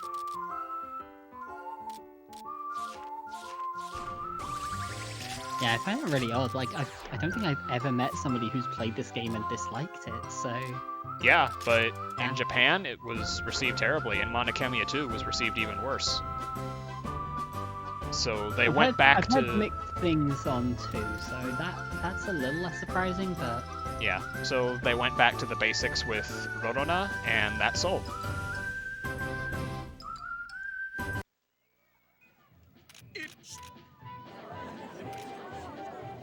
Yeah, it probably didn't help that Gust had kind of saturated the PS2 with the Iris trilogy. So there were already 3 Atelier games on the system by the time MK1 came out. That might have also had something to do with it, because I don't recall Iris 3 being received very well either.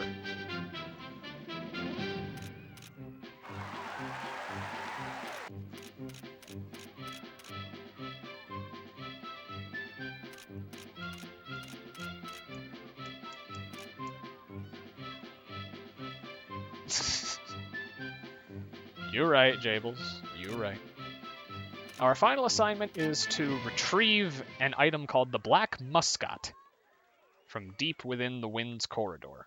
Which is simple enough, I need to visit the Wind's Corridor anyway.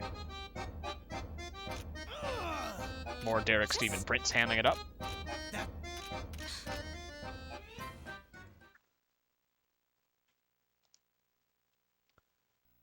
And off campus we go.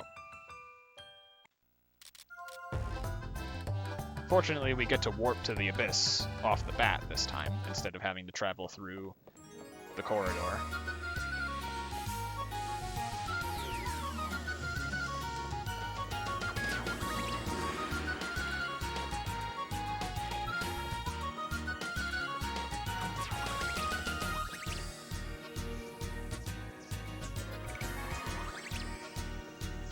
An angel's slip.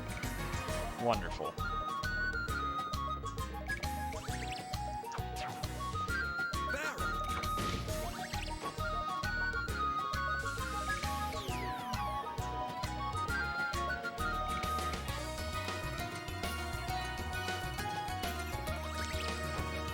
Oh dear. Ugh. That was close. That was also close. Hello, I'd like to pick that up, thank you.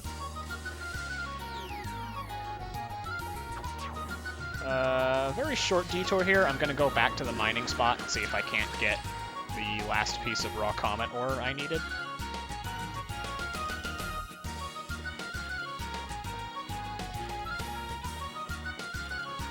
Only takes like a minute.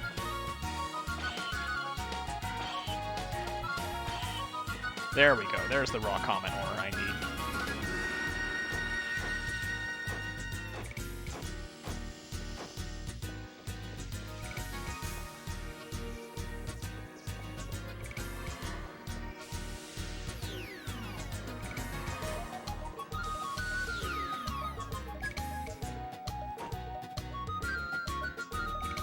I don't believe there's a time limit to this, despite the fact that it's implied to be a race, so you can take as much time as you want here. There doesn't seem to be any rush. Try a tarot recipe.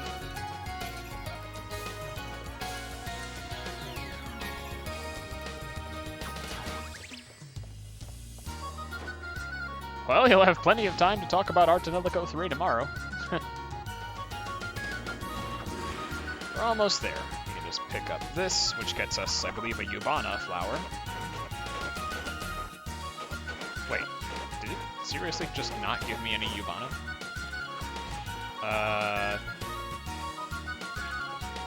That could be a problem. Oh, wait, no, there's another gathering spot here. There it is. Oh, and there's another one over here. Okay, now I have enough. And I also have the recipe for the Brilliant Stone here. Very important item that we'll be synthesizing next chapter.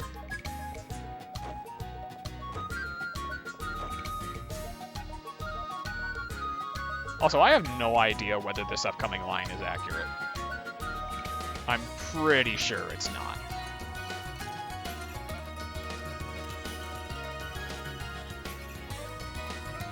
The world of Atelier has burritos.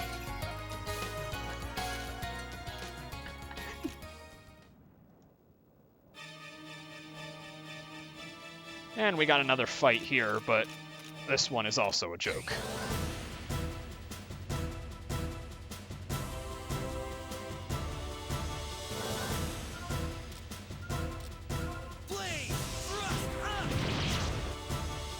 Let's bop him. Bop him. And send you packing. That's the final boss of the chapter.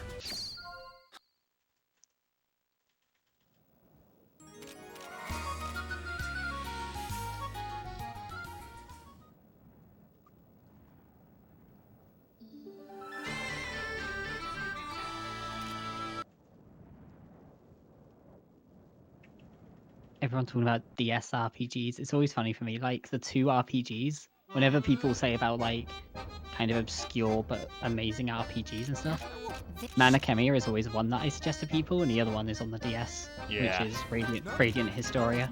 Ah, in this episode, Tony gets beat up by an old man.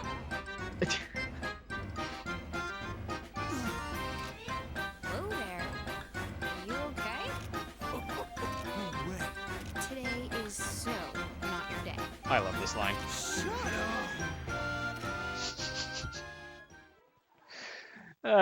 Tony's great.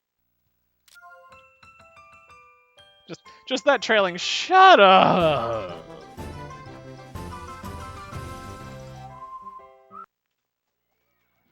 Like, I don't even care that the punctuation is wrong.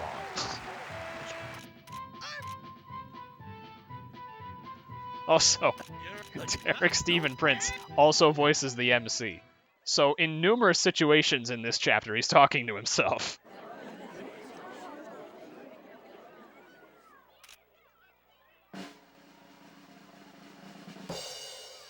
And we win.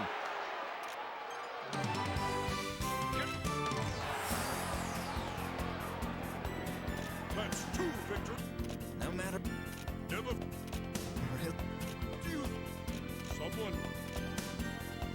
No. Oh,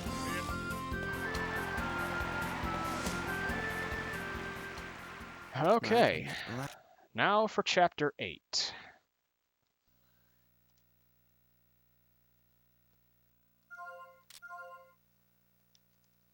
Depending on how things go here, the boss of this chapter could either be very easy or very, very, very difficult.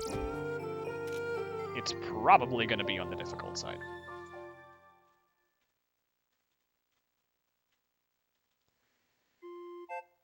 We raised a point earlier about Pamela having the physical immunity ability, which obviously gives her immunity to physical attacks, and the boss of the chapter heavily spams physical.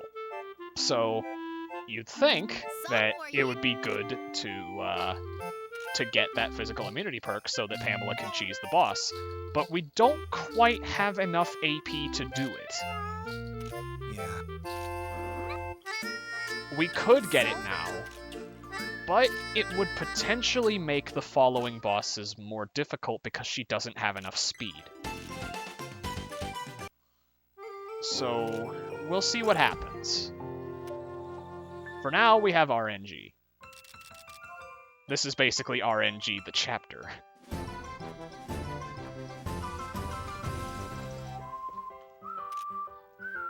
I need Synthesis 5. Would you?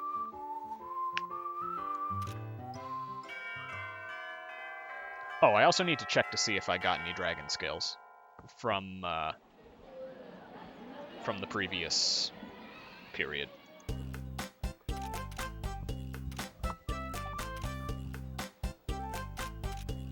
But yeah, it is largely a case of pick your poison, because having physical immunity makes this boss cakewalk.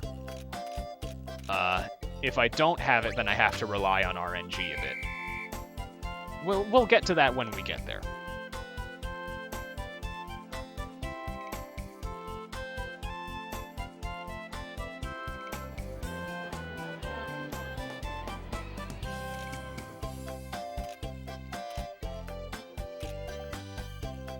What we need to do here is we need to synthesize a Terraflame at a specific alchemy level.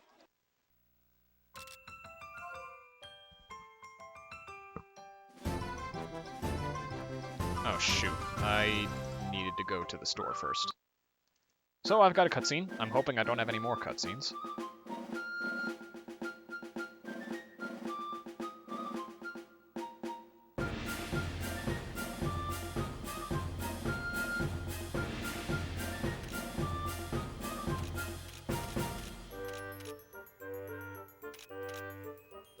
Let's be on the test. No comment.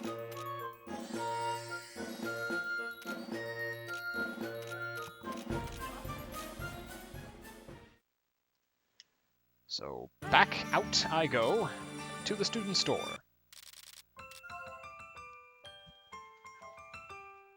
I need to buy the recipe for the globe. Then I need to buy the Heaven's Silk recipe and the Symbol of Ouroboros recipe, with Ouroboros being spelled wrong.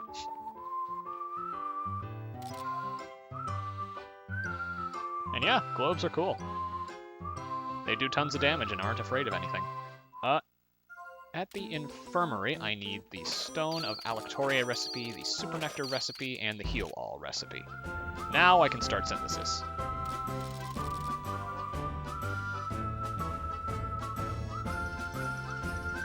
I'm hoping this doesn't give me another cutscene, but it probably will. Yep, it's giving me another cutscene. Oh, well.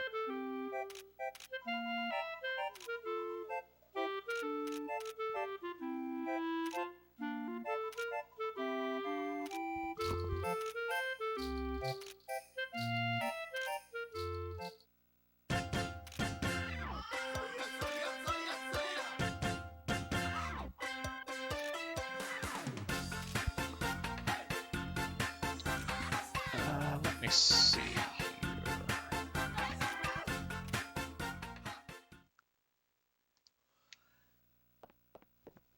What I need to do first is synthesize a Heal All, which is Heal Jar, Diapase, and Pollen Flower.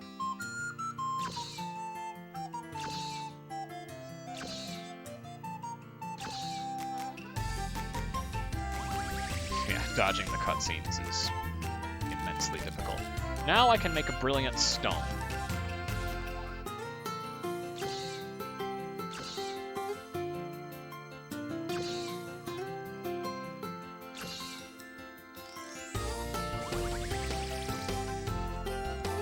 And then off of that, Roxas gives me the idea to make a pentacle, which is basically the same thing, only with the opposite element. It's the dark to the Brilliant Stone's light. And I'll need both of them. Plenty of both of them. I can't make it. Why? What do I need? I need a Heal All. Oh, right. Super Nectar. Brilliant Stone, Exlando, Medicinal Radish, and Preservative.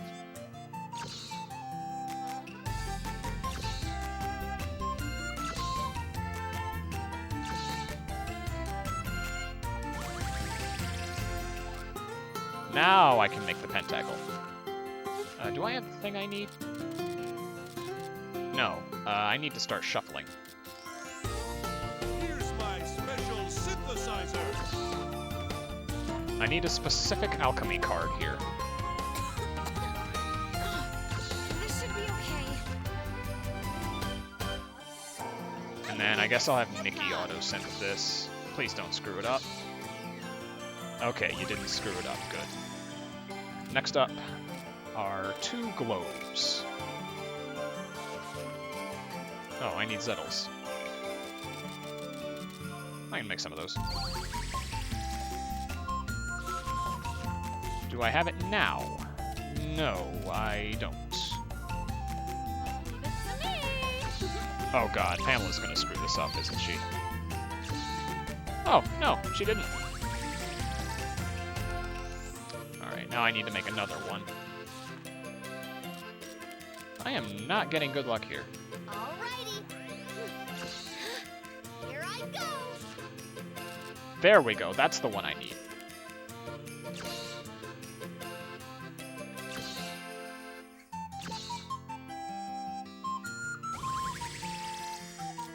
Now, I need some more Nightcrow cloth.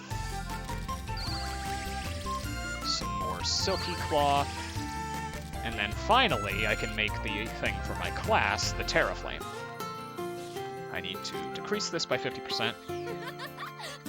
Make absolutely certain I synthesize this low. And we get the detailed perk on it, which is what we're looking for. Now, you will make pentagles. You will make globes. Flay will make cheesecake. Actually, is Pamela better at making cheesecake? Yeah, she is. Yeah, okay. And then Canon Crystal, Silver Thread, Muppy makes Brilliant Stones. Perfect. Now I just turn that into Student Affairs.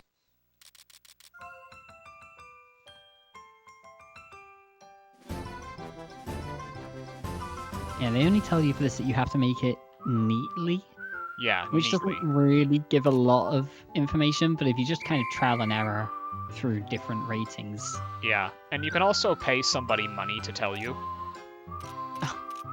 You can do the same with the next class. But we know the answer already, so that's not necessary. Okay, Jess, scale chips, okay. I have a couple more chances at it. So not the end of the world yet. But I do need to start paying attention to that. Need at least one dragon scale by the end of the chapter. Or else that boss is not dying.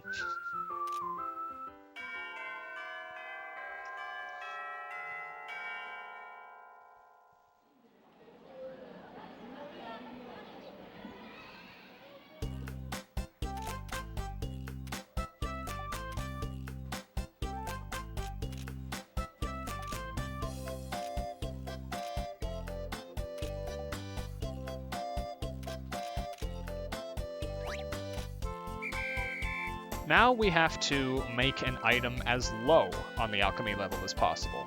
Specifically soup, because apparently the lower you synthesize soup, the spicier it gets, and Melanie likes it super spicy. Again, you can just pay someone money to tell you what her preferences are, but all the advice you're given is that you should synthesize it the way she likes it. Which is... ugh. How much cheesecake do I have? I have 5. That's enough for now. So I need to synthesize green soup first. Do I have the thing? No.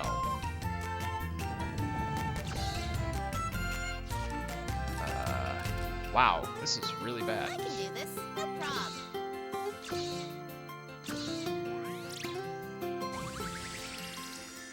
And then I'm just gonna make heal jars to stall for time.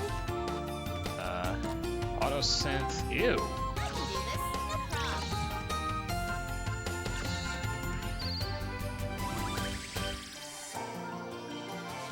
My I guess to explain this a little, because like the character cards have been available, but they're useless up until now.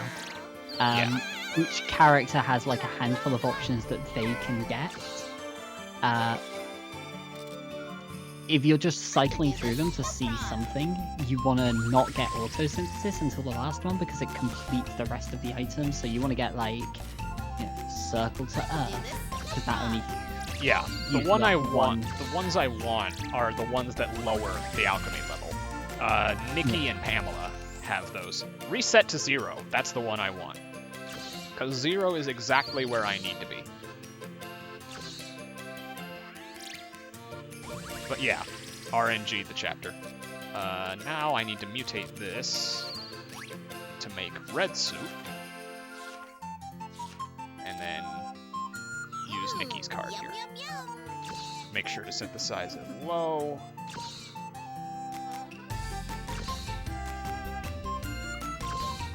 And there we go, flame and spicy.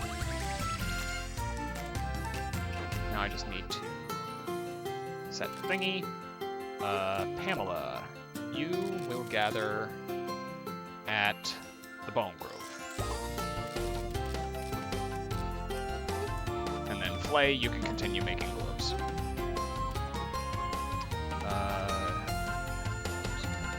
Yeah, everyone else is where they need to be. Okay. Now to student affairs.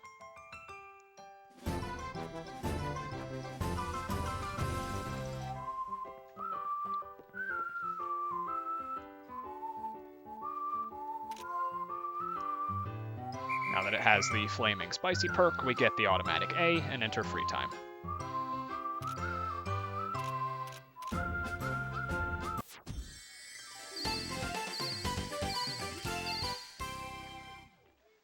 Now we enter our breaks. Scale chips, black feather, nope.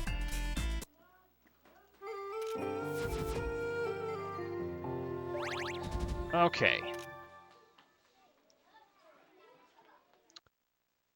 Now is the time where I pray to RN Jesus. I was gonna say, are you considering the safety save here just for the? Yeah, I'm gonna save scum. Yeah. I'm just gonna go to the dorm, Sulfur. take my breaks and reset if I don't get it. It's not as time sensitive as the one in chapter 10, at least. So yeah, it's not like I'm in danger of dead gaming or anything. I am perfectly fine where I am. I've just got to make sure to first completely unequip Vayne.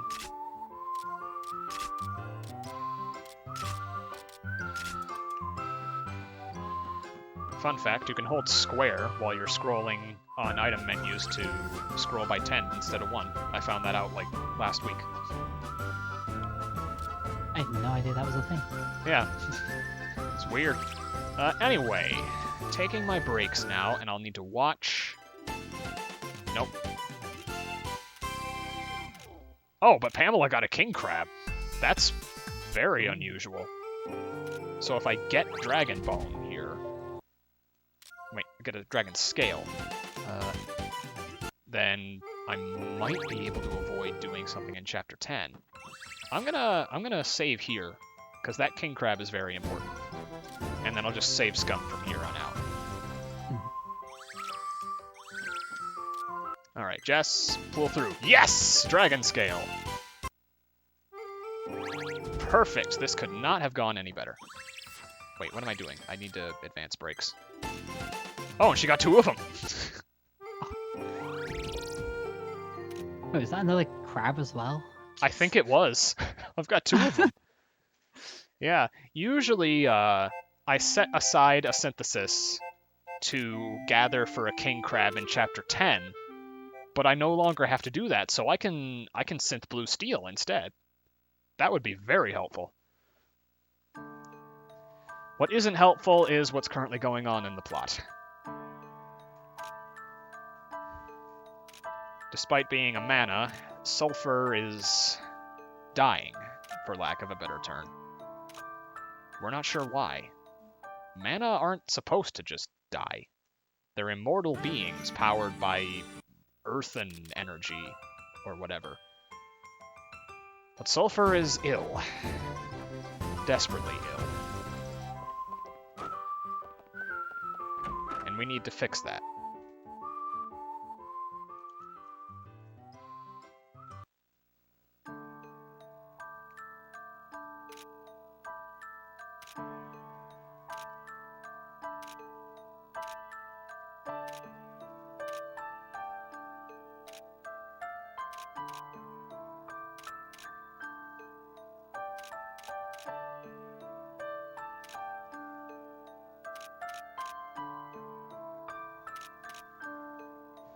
Yeah, it doesn't make sense to anyone.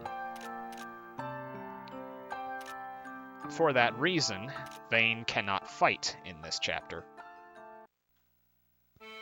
Which is why we unequipped him earlier. First I need to go to the student store, because I need to change my schedule real quick, and I need to do a bunch of syntheses at the Aethanor. Oh, no, not the student store, campus grounds. That's what has what I want.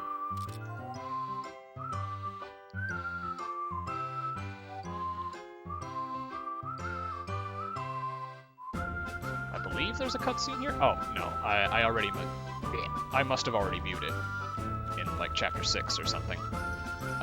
Over here, I need 4 things Allegiance Steel, 2 things Approve Lead, the Dragon Scale Garb recipe, and the Magical Clay recipe. Thanks for the good luck, Dr. Helix. Next up is the workshop. I need to get Pamela out of the Bone Grove to have her start making cheesecake again. And then Jess can make divine shields. Now over to the Aethanor.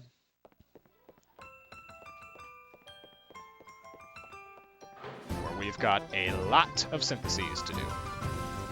Yeah, I was gonna say it's kind of nice that this chapter splits the synthesis between now and earlier, because otherwise this would just be a good 20 minutes of like crafting and nothing else. Oh, I need a super nectar. Oh, I know what I did. I accidentally made one heal all instead of 2. And then that required me to use And- the super nectar. Use the nectar on the pentacle again. Yeah, I see what I did.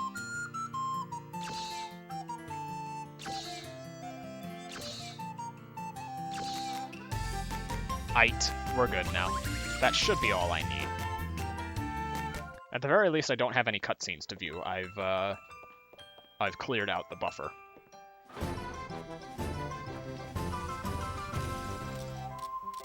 So we mutate the kitty ears to get bunny ears. God. Next up is the Stone of Alectoria.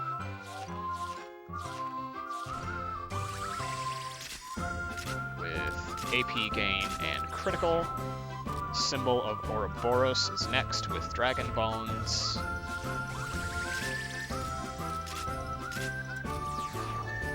Next is the Dragon Scale Garb. This is what we needed the Dragon Scale for. We cannot substitute anything else for it at this point in time.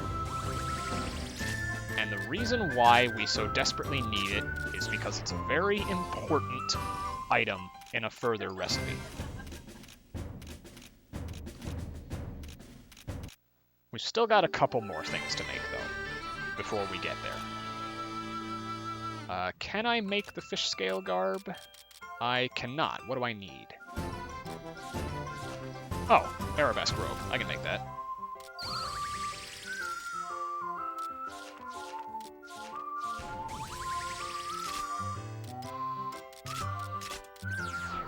Now, gonna make one thing of Gloves of Artorias to trigger this idea from Anna. This is step 2 of the 4-step process.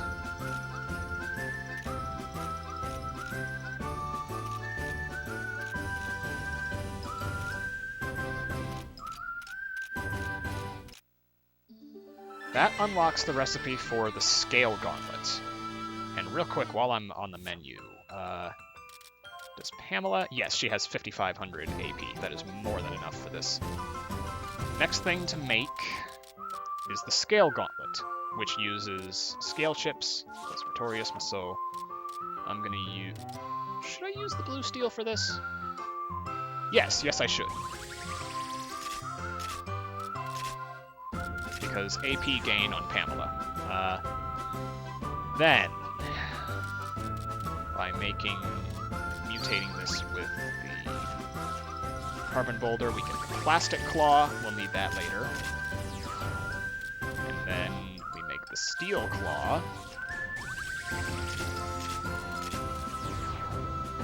This is step 3. I'm very proud of how this was routed in, because it is a massive chain, using a Dragon Scale to make the Dragon Scale Garb, using the Dragon Scale Garb to make the Scale Gauntlet. We mutate the Steel Claw with Proved Lead, we use the Red Steel, the Steel Claw, and the Scale Gauntlet itself, Alloy Claw.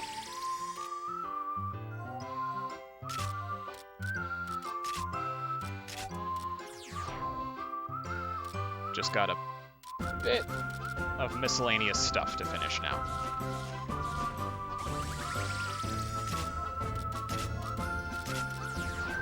And Silk. Flying Fish Boots, which uses one of the shark gills we picked up. Tornado, critical HP. Now we can mutate the Angel Wing to unlock a recipe, but not to craft it. That comes later. Ooh. I don't have the materials to make the Fallen Wing. That's a little bit strange. Was I supposed to...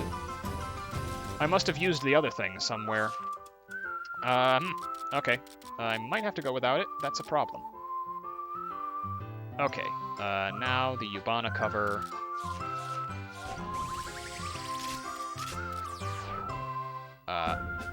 Next, we are finally making the feather charm here.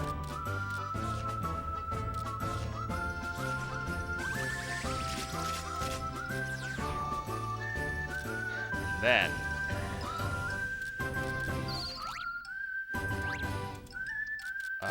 which one was it? Oh, right, I need to make a leather cuirass first.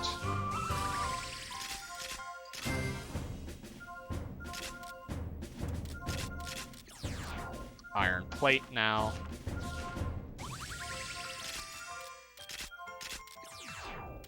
And then we mutate that with the iron plate. Monster bone. Meat. Bone breastplate.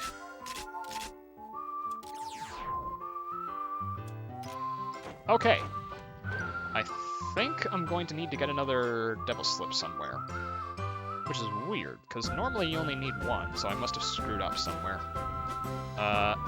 Let me just... Oh, right, I need to swap in Jess. And then I guess... we're going back to the heights and fishing for another one.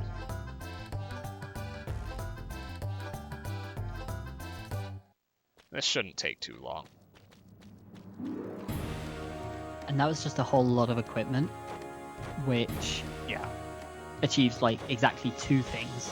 Yes. One is a lot of slots in the grow book, and one is Pamela can now destroy things. Yes. Pamela now has the ability to destroy everything in sight. Oh, there's a kobold here. That's cool. I don't think Nikki's quite strong enough to kill it in one shot, though.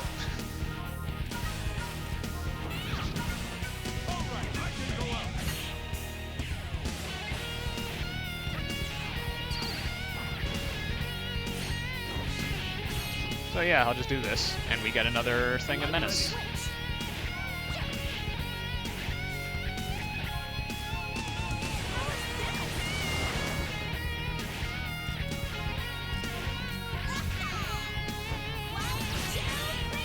Oh, no, she's strong enough.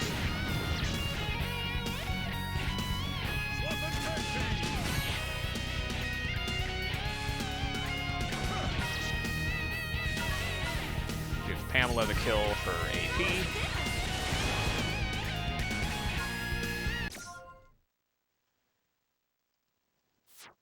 Now to the rec center.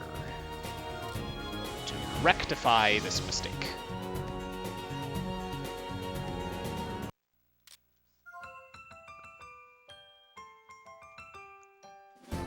Oh, I should probably save.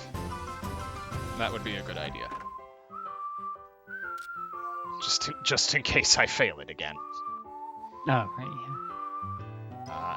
But yeah, after we get this and we make the Fallen Wing, everything will fall into place. No, the Kobold did not turn into a Devil Slip. The Kobold let me gain charges for an attack that will allow me to get a Devil Slip. Yeah, being able to subcraft directly in the crafting menu is such a good change in Khemia 2. I love that you can do that. Okay. Third trip to the resource center now. I've got one more in the next chapter too. So let's see how this goes.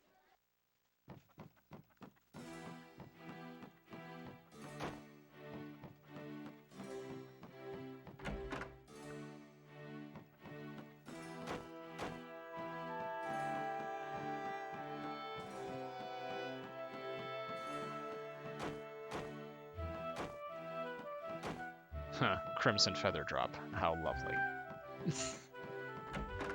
Yeah, I think I went wrong with making the Black Cat with the Devil Slip. I think I wasn't supposed to do that. I remember now it's the Fallen Wing that I need the Devil Slip for. But hey, mistakes happen. And I should be able to make them right here. Hey, there's a marquee! Oh no! Such a scary monster! Alright, I have 2 chances at this. Come on.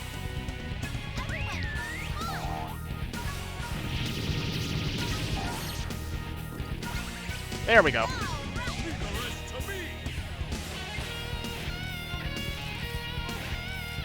And I guess it's worth noting again, like, there isn't ever really a time loss in this game that is like, oh, now the run just ends. Like, pretty much everything is salvageable, it's just Yeah. how long it'll take to. As long as you save, everything is salvageable. Yeah. Now I gotta take care of these guys, though.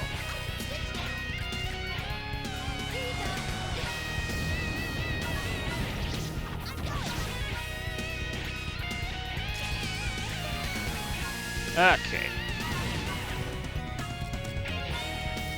Oh, I have a Terraflame.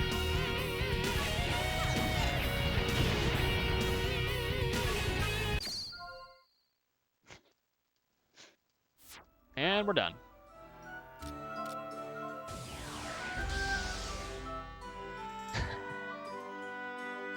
Kazuma desu yo.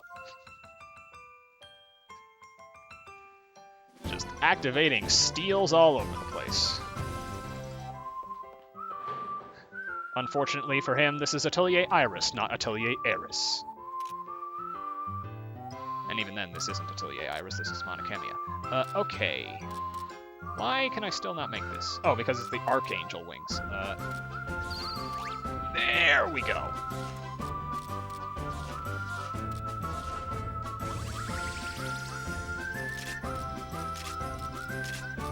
Hold on. Speed. There we go. Now I can set everybody's equipment. Jess gets Dragon Scale Garb, Angel Wing Toadmouth. Pamela gets Alloy Claw, Black Cat, Straw Doll, and the Fallen Wing to give her a more respectable 72 speed. Flay gets the Bone Breastplate, Thorn Gauntlet Kitty Ears.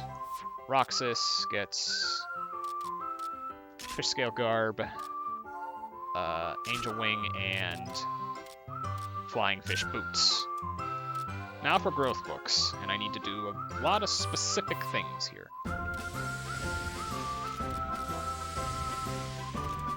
I need speed, and some HP would also be nice.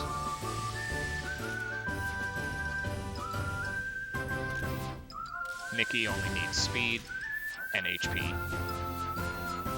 And thanks to having crafted the Fallen Wing, she finally gets access to this part of her growth book.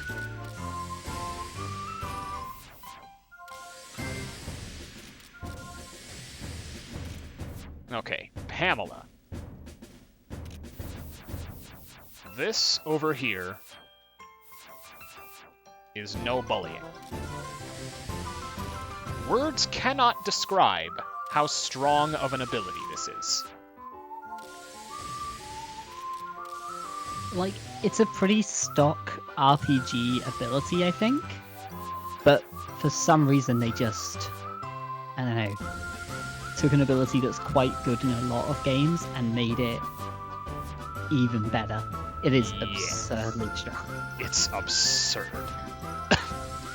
Flay needs speed, so I'm gonna give him some speed. He doesn't really need much HP, but I think there's a new slot. Yeah, 2,500. He should have enough for his next quota. And then position. Jess, Roxas, and Pamela. Chapter 8 is the culmination of a lot of different things coming together.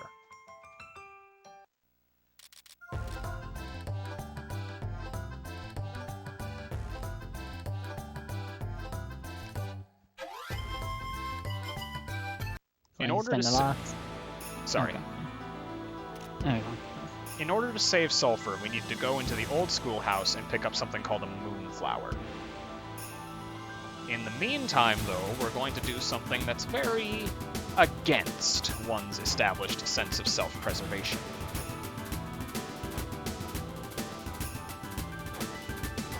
Getting through here without getting into a fight would be nice, but when I do get into a fight, I'm going to do a very specific thing. Okay, we're doing it now. Ooh, dragons. Do my best. And they're immediately going after Pamela, and they missed. Dod gammit. Would have been nice if that hit. Because what I need to do is I need to kill her.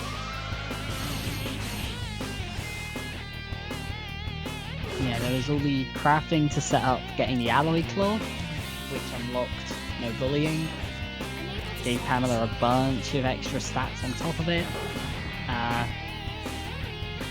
We've got all the cheesecakes that everyone spent weeks and weeks and weeks crafting.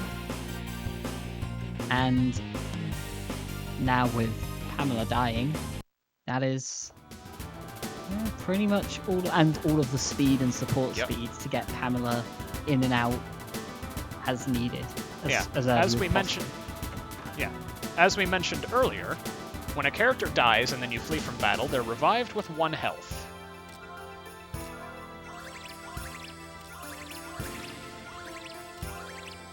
Oh, did I update Roxas's growth book? I did not. I need to give him more HP. Because he needs HP to tank all this stuff. And he also needs speed. SP would be nice. Okay, good. He has some SP slots.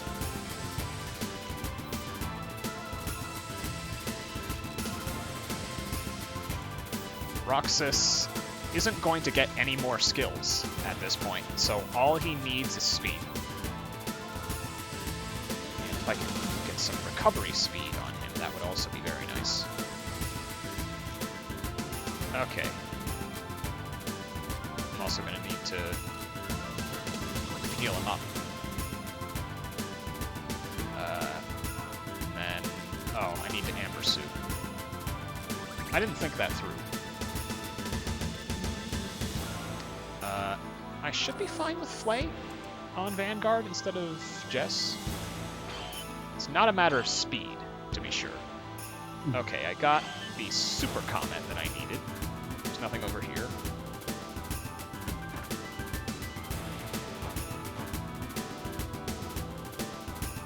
Okay, good over here. Yeah, fortunately I only need 1 super comment.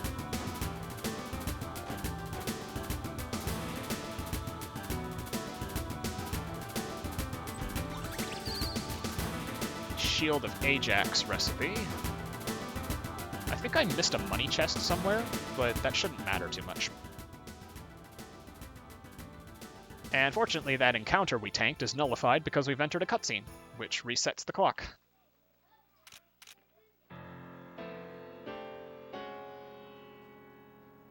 That cat. I see.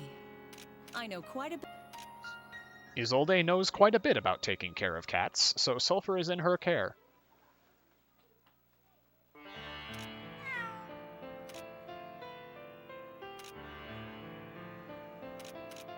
No, this is not the bonus dungeon. The bonus dungeon is in a separate part of the old schoolhouse. You're close though. Oop. Big blobs trying to attack me. I need to trigger a fight with this guy. Oh, if you meant, does the true ending require the bonus dungeon? No, the true ending is basically beat Oh. it, just a character quest. Sorry. Yeah. I am actually curious, like, how much faster would a kind of bad ending run be? It's also a lot more boring. Yeah, it would be boring, because you don't get the climax of Stigmata at the very end of the run. It's just like a bunch of build-up for no payoff. Yeah, I think I did miss a money chest. Oh, no I didn't.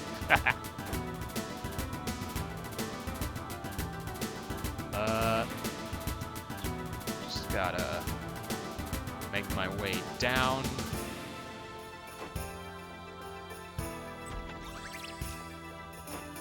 Whenever anybody says something like that, I always want to start singing 1,000 Miles. I resisted the urge today. Have you seen 500 Miles with every other beat removed? No.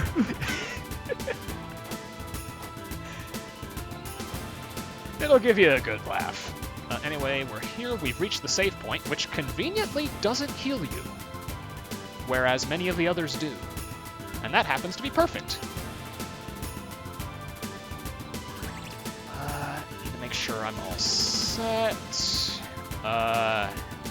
Should I amber?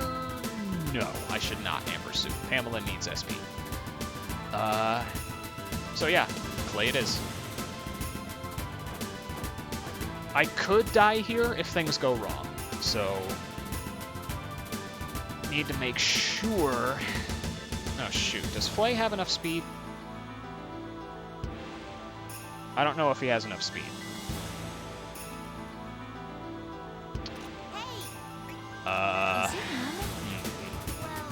Well, Jess has good support speed, so I think it might be fine even if Flay doesn't get a turn before the boss. Because I remember now, I think I put the Angel Wing on him instead of the Thorn Gauntlet. That's a large... Indeed it is a large, Roxas. But we have a strategy for taking care of it. Get out your sour pleases for Hallucinate, Bell.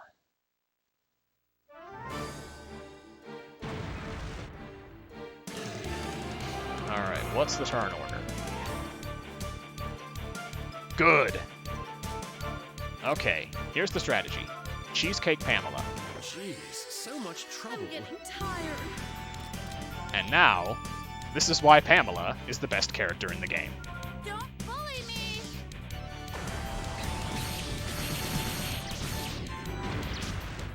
Where other characters struggle to hit 4-digit damage, Pamela racks off 4,000 damage in a single breath. I still want to get the clip of her shouting, "Don't bully me," as like a stream of that at some point. I was like, Yeah. And then I'm going to Terraflame with Flay to knock the boss back. And this is why Roxas is the second best character in the game. Have some more turns! Want to see Pamela rack off 4,000 damage again? Here you go! Okay, the boss's first attack is always single target, 1 in 3 chance here. It did not target Pamela. That's perfect. I just need to make sure now that this next one doesn't target her. If it does, I need to swap. It did not target. Okay. So now I'm able to switch. I can get a third no bullying in. Bully me.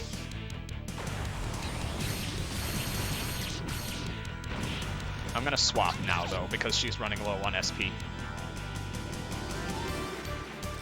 And I need to heal Flay. Jeez, so much trouble. That's fine. I don't care if Nikki dies. She's just here to tank damage. Watch out. I'm switching. Okay, what can I do here? I'll throw out some globes. Globes are just my sort of standby damage for now. And then I'm gonna purify. Ooh, that is a big, big gap.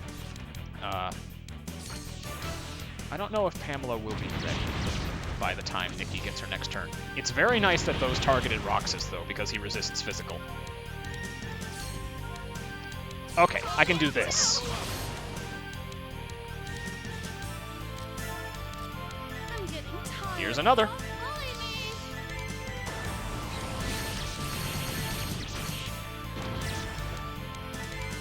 me. Yeah, she's too low on SP for another one. So I'm just gonna retract her.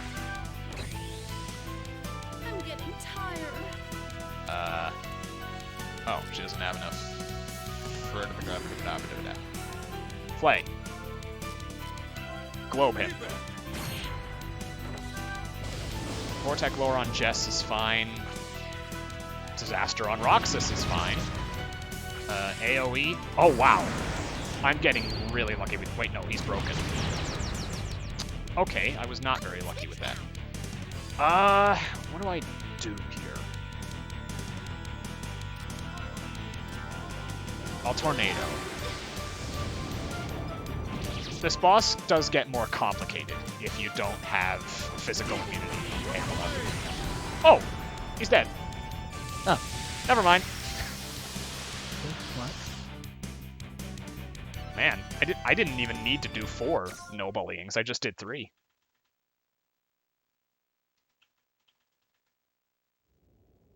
The boss had 18k HP, and we just tore through it like tissue paper.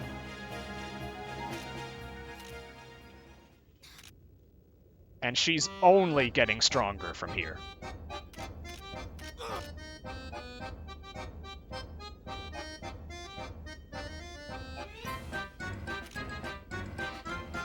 Hey!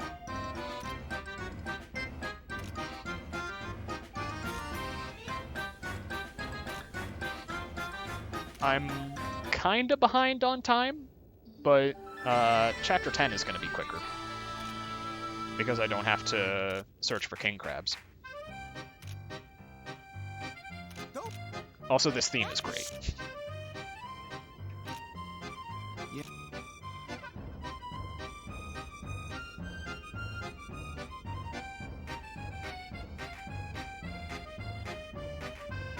Everything in this game just has so much character. Like all this, Yeah. like the graphics, the music, like even just down to like every side character having like really distinct personalities. I love it. Yeah, it's great. I guess everyone is getting bad gathering luck this marathon. Like, I'm a fair bit more behind than I'd like to admit. It's really odd though, because like all the difficult items haven't been too terrible. The dragon scales worked out really nicely. The crabs were fantastic. Oh, that was fast. Millennium Tree went perfectly, and then just like Right. running out of tufts. Yeah, like the stuff you don't expect. Sulfur. Yeah, this is probably going over estimate. But that's not the worst thing in the world. Just an app. Because I Huh? the next runner lowered their estimate by 10 minutes, so taking that into account, I could very well have set this estimate to 9:20, and it would have impacted the schedule in the same way. Okay. Chapter 8 is done.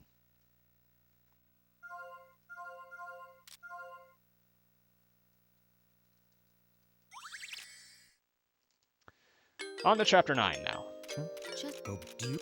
This is. So, Isolde claims that she just fixed sulfur with an hour on an IV.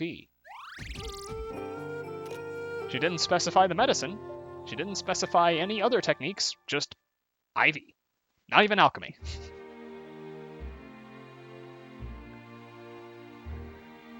Into Chapter 9 we go.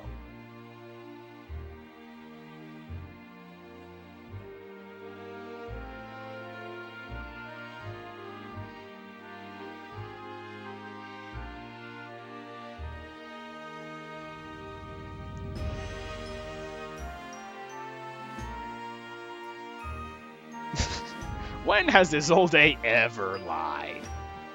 Be honest. Yeah.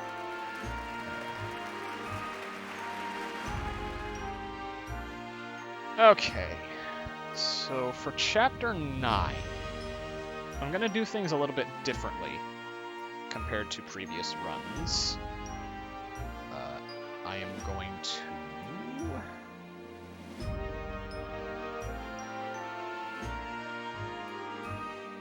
I'm going to lose my train of thought and then spend seconds awkwardly silent. I'm going to do 2 of my character quests that I would normally do in Chapter 10. because Chapter 10 requires a lot of save scumming for Gather RNG. I need 2 specific things by the beginning of Chapter 11 in order for this to work. Good morning, Jess. You don't... Yeah, I get... he was. We begin our lives as seniors knowing that Flay has graduated on into the wide world.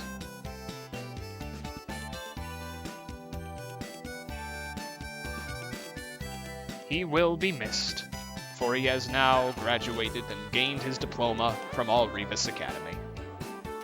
Career count.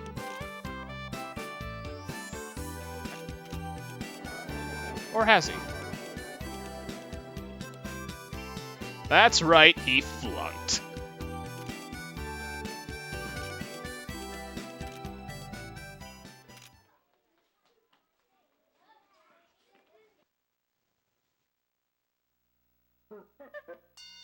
He told us to stop talking about his grades in Chapter 6. Apparently this is why. His situation was simply too embarrassing to discuss. Yeah, he's proud of it too. I mean, I don't mind. It means I get one of the best characters in the game for another 4 chapters. Yeah, but... Okay. Yeah, he absolutely did flunk on purpose. But he also just doesn't go to his classes.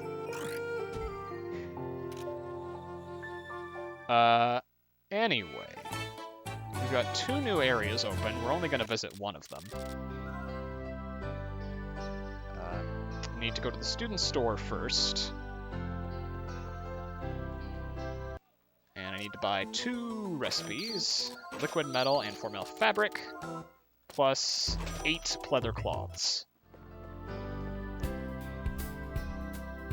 Now to student affairs.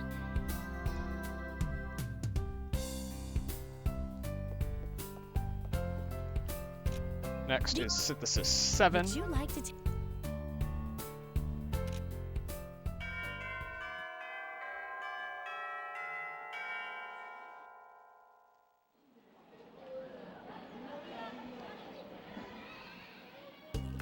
As is the case with most of Zeppel's classes, this one has barely any thought put into it. Very simple, very short, very clean, not much to do here. Which makes it perfect for the run.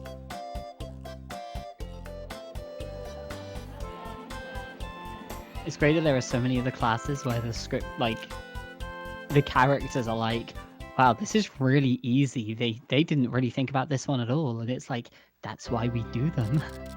Yep. Rec Center. I've got 2 cutscenes to view here, one of which flat out boots me out of the rec center.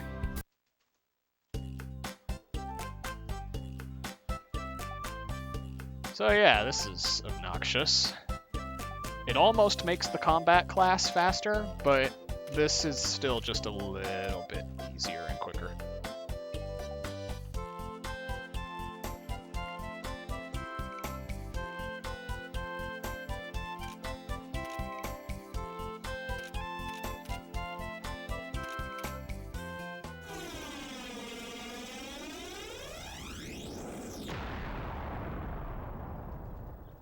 And so Vane died.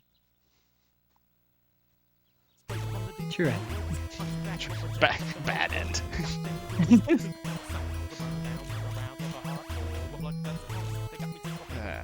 Okay. Back to the rec center now.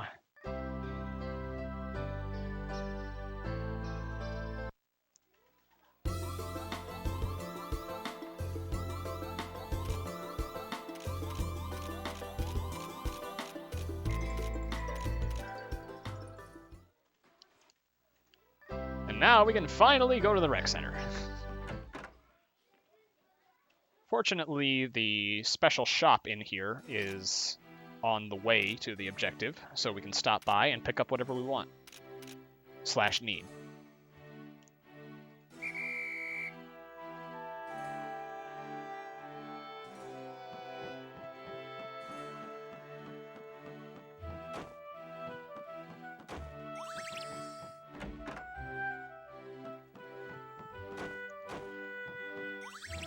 I don't know why I'm still picking up those bags. Poonie balls are worthless at this point.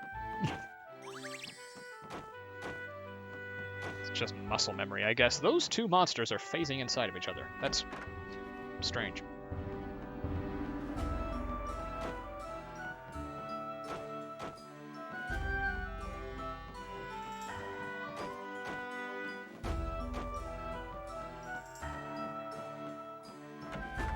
Even the crimson feathers aren't worth that much now, right?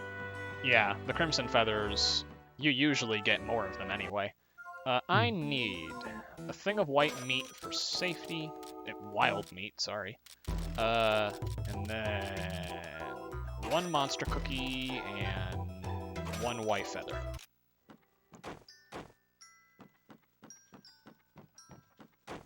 Oh. That enemy thought he could juke me. He was wrong. Barrel!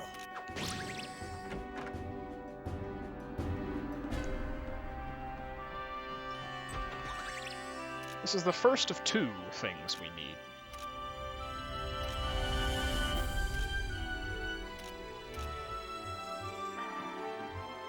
Now we need to pick up this and head back to the other side.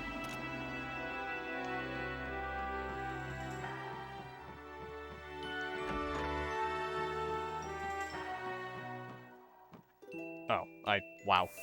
Oops. I should be able to outspeed. No, I can't. Ooh. Scary monster. It'd be nice if I needed to sandbag for something, but I don't.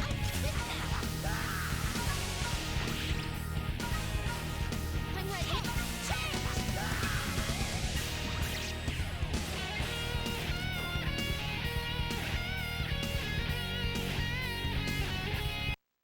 At least we get a little bit of the menace.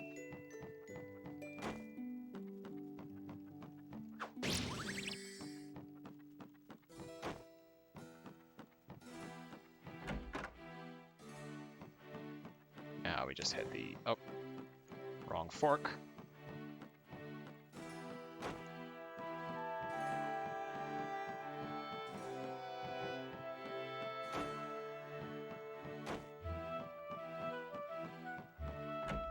Just gotta head the other way now.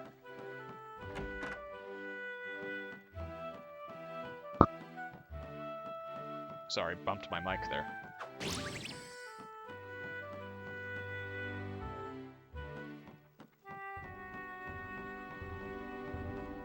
Almost there.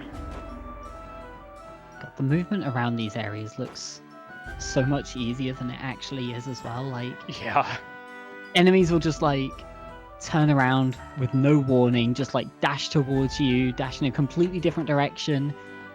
If you ever jump, there's a reasonable chance you're just gonna land on an enemy. Yeah, there is very little predicting what they'll do. Just doing the safest movement option at that point in time and hoping for the best. Alright, back to the workshop now, where we've got to synthesize this thing using the text that we just picked up. I also need to synthesize a couple globes, because I used them on the boss.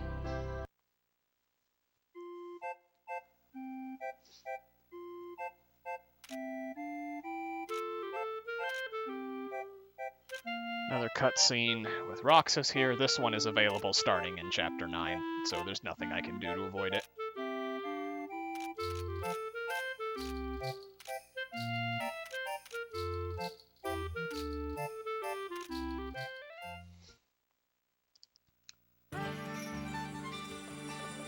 Alright, let's see if I can't make me some globes. I need a total of 4. Oh, I just need Zettles. I can do that.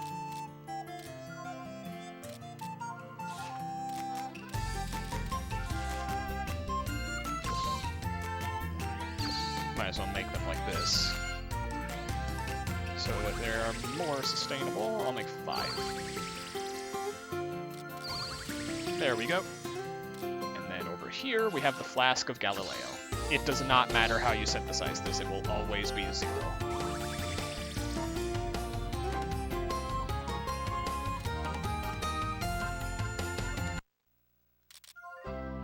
Now I just gotta go back to the classroom.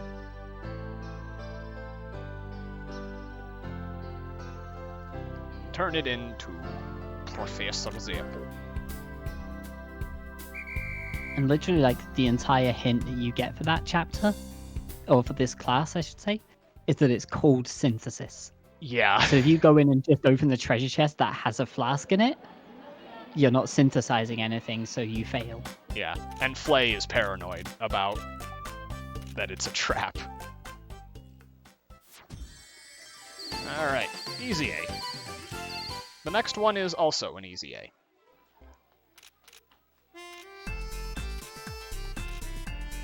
Alright, that should be enough cheesecake.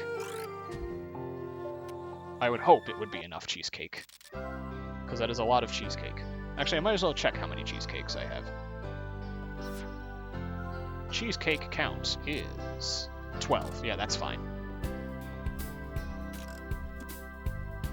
These are. Would you like to? Synthesis 8 is a little bit different. We have to go into the clock tower and beat this monster using only alchemy items. We're not allowed to use anything else.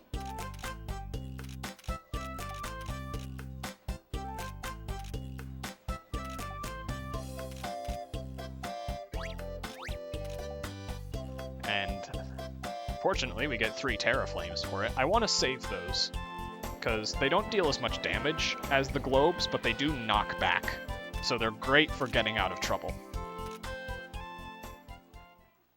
I remember this one being awful casually, because Vayne is like, we're going to need lots of different items. Let's see what we can do. And actually, if you do that, you probably fail. Yeah. The key is to just use whatever does the most damage. That's it.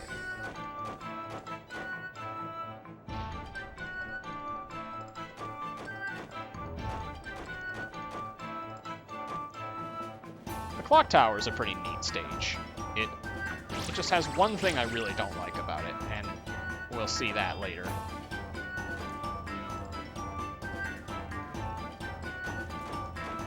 One annoying part of enemy behavior is that once their hitboxes overlap with yours, they will not aggro off of you. Even if they're not technically aggroed onto you in the first place, they will not move from off of you. And that becomes a problem when I have to hit this switch and this enemy comes walking right into me.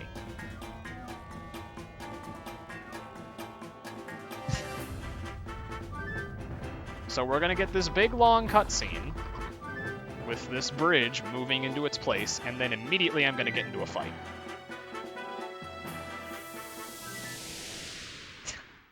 There is nothing I can do to avoid that, except get lucky.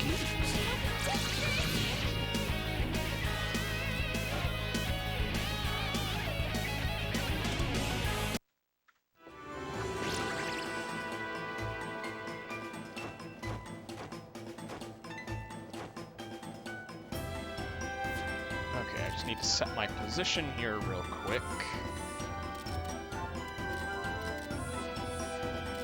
Play Roxas, Nikki, because they're my fastest. And then I'm hoping, since Pamela has good support speed, I can swap her out. Well, swap her in with whoever gets the 4th turn, and have her get the kill. If I can't do that off the bat, then it doesn't cost me anything to guard for a couple turns. I think the only thing it gauges is how many items you use.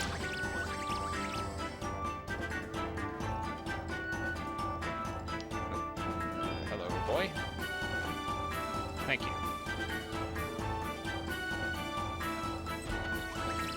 PS2 lag!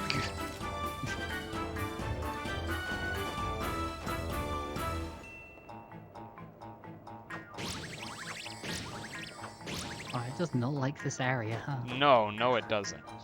And it doesn't like certain parts of the final dungeon, especially.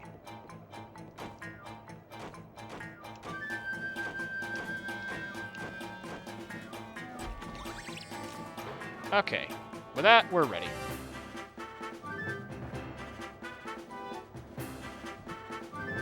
That's the boy himself.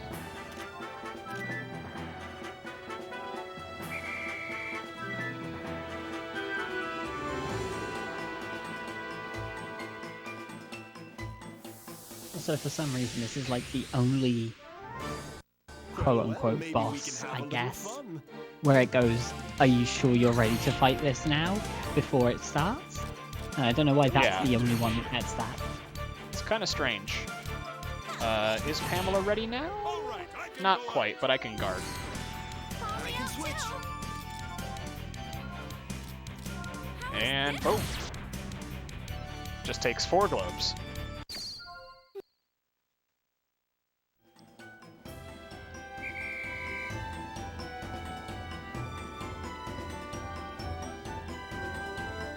We're not quite done here, though. There are some recipes that we need to pick up.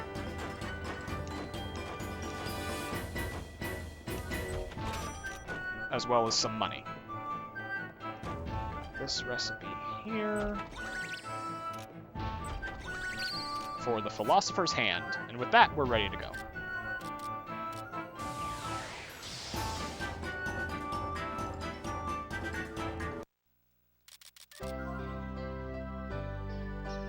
Yeah, items only is the gimmick to that fight. You can also guard and switch, of course, but you can't use any regular attacks or skills.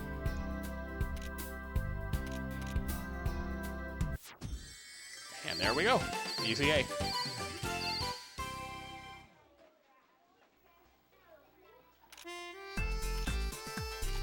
Okay, now I have 16 cheesecakes, which is more than enough. Just gotta go to the cafeteria now to buy some stuff. You can't attack. The option is not loaded.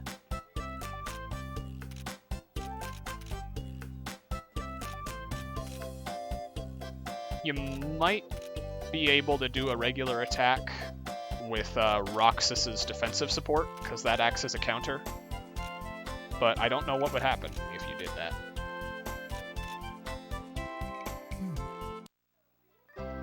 Okay, gotta buy 2 things here. I gotta buy the Kaiser Aqua Hero recipe. And then I gotta spread a rumor. The first time I'll be doing so in this run, which is not usual. Absolute memory. We had been talking about map usage way back in Chapter 1 and how you were discouraged from using it. That's the reason why. If you do more than 10 decent enough dungeon hunts without looking at the map, then you unlock that rumor to spread, Absolute Memory, which increases everyone's speed by 10.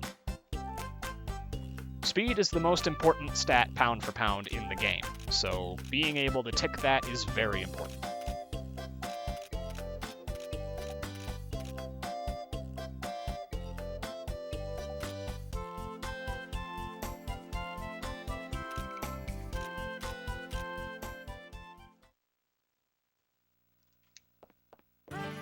Anyway, first up is liquid metal.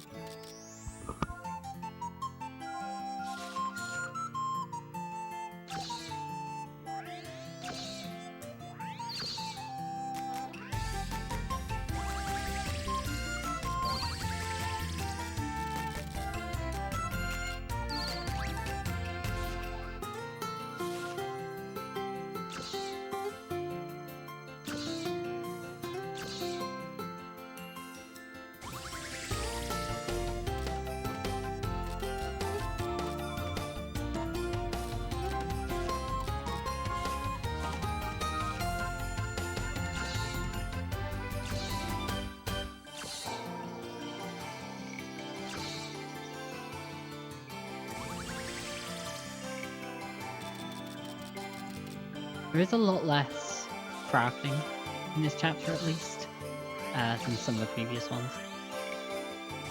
Most of the crafting that does exist here is equips again. Although I guess part of that is that there aren't that many things left to craft other than equipment.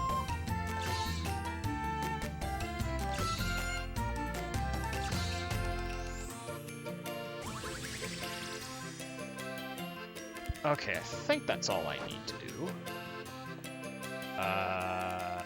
You need to make shiny powder Switched from pentacles to brilliant stones. You switch off of cheesecakes and make Formel fabric.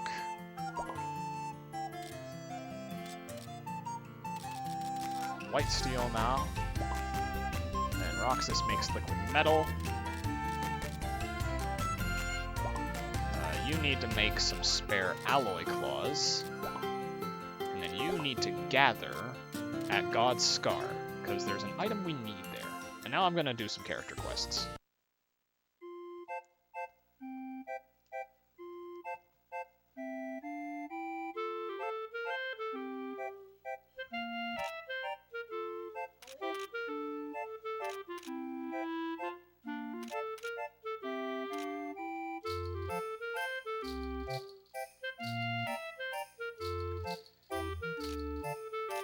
We're going to be going for Anna's ending in this run. Partially because I like Anna as a character, and partially because, to my knowledge, it's the fastest true ending path. There are some people who claim that it's Nikki's, but I've yet to do adequate research on that. I just can't imagine hers being faster because hers has a lot of songs in it.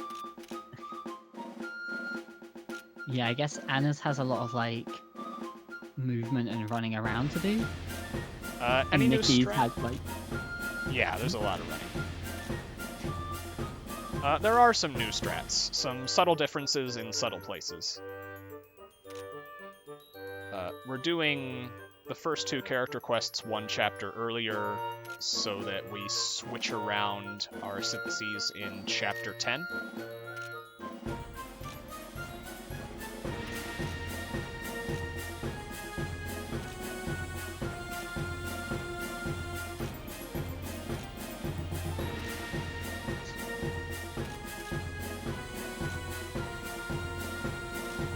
Anna has a bit of a wild imagination. She perceives all of the other workshop denizens as being out to get her for inexplicable reasons.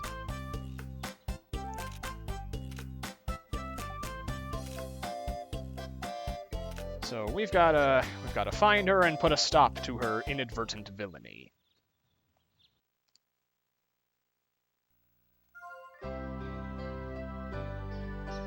Yeah, Pamela was done in Questing for Glory because I had a poll up for it. And, you know, I don't get many opportunities to run this game on RPG Limit Breaks channel. So if I do, I'm not really going to want to run the same ending twice. I'm going to want to show off something different, you know?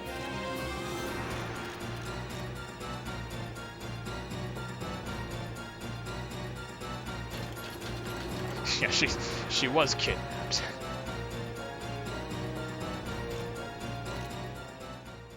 Really, really longathon? I don't recall this game being run at really, really longathon, though I could be wrong. I don't recall... You didn't do it, did you, Yoshi? No. Yeah. I don't know anybody else who runs the game outside of Nergzam, but he hasn't run the game in years. Yeah, I don't know. You might be confusing it with Questing for Glory. It happens.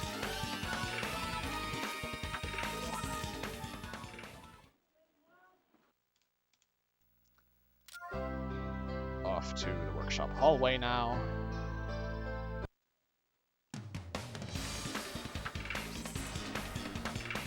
Still can't imagine Nikki's being faster than this. This is one of the slower Anna ones.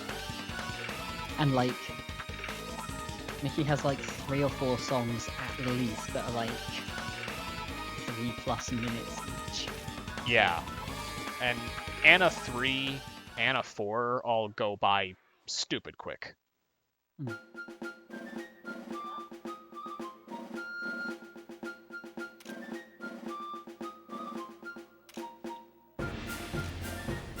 Anna 2 is pretty quick as well.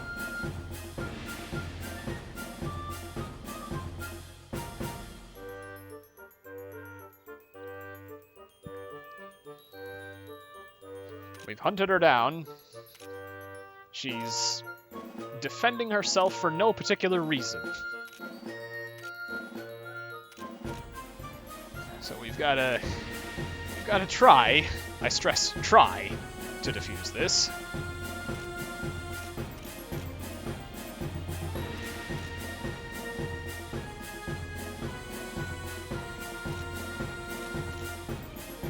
Sulfur's helpful advice of just don't die.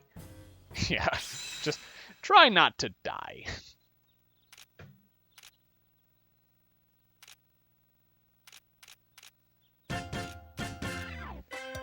Fortunately, we've brought her to her senses, and now, good lord, is she embarrassed. She's quite the dangerous lady. Shiny powder. I don't need to watch these too intently yet. Just gonna do another character quest.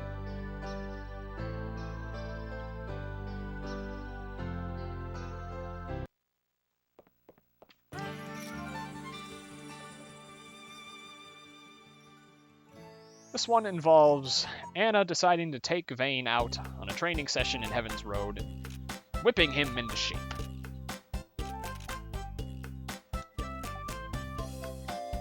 Because, I mean, from Anna's perspective, it kind of makes sense. How does a guy who basically gets no exercise still have decent swordsmanship? And pretty good power at that. So, to prevent him from becoming a NEET, Anna decides to have him get some exercise.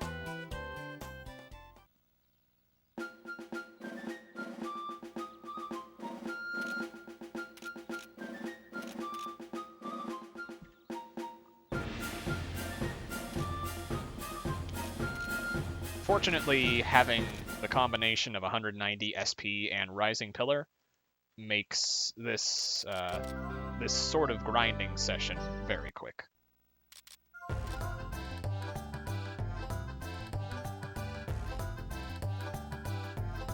Yeah, Micaiah has a point. The later game you start with, the harder it is to go backwards because you miss out on a lot of those quality of life features that you got used to in the first game you played. TLDR, play Marie. We will win.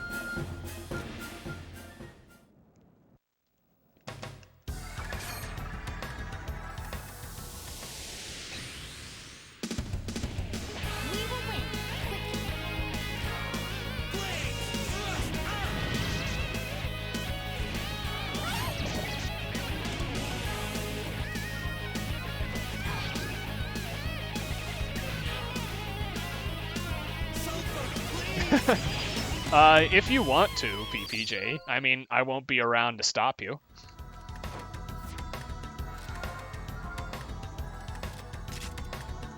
Probably should have given him the bone necklace.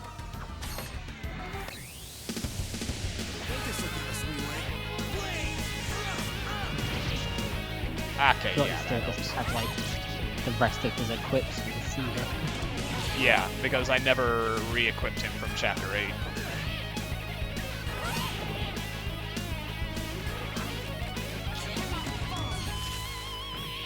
Fortunately, you get all of your SP back after this.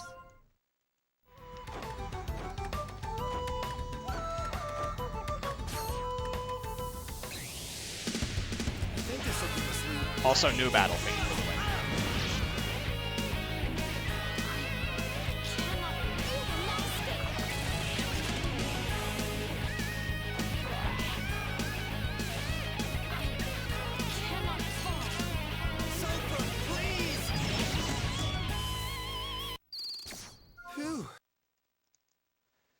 So that's 3 fights done. We've got 3 more to go.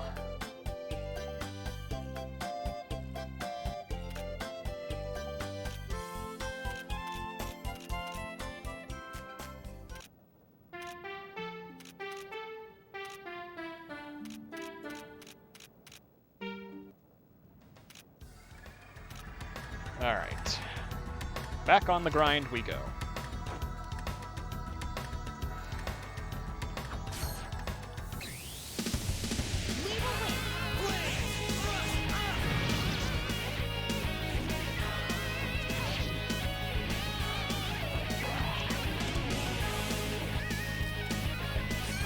I guess this quest does end up being really slow, just in terms of going in and out of combat all the time. Yeah, I have to test this now. I'm curious. it's better than some others, at least.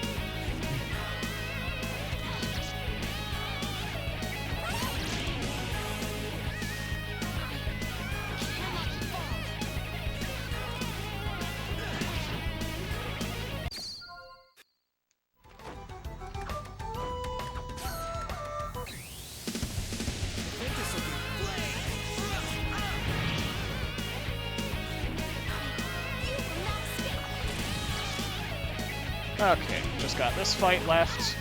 Anna gets bopped. And we're done.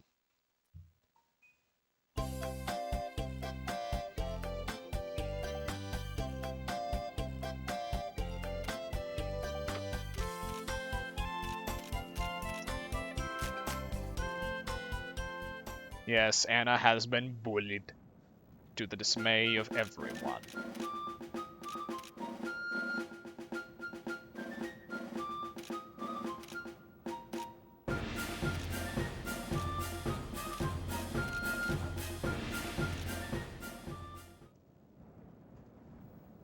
Back here now.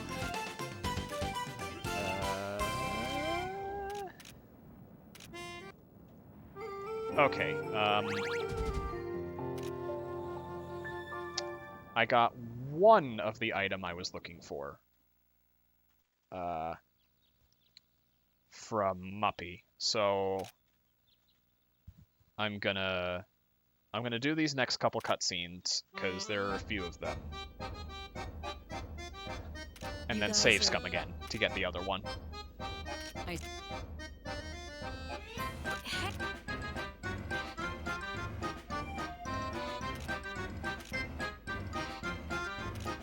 Because without either... Well, I'm sorry, without getting both, I should say, I lose out either on really good damage from Vayne in the final chapter, or really good resistance from Roxas for the next chapter's boss.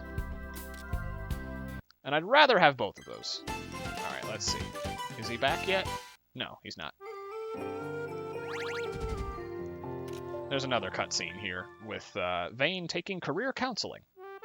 Despite the fact that everybody who goes here wants to be an alchemist, there's really no counseling to do. Don't be so nervous. Well, what I... Well, think of it. I feel like this entire scene only exists to show that Vayne is completely clueless.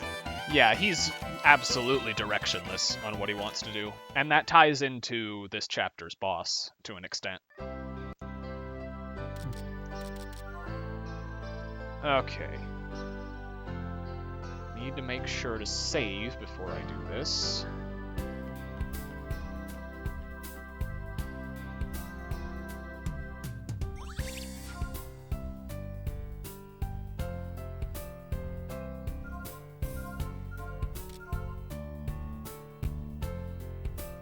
Alright. Come on, Muppy. This item is your specialty.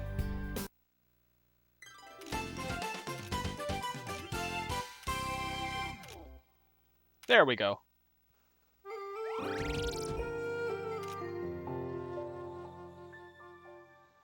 I have 2 shiny mustaches now. In older versions of the route, I'd need to physically go to the God's Scar and gather those, but I learned that Muppy has them as his specialty when he's gathering out there, so we can circumvent that. well, of Huh? What? Vayne starts hearing voices in his head, you know, typical protagonist-y things. Oh, huh. And with that, he's given his next little boost of direction. No. Too...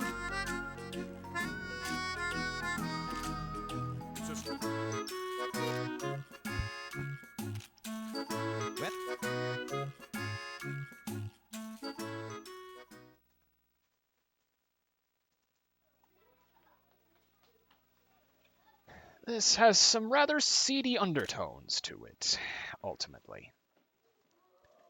Isolde wants Vayne to meet her at the very bottom of the Mana Ruins, and that automatically spells trouble. First, though, we've got to go to the workshop hallway and synthesize some stuff at the Aethanor.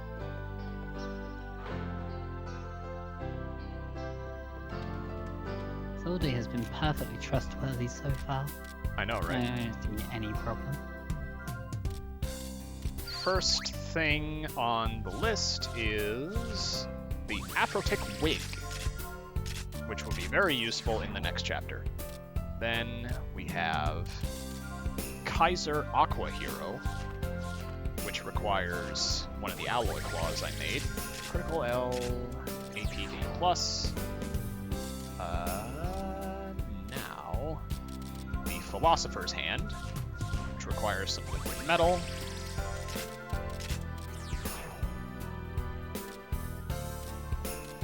Next, I can mutate the Pyre Blade in order to make the Pyre Blade 2, using that sledgehammer we got all the way back in Chapter 5. Mutate Pretty Ribbon with a Brilliant Stone. That requires a Pretty Ribbon itself. I need a Leather Collar to make that. Leather Collar, Pretty Ribbon. Still can't make this. Oh, I needed the Basiliscus doll. I just crafted it away. Oh well.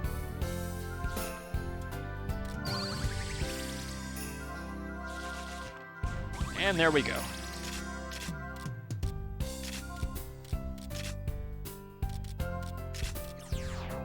That's done. Now I need to mutate this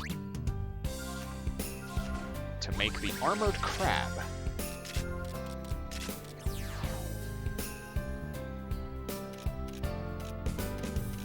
If burritos exist in this universe, I don't know why we can't make them alongside the cheesecakes and the steaks, though. Yeah, it's an interesting question. Anyway, now I can make a silver cuirass. Oh, I would need an iron plate for that, and I'm not willing to give it up. I'll just make a leather cuirass.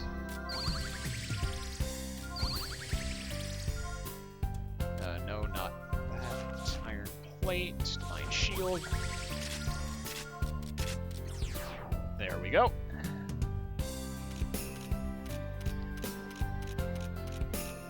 And then I've got 2 more things I need to make before I'm ready to head out.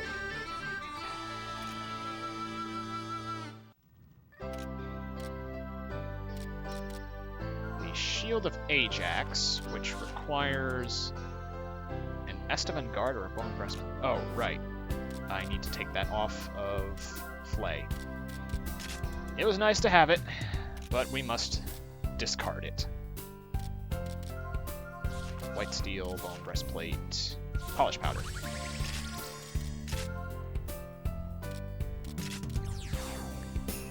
We can mutate that in order to make the Mirror of Gargle next, and that'll be the final item we need.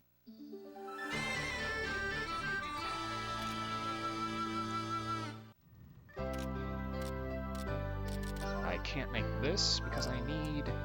Oh, Misty Curtains. That's fine.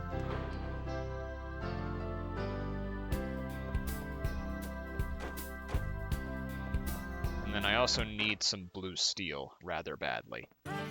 I should be able to make both of those, though. Yeah, I can make one. Good lord. Oh, no, I can make some more with scale chips. I remember now, it's Prove Lead that becomes the bottleneck. Okay, just make a Misty Curtain here. And we're good. Actually, while I'm here, can I make a tranquilizer yet? No, I can't. I'm just gonna have Muppy make some blue steel while I'm out. That'll be nice. And I should be able to make the Mirror of Gargoyle now. Oh, dragon scale or fish scale. Roxas has the fish scale.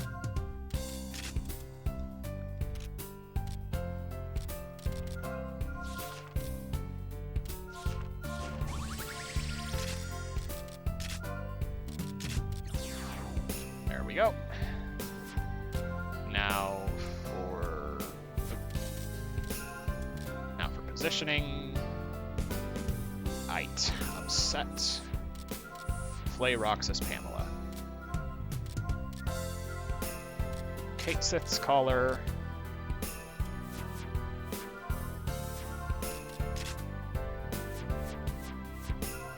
Silver Quiraz.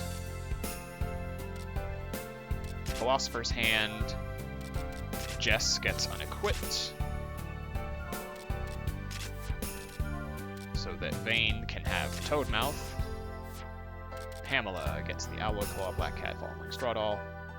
Fireblade 2, nothing for now. He'll get equipment in the dungeon. And 2 Angel Wings. This is a subtle difference from the last route, because I realized Flay does not have enough speed. Kitty Ears and Winged Boots. Now for growth books.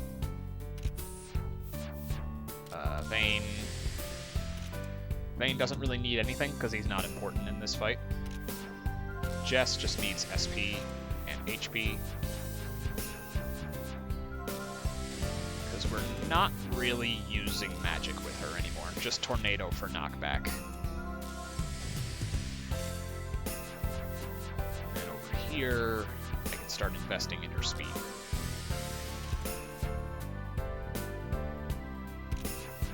Nikki, same story, just invest in HP and SP. Move her over there.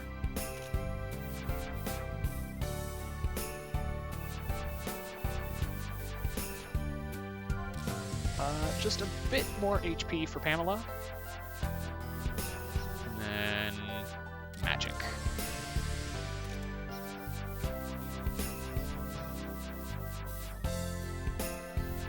30 SP, that's a tad expensive. I would prefer to invest in speed. Because she needs all the speed she can get. Ah, darn. And then Roxas is the only one left. SP recovery and support speed across the board.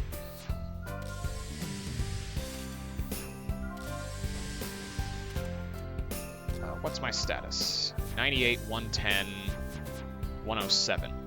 Perfect. Absolutely stellar speed values. I just realized, though. Oh, I didn't check Flay's growth book. Thank goodness. I was about to say I forgot to give him Screwdriver.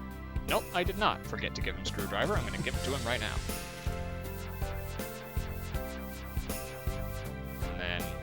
More HP for tanking. Alright, we're ready to go.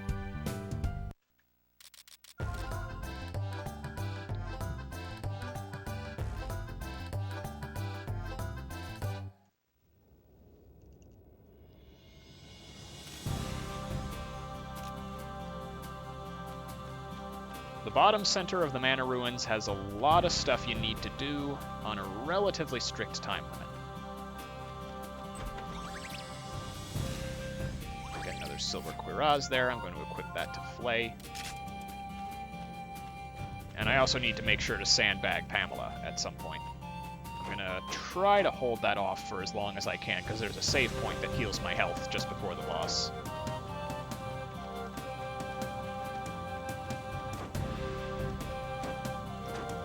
And like, if the Chimera in the last chapter showed what Pamela is capable of, in this run, the boss of this one will show just why Pamela is without a doubt the best character. Yes. Like before, it was good, but it was inconsistent a little bit. You know, it took. She was doing like 3 to 4k per hit. This boss casually is one of the harder ones in the game. and she just absolutely trivializes it. Yeah. Like, it's still not a walk in the park, I'd say, but she's dealing 5k damage now. The boss of the next chapter is where she really comes into her own. I guess part of it is like, given that this boss's gimmick is it flips between being physical or magical resistant. Yeah, this is why Flay is still important, because that physical magical resistance swap, no bullying plus screwdriver is just barely enough to get it to flip twice. So, you no bullying when it's resisting physical, then it switches to resisting magical, then you screwdriver. Lather, rinse, repeat for as long as you can. Screwdriver being the technique we just picked up for Flay. It's his most powerful skill. And unlike most of his other skills, it doesn't have a warm-up period. It just has the drawback of costing metric tons of SP.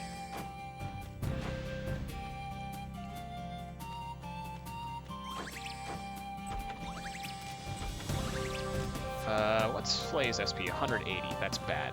I should have invested more into his SP. But that's fine. Having speed is a decent trade-off for that. My biggest issue with this fight has been that Flay is too slow, so he doesn't get a turn before the boss's first attack. And then I have to rely on seriously inconsistent RNG for the attempt to be saved. But that shouldn't be a problem now that he's got close to 100 speed.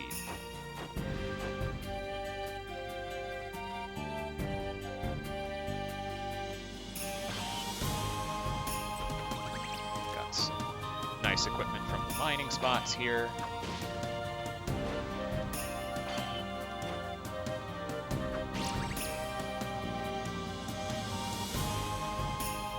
So far, so good. Managed to avoid those two mini-bosses. And we get a magic fruit. This is where I traditionally apply mine. Speed to Flay, resistance to Rock... That's not Roxas. Defense to Roxas, magic to Pamela, attack to Vayne.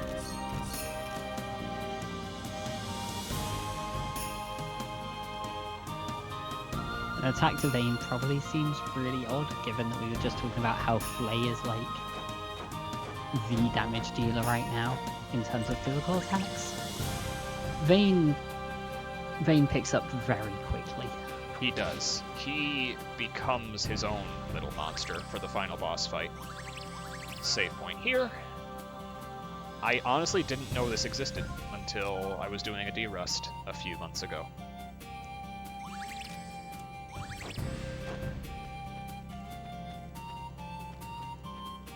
Time to sandbag.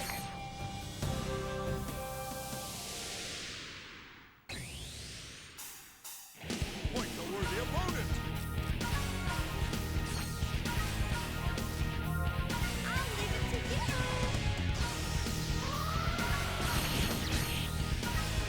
Roxas has 280 SP, which is very nice. That's just enough for 4 retractions. Actually, wait, no. Retraction is 75, so I'd need 20 more. Oops. Mental math is not my forte. Okay, gonna set up Flay to guard after Pamela's next turn. This should kill Pamela. There we go.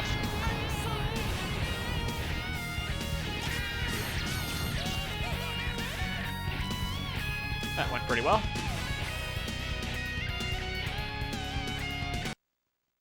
Nice quick setup. Yeah. Okay, now I just need to heal them up.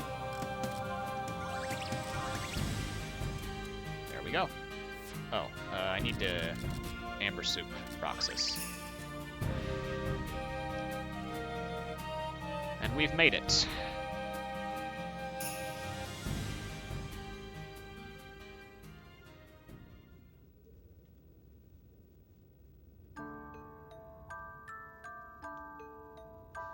Within these ruins lay the crystallized remains of mana. used for experimentation, exploitation, and just about everything in between by humans in years past. You're here, right? It's a secret that Al-Revis Academy doesn't really want their students to know. But for some reason, Isolde feels the need to tell them anyway. But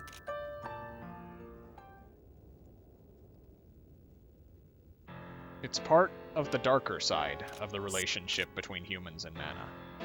A side that isn't usually explored in Atelier games. And it starts getting you asking some pretty profound questions. After all, half of the members of the party have mana that always serve by their side. But for they denied. That's just the truth of this world. And Isolde feels the need to make that known.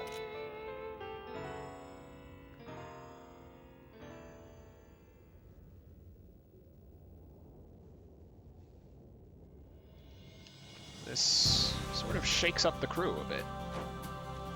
So we've got to talk to everyone here. They have differing reactions to all of it.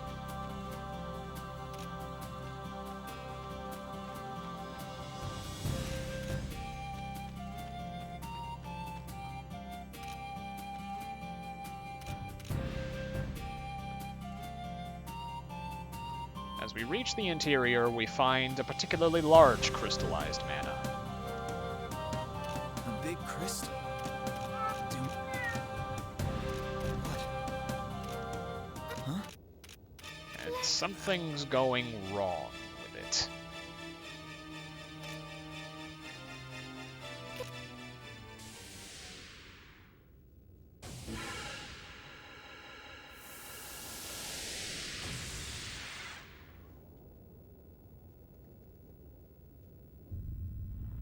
Panda Caper, if you're here, this is the boss you've been waiting for. What is The man.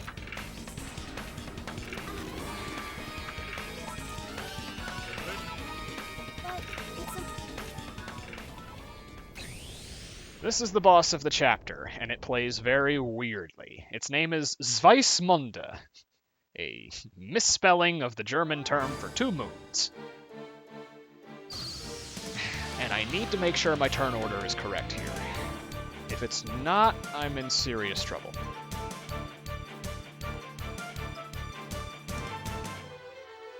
Yes! Cheesecake Pamela. Jeez, so much trouble. Flay Raiden charges. Come down to me! Roxas guards until after the boss's first turn. Pamela goes to town.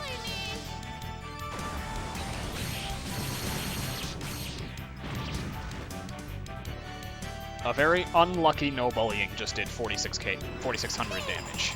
That had very few crits on it. Here's what's nice about Screwdriver. This is my justice.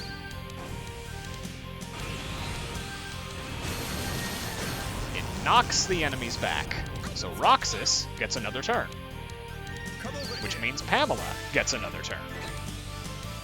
I'm getting don't bully me. I still love that Roxas becomes the second best character in the speedrun. Yeah. This is basically Pamela again. Yes. Anti-spin.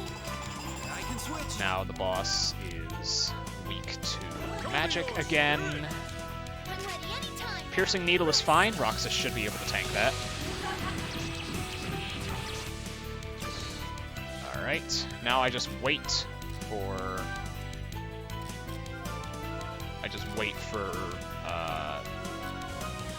Pamela to be ready again. Can I screwdriver you behind Jess? Yes! Call me out too. That's fine. Alright, I'm gonna give myself a heal jar, Jeez, so much trouble. and then defend until after this turn from Jess, so that she can swap with Pamela, and Pamela can go to town.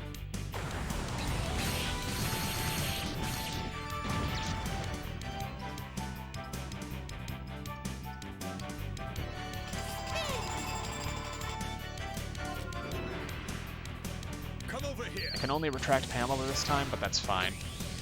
This will still deal a truckload of damage.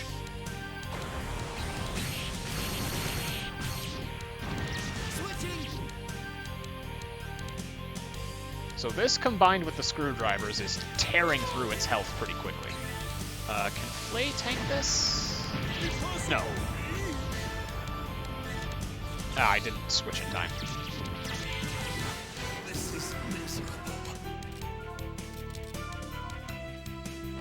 Why is Pamela's HP at 1? Because she has an attack that gets stronger the lower HP she has. Okay, I'm just gonna glow Terraflame. Very nice. That's not nice. Can I item? No, I can't. I'm just gonna swap for Pamela now. I'm getting tough. Don't bully me.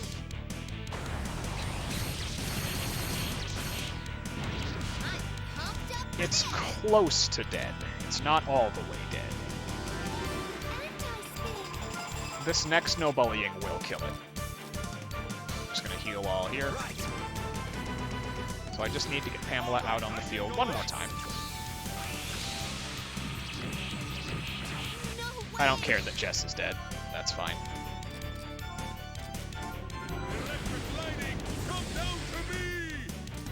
Gonna guard here. Call me out too. I'm getting She doesn't have enough SP, but that's fine because I specifically guarded for that.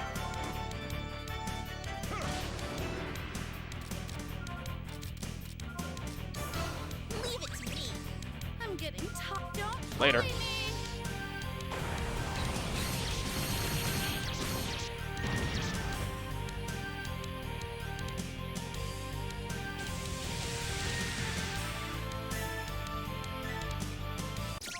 I think that's the first time in a marathon setting that fight has actually gone well. Like, it's such a cool boss fight, and then the speedrun strat just... Yeah. Like, there's an entire gimmick that you're meant to work around, but actually Pamela just punches through it even when it resists her. Yeah. Oh shoot, do I have enough AP for the grudge? I think it. I don't think I do. Which means I'm dealing slightly less damage against the boss of the next chapter, but... I should still be okay. I've survived the fight without it.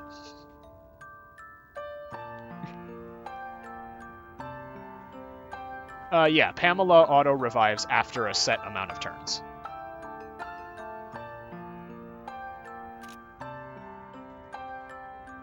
So, as if she weren't good enough. The best attack in the game can become immune to physical attacks. Auto revives after a certain number of turns. Yeah, pretty good, I guess. Yeah, this was a well thought out character. So chapter 9 is done. In 5 hours in-game time. That's actually not bad. Especially considering I did 2 of my character quests already. Yeah. Chapter 10 is going to be very short in comparison because I'm not doing any of my quests here.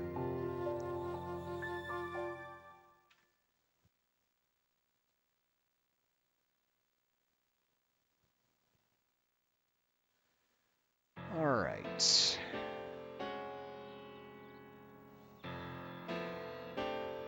Isolde is understandably distraught at the fact that we just completely obliterated a large dangerous mana by ourselves.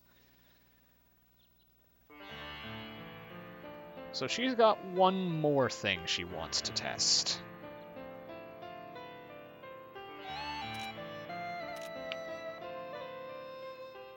For now, though, we've got some alchemy to do.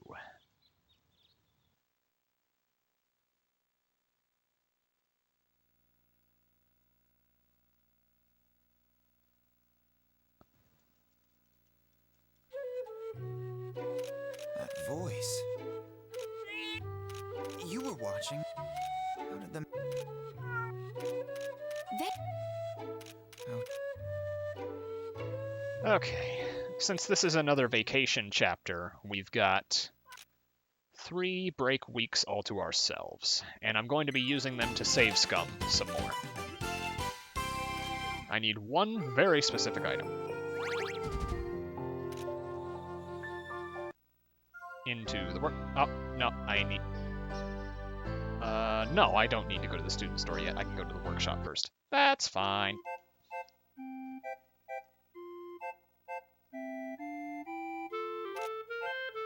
Yeah. As much as I don't think it's going to happen, I would love to see this game ported to modern systems. All of their PS2 catalog, really. They deserve a fate better than to be stuck on a very, very unreliable system.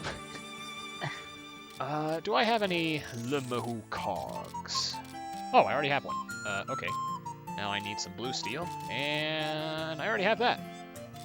Next, I need 4 white steel.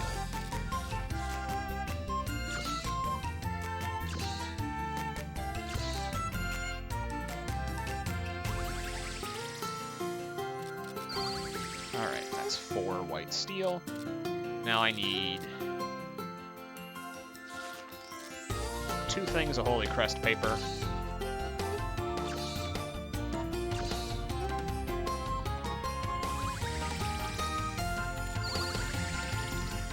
I need 2 fortune rings. Oh, I need a diapason first.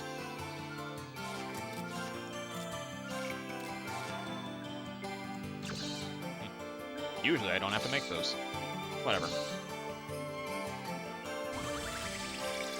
I'll make another just to be safe, and then 2 fortune rings.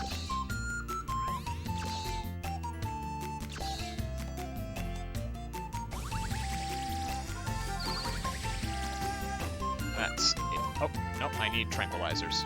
Because I can make those now that I have fortune rings.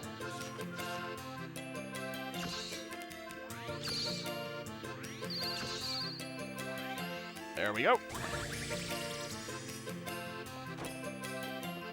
Now, I need you to make thunder rods. I need you to make some more diapasons. I need you to make velvet horns. You can make white steel. I need you to make stones of Alectoria. I need you... Normally I'd have you gather at the Bone Grove for king crabs, but I no longer need to do that, so you can make blue steel. And then Muppy gathers at the Mana Ruins bottom center.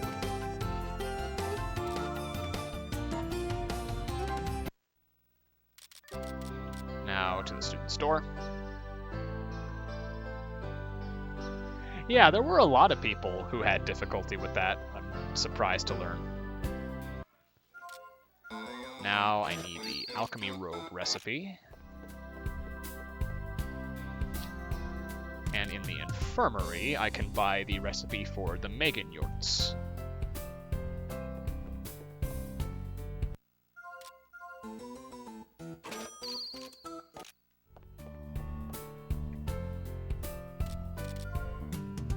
To the Aethanor now.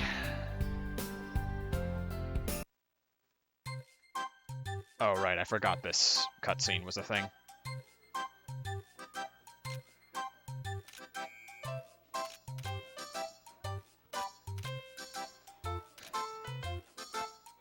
I've sort of glossed over it before, but Jess has sort of a hyperdimensional bag that can hold just about anything, including other party members.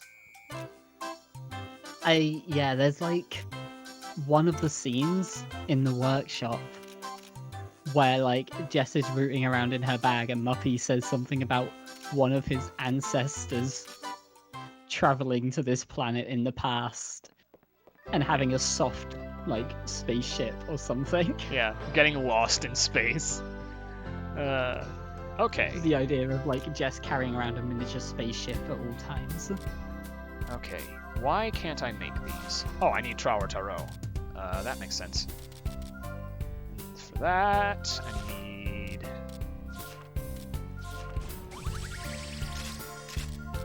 Magic plus L on these, that's very important. And then these are Jade Tablets. They give 80 total magic, and in addition to the plus magic perk I can put on them, that further boosts their magical properties. Flame Gaze, Res, SP. So I've got 2 of those now. Next up is the Megan Yorts. I need Kate Sid's collar or a pretty ribbon. I can make those.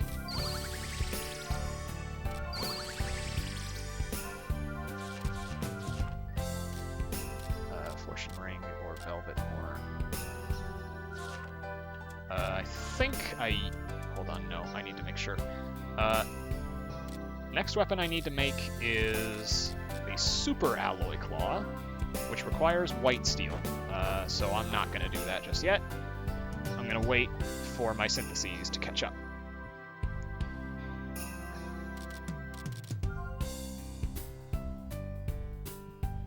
And I also need to save scum for one more item anyway.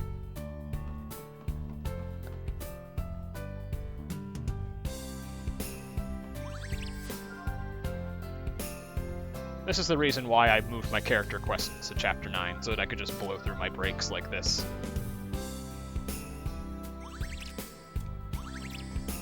Okay.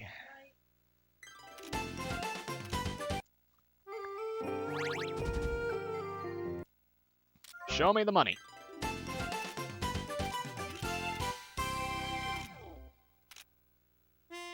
That is not what I need. So back in time I go.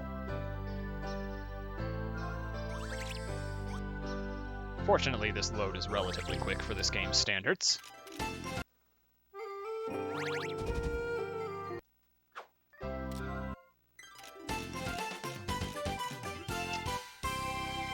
Nope.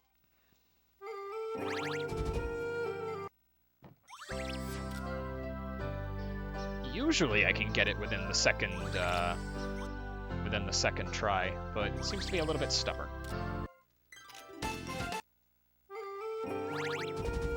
I'm a little bit behind. It's better now. There we go. Rainbow Feather is what I'm looking for. And now we proceed with the breaks as normal. Oh, and of course I get a second one now. No other way, right? Yep.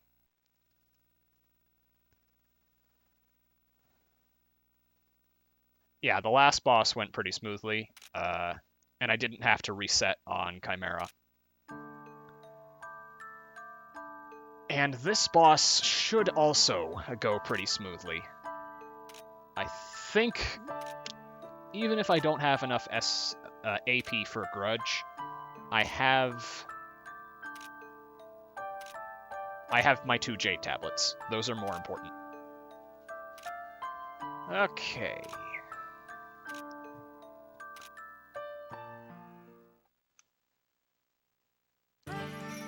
Gotta go back to the workshop now to set my schedule. Do I have enough? Oh, I just barely have enough.